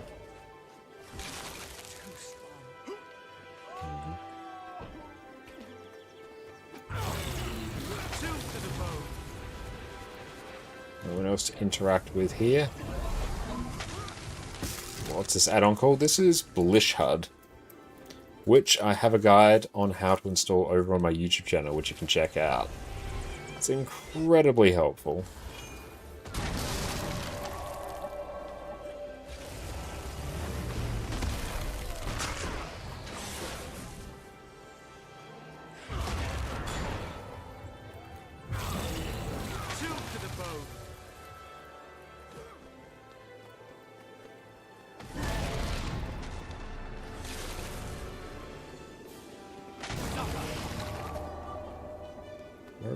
No, I haven't gotten that one yet. Let's go just head in and get that.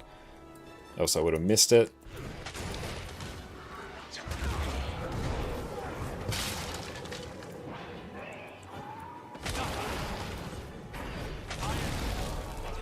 That one's now done.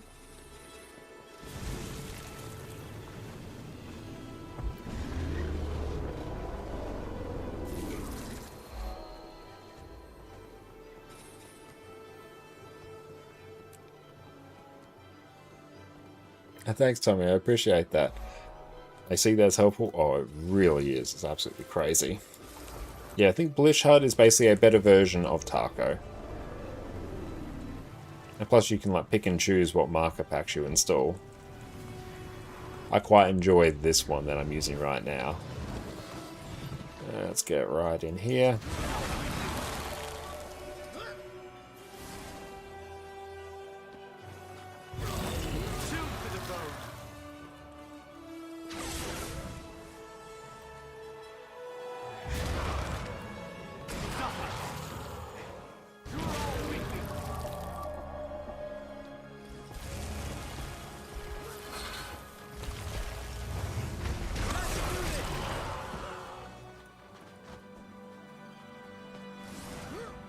Let's go turn everything in.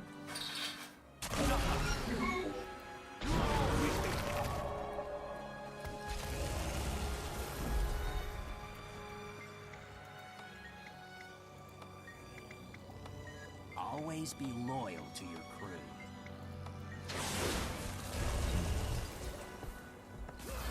Do more traps.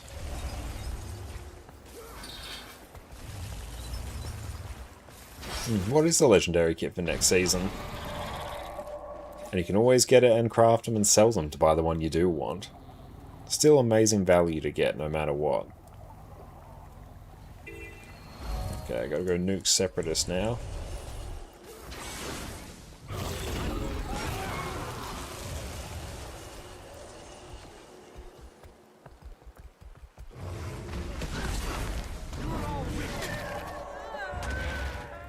Probably won't bother reviving people.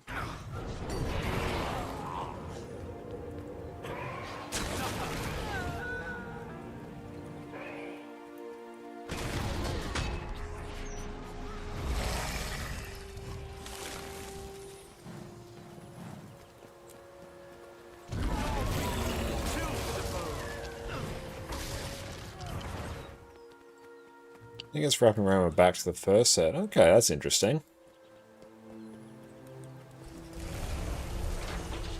Oh well, still amazing value. I'll almost certainly be getting it. It's actually very, very good for spirit shards. I think by the time I'm done with World versus World and the 2 map completions, I should have enough spirit shards, I think, for 2 legendaries. And then it just becomes a matter of farming the others. Let me guess. Trouble? Ready for more.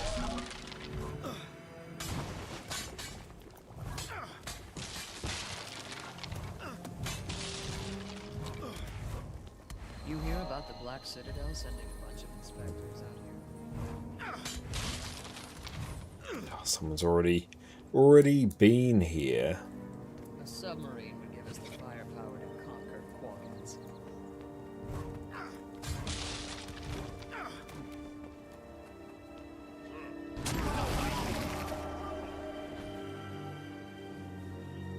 Yeah, that's very true. They were eventually going to loop back. I said no concept of when that would actually be.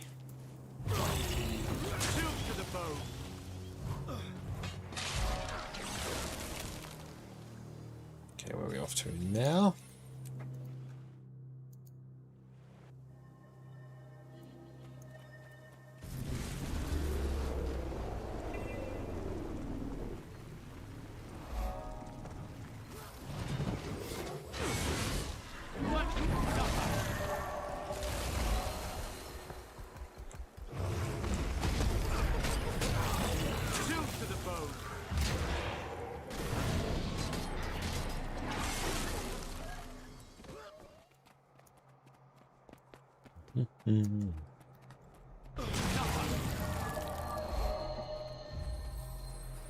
My destiny. Okay, so I think, yeah, I have to go destroy artifacts.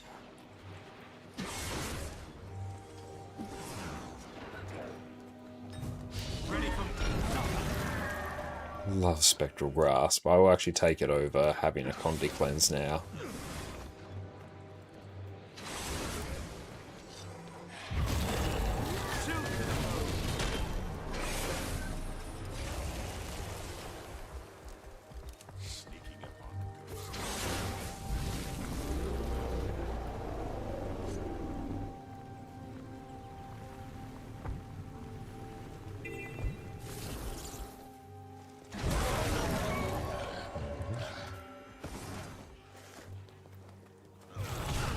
I guess you get Bifrost with kind of like Nevermore and Orion Staff aesthetics.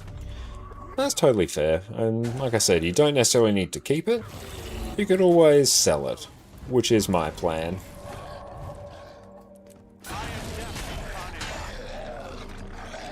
Yeah, just the raw gold value you get from that is insane.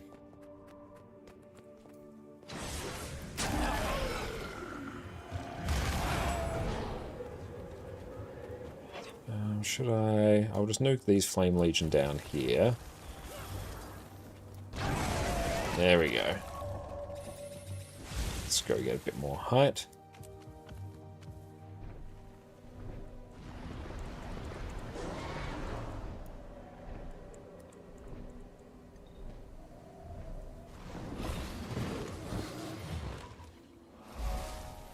%.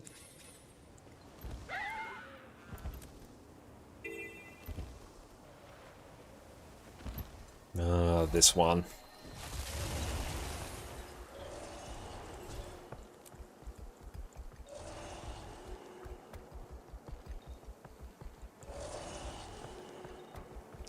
Does the arena work?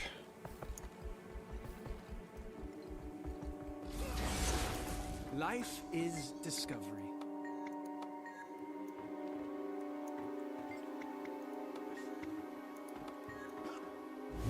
Will this actually start? What do we need to do? Bobby? No. For Blood Legion. I always find this one you have to do the really janky thing. Let's go.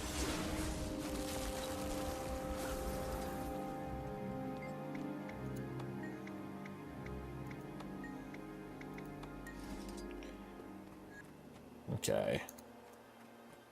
Time the mower.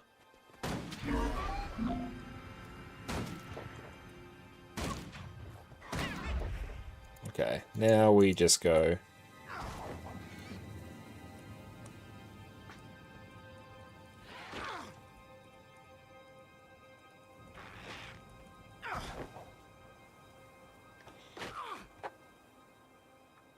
I might just set that auto cast. There we go.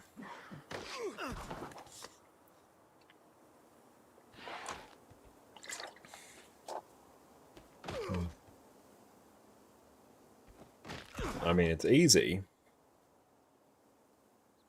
I mean, Nevermore is definitely a different beast when it comes to legendaries.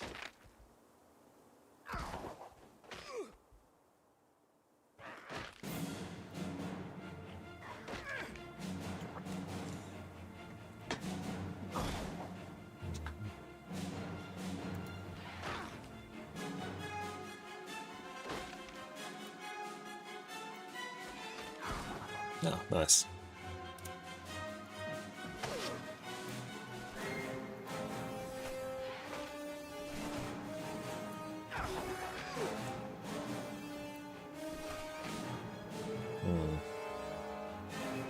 That's probably gonna kill it. Yeah.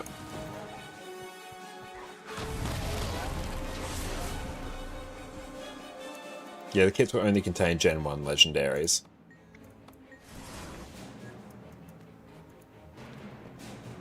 My pain is new.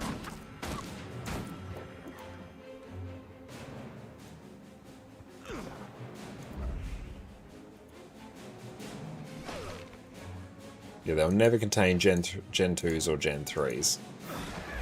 Yay.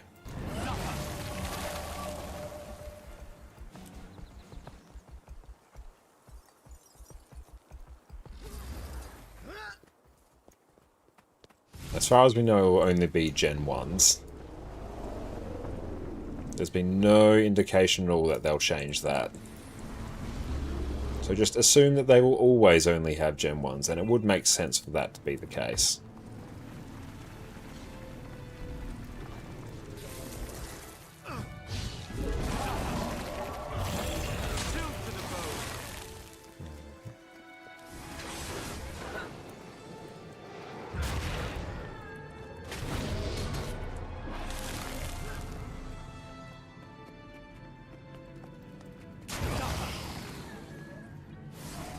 Yeah, so I think I missed a section here.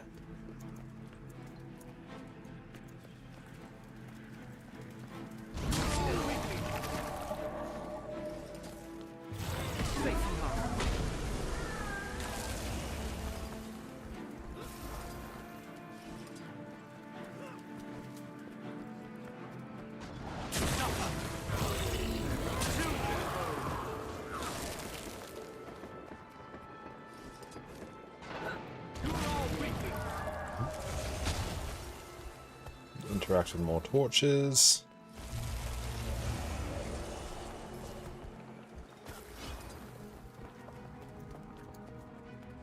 Awesome, welcome in. Thank you for the hydrate.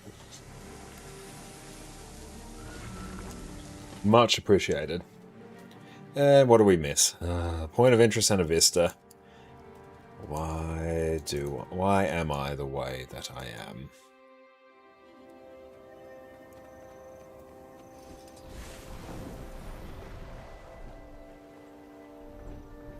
No, I don't want to learn how to dodge. No, thank you. Up there. I just did not go up there, I guess.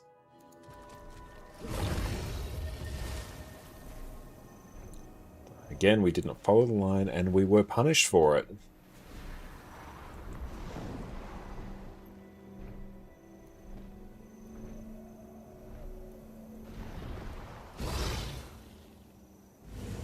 I flew here and I didn't interact with the thing.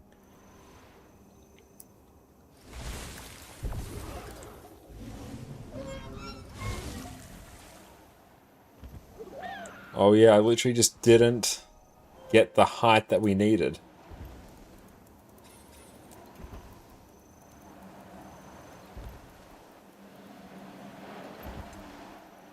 Did I not get my map completion chest? No, I guess it just gave me a transmutation charge. No, and I got all those. I guess it did, it just didn't give me the prompt. Okay, 27 minutes. Let's tidy this up. Any tips on farming EOD Mastery XP? You find that the Dragons and meta always seems to be empty. You can do any of the other meta events in the End of Dragons maps, and they will give you a boatload of XP. Just rock as many experience boosters as possible, and you will get there fairly quickly. The End of Dragons raids as well.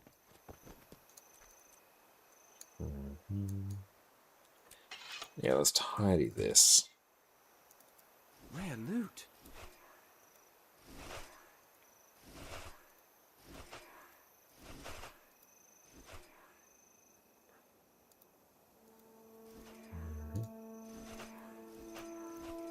Two more. Don't want the enhanced mighty stuff.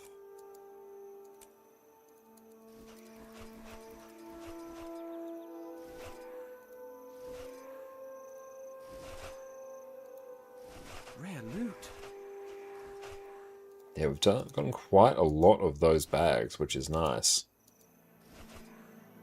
Yeah, use as many boosters as you have access to. If you have experience boosters, just use them during those metas.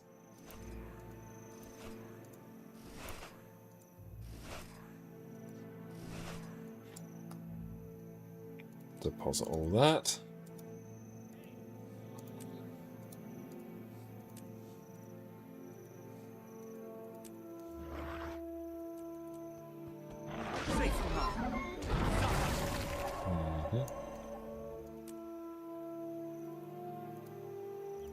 This is most remarkable. Just tidy this up before we're done. Rarely see one of those. Didn't have that skin. Nice.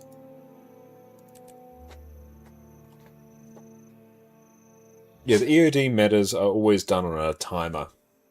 So you can go to the event timers page, which you can find on the wiki. Scroll down. There should be an Aether Blade Assault going right now. So if I went to Saitang, where is it? Into Dragons. There you go. They've got a train going right there. So I could jump into that and then, yeah, that would be there. So they should basically always be there, provided the event is actually up. People won't be hanging out on the map if the event isn't up.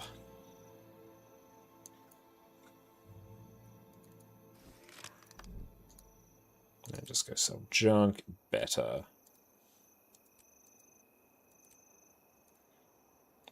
Tooth. Can I flog off more things? Sell that, sell that. That can go. This is the only proper course.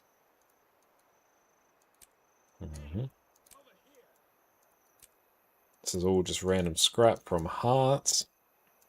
No longer needed.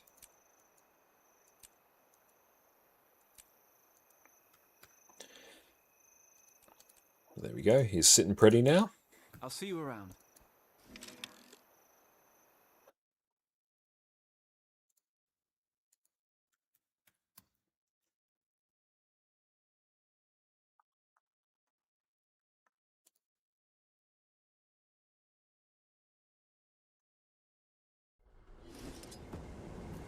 Alright, so let's see here. Let's tick off all these. Nice. That is the daily. Got the weekly done. Anything worth our time getting? Not really. I mean, revival orbs are okay. Yeah, let's just do that. Load up on some revive orbs. Your soul is mine. Let's do that. Get some more shards. I am so down in fractal relics. We've been very diligently consuming those every time I log in. I'll do so again. Farewell. And let's use that. Let's buy 160 fractal encryptions. Might do 165. Just place an order for that. Cool. That is done. So, in terms of the maps that we completed today, let's take a look. Very, very successful evening of map completion. I think we will actually finish map completion tomorrow. Let's take a look. We're at 90% map completion. We started at 69% today. Nice. Got to 90%. So that is 21% map completion done in an evening. So we did Dredge Haunt Cliffs. Made our way into Wayfarer Foothills. We're at 2. Snowden Drifts 3. Frostgorge Sound 4. Fireheart Rise 5. Iron Marches 6. Diessa Plateau 7. And Plains of Ashford 8. Perfect. So 8 maps we have completed.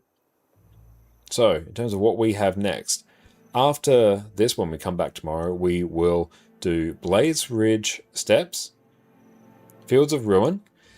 And then after that, unless my math is horribly wrong, it's probably not, we just have Straits of Devastation, which a lot of that's done, Malcor's Leap, and Kershaw. So we're saving our dessert till last, our maps with no hearts, but that is 5 maps left, and we will have finished map completion. And then we'll go start it again on another character, because map completion is so nice, we must do it twice. But sweet, we will definitely finish off map completion tomorrow. We have absolutely blasted. I love to see it. Alright, let's go take a look and see who else is on this wonderful evening.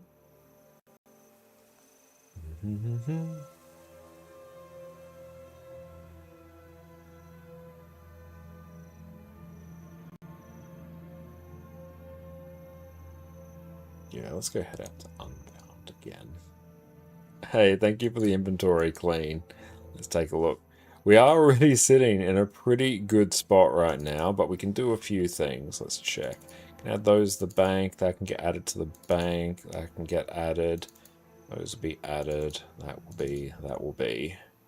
Upgrade extractors. Yeah, I know you can just go there. They can be deleted. Gonna put all our luck in the bank. I'll hold to those because this is actually our Super Adventure Box character. It's not going to be hugely pertinent for me, but there we go. Sell that off. And we'll keep the Dragon Breast buns there. These can actually go into our bank. You can live there. Hold those there. There we go. A pretty damn spotless inventory. I'm going to pop that in there as well. There we go. Very, very clean. Let's just see if anything has come in. A few things have, not everything. Okay, good enough. I hope that's acceptable. That should be fine. Compared to some other inventories I've seen, Cough Cough 5 or Annie, this is remarkably clean.